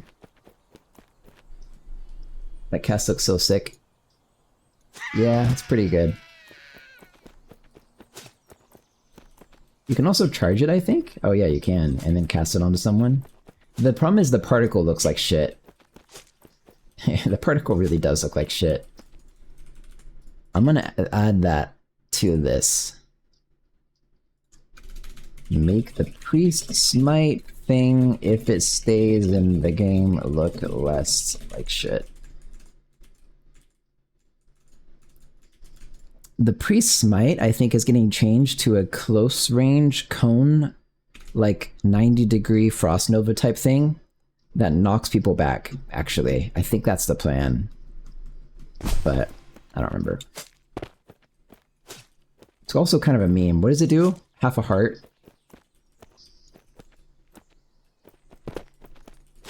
This is the Kid Destroyer.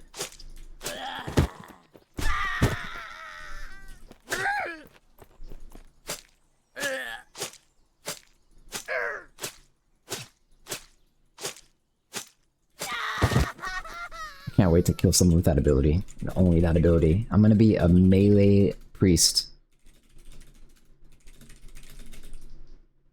Fixed priest can cast issues. Wait, I need to check the rest of this stuff a little bit.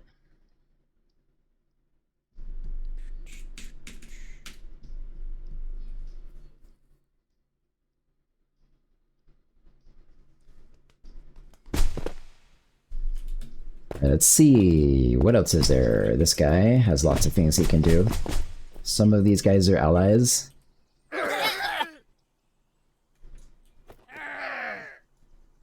Okay, that heals.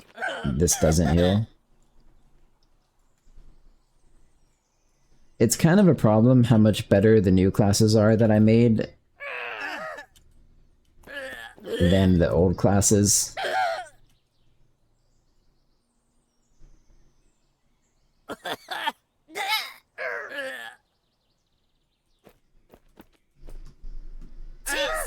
Scratch.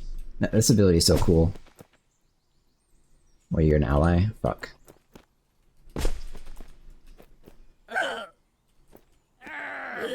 You do this, and then you connect his drain to someone, and this is healing him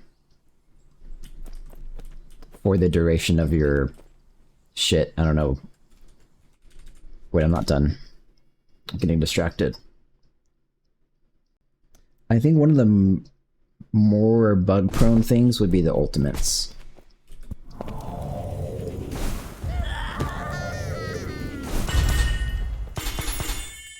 That... Okay, well, anyways, that ability is gonna have a cooldown. Have you even been any netcode for the game yet? Yeah. I'll show you.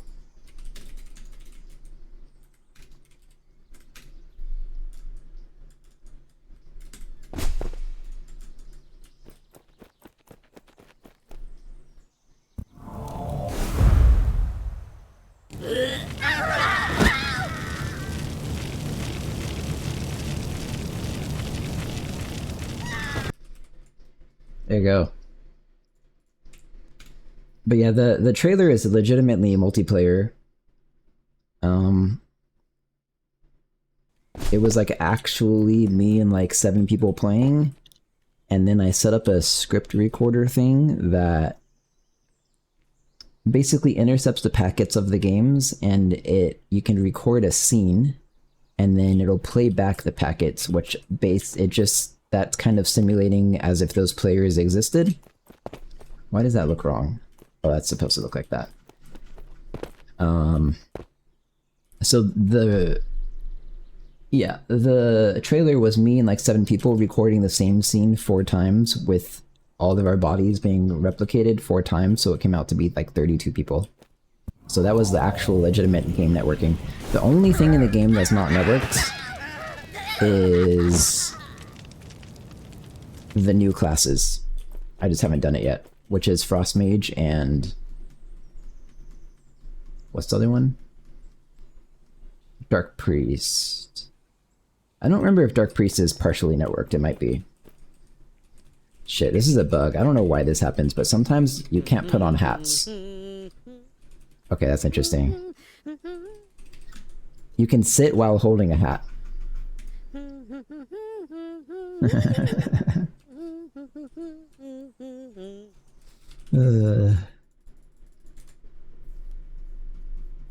I don't actually hate that so much.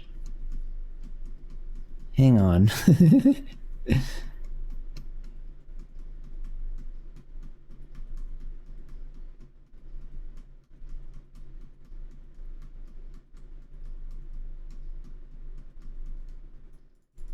Huh.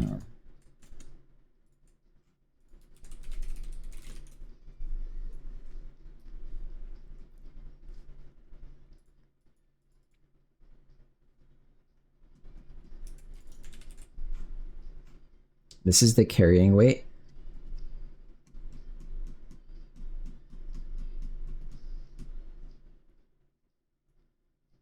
Worker throwing bone weights. Goblin carrying weight. I have an idea.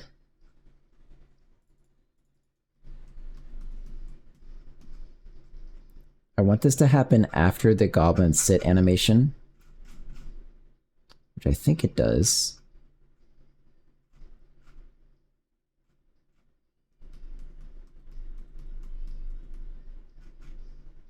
Goblin sits. I guess it does. I have an idea. I'm going to take the worker throwing bone weights. Okay, I'm not going to take this. I'm going to go into the... What the fuck is this? Worker throw frame. Worker throw weight. This is the goblin carry weight. So this is legitimately, I think, just for carrying. Yeah. Pretty sure. It's just taking a section of the worker throw. Okay. So I'm going to go to the class manager and carry bone weights. Let's try this real quick. I'm curious. Game dev seems super freaking complex. Haven't taken into consideration all the times of casts, frames, compensate for network latency, etc. Yeah, I mean, most of the time though, you just want to break it down into something that is, I guess, like some isolated piece of logic, or like a piece of logic that connects to other things in only ways that you allow it to expose, and then you have total control over it. So like in my game, most of the abilities and the logic is based on the animations that I provide for it, and there's not many exceptions. So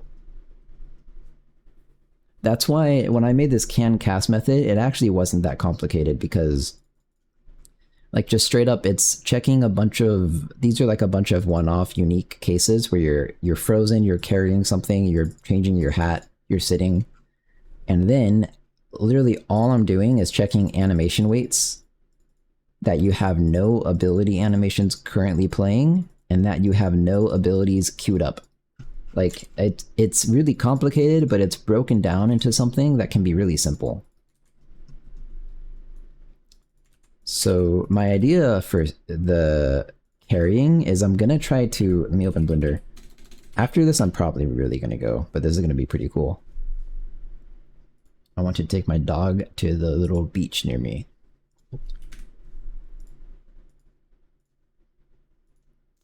Assets. Goblins. My plan is, I'm gonna see if this is possible. I do not know. I'm gonna try to make it so that the weight of carrying is something like eased up through the spine.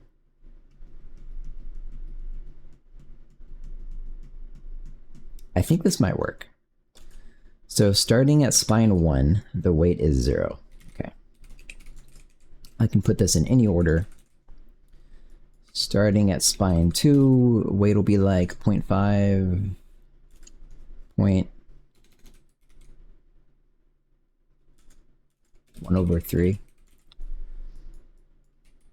2/3. Everything this connects to, which is clavicle R, L, and neck 1. Clavicle L 1.0. I hope I spelled that right. Clavicle. Yes. Neck 0, 1. Okay, so all of these have a weight of 1, so now this, and actually pelvis, I think, has to have a weight of 0. Just to get it started at 0. Everything chaining off of these should have a weight of 1. So this is like, what the fuck is this? 0, 0.33, 0.67, 1, 1, 1. So hopefully...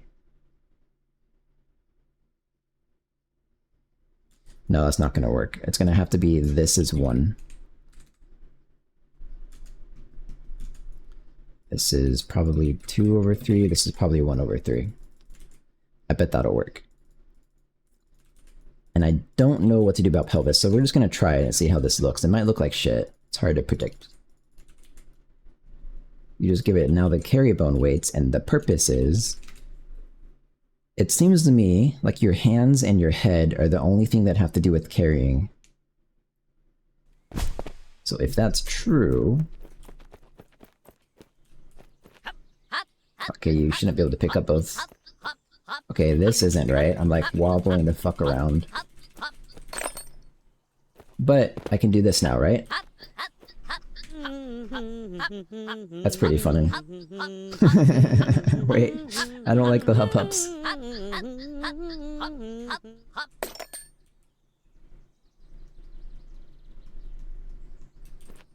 Is this really stupid to even be working on?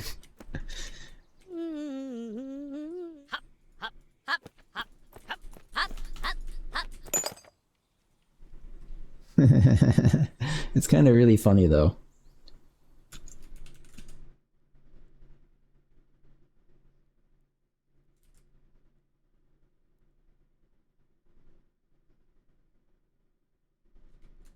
So this would be worker throwing bone weights.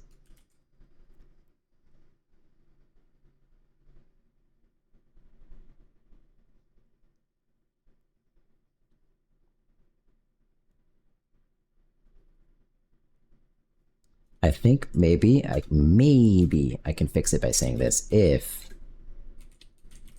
goblin sitting something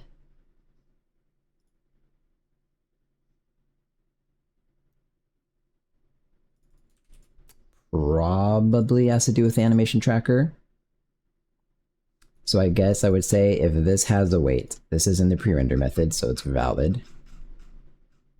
So when you're doing your carry animation, if your sitting animation tracker has a weight, this song is like hard to listen to. So basically, if you're sitting, it's gonna be, I should rename this now, sitting carry bone weights. Why am I doing this? This might work.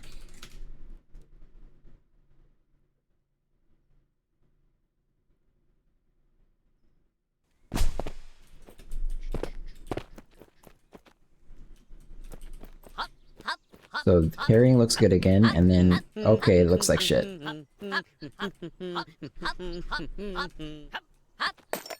I'm probably not gonna do this. Never mind, sorry. It was kind of a cool idea. Sorry, future players. You don't get to hold things while you sit, even though it's kind of funny.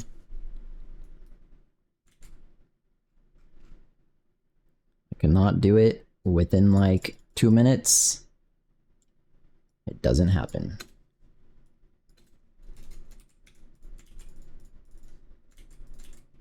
So this is what made me think to do this. You're allowed to sit and do all sorts of things. Also, goblin movement lock, desired movement lock amount 1.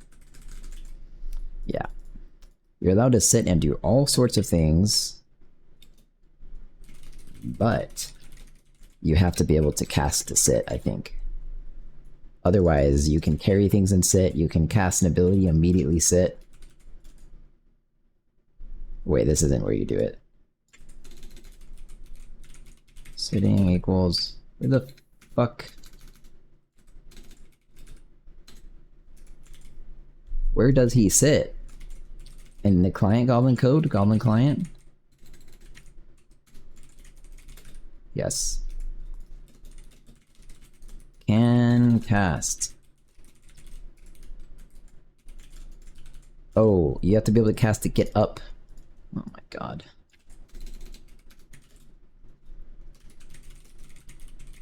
If he's not sitting and you can cast, client goblin sitting is true. Otherwise, if you're sitting, client goblin sitting is false. Okay, what the?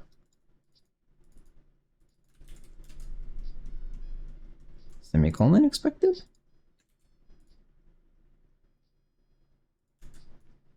$136. Oh, I just sitting. Isn't that what it's called? Else if. Okay, I'm just dumb.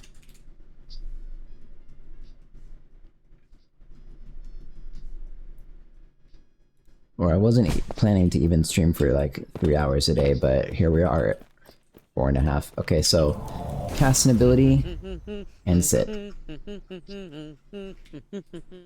Yay.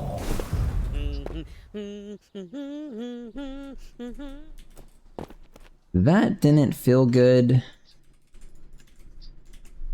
Let's see. What I actually want to happen is have sitting change your acceleration. Fuck, it's not possible. I want sitting to change your acceleration multiplier to 0. So, yeah. What would end up happening is friction just slows you naturally. That would be way better. I'm definitely doing that. Okay. Acceleration lock amount is get acceleration lock amount. Good thing I wrote these wrapper methods yesterday. This would be a giant mess otherwise.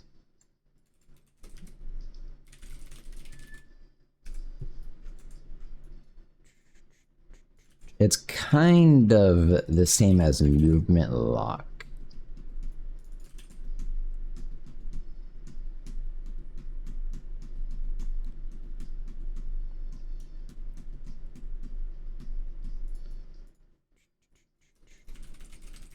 So this is the acceleration lock amount. I'm actually just going to start off by saying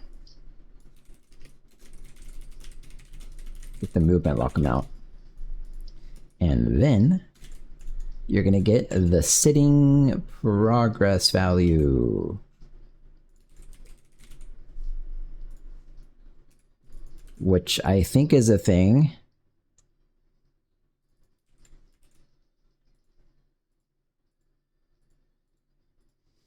Is just an animation.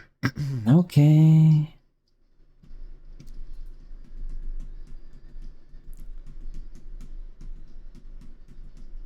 How does this get canceled?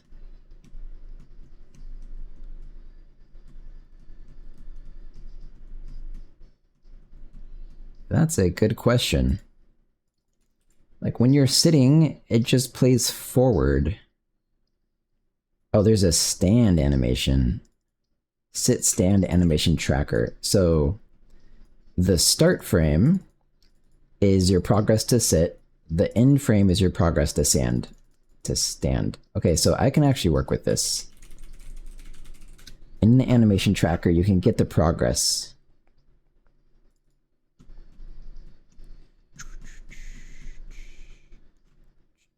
Can't you? Get start frame, start progress, and middle frame, middle progress, end frame, end progress. Okay, I'm just gonna trust that these are probably valid.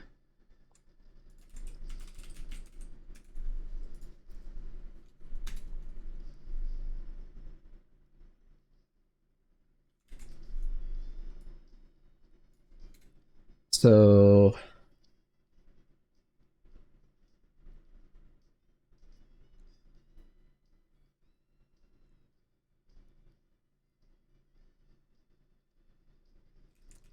I guess I'll start by saying like sit stand or sitting progress is, what is this called? Goblin sit stand animation tracker or something.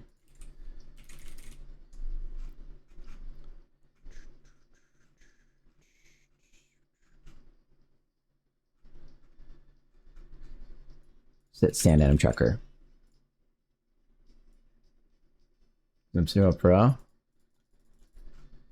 I don't even know where I get that. And I'm also gonna end stream really soon, so no. So this is gonna be get the start progress. of goblin this. Okay, so this is the sitting progress. Now I'm gonna get... okay, I'm just gonna multiply this. It's already playing? Oh, this is considered a city pump. We fine. Woo! So this is the so this is the progress towards standing, but I want the progress of sitting, so it's 1 minus this.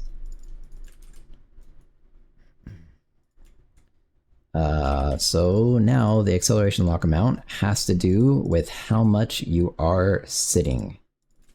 And now, in the Goblin client, I have my acceleration lock amount. This is the only value that affects my acceleration.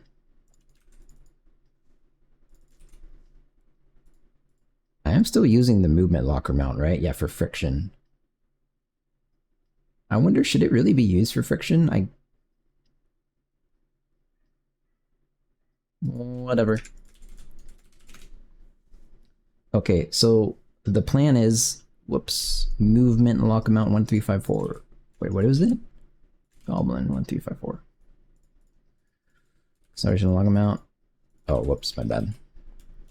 The plan is if I jump and sit, I should keep flying through the air until I hit the ground and slide just a little bit. Okay, that did not work. Oh, because I never... Okay, this is fine. Because I'm still setting the desired movement lock amount. Acceleration lock is dependent on your sitting progress. Let's try this out. So many shit's going on today. Can I fully appreciate the streams? Or about to be streaming? No. I'm gonna stream again either. Okay, that worked, but that was weird. I'm gonna stream again either tomorrow, or not tomorrow, Monday or Tuesday. Okay, this feels really bad. What the fuck is happening?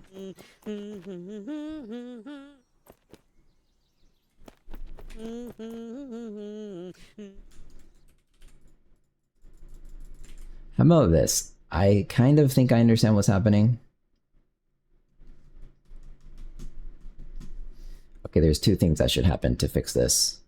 Actually, there's no sitting progress. If Goblin is sitting, then 1 else 0. That's all it is.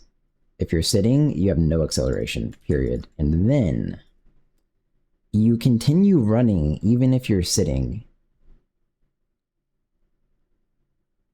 And that's not how this should work. So the sitting has to happen after your movement, basically. What the fuck? If your idle weight is greater than 1.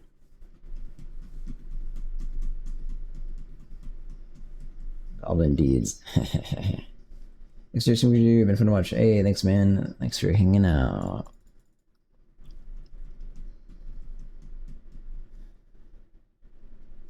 So this stuff only happens if you're idle, like including turning. Sitting, though, that's not how it should work.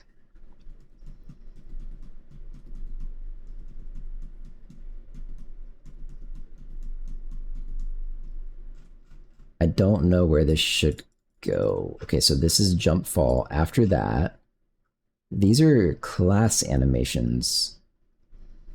That shouldn't matter. So I think here. So if you have weight in this, which means you're sitting. Okay, the other thing, I'll try this out real quick. The other thing is, what? Okay, fuck.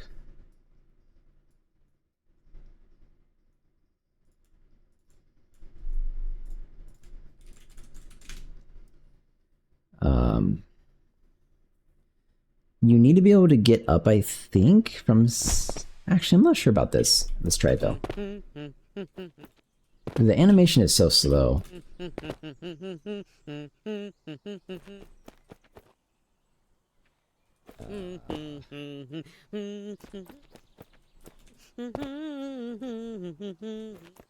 Yeah, I don't know about that.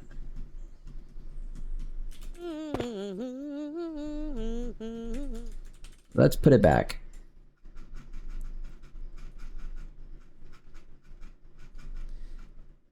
I think it makes more sense if you can only sit when you're not moving. But the Bennett, I think it's gonna start healing you like immediately. So that's still okay.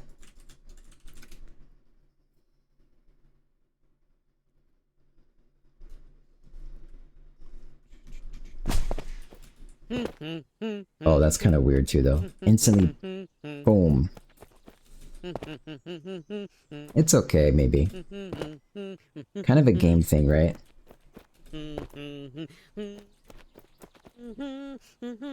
Also, I guess I didn't mention this. Sitting heals you. And you can't move or attack. You can jump, apparently.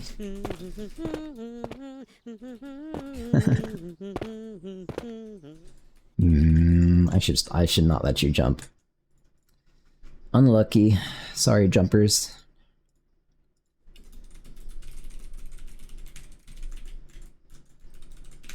Teabagging my opponent heals me. Yeah? That is true. Also, actually, what would be cool to do? I don't think I've done this. What would be cool to do is... If... Wait, this would be super fucking cool. But kind of broken. I was gonna say there could be healing ticks.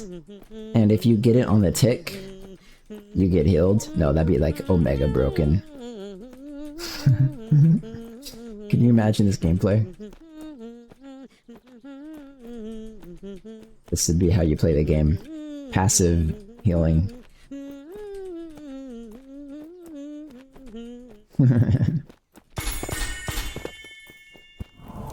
Is your other game also written in Jai? No, or yes. Yes is the answer. It also uses the same graphics library, actually. So yeah, I can't sit while holding. Okay, all the little interactions are working as I want. Very good. Sitting logic works with CanCast. Alright. I am legitimately done. Let me find someone to host before everyone leaves. Whoops. Do not leave.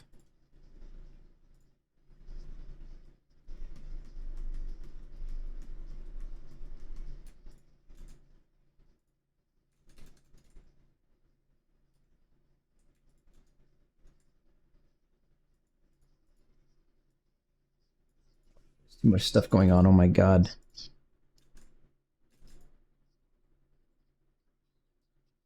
My man Clonk is... I don't know what he does. Is he do interesting stuff? Should I host him?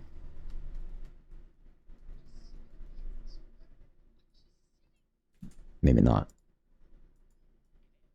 Emacs of this person?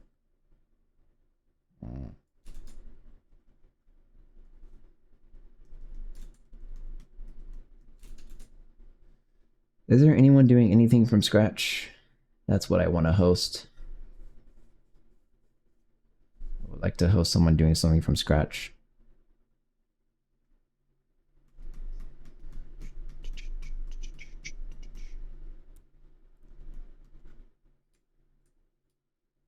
Okay, this visually looks good. What is this? Not English. God damn it.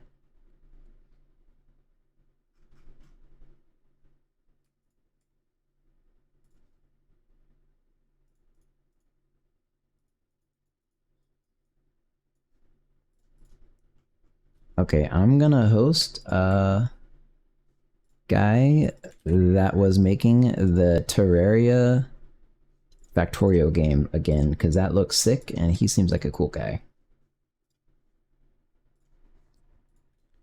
Also, you should actually check out his game. His game actually looks good. You were already raiding. Oh, okay. Alright, I'll be back Monday or Tuesday, depending on how much I need a break, because I worked a fuck ton recently. So, yep.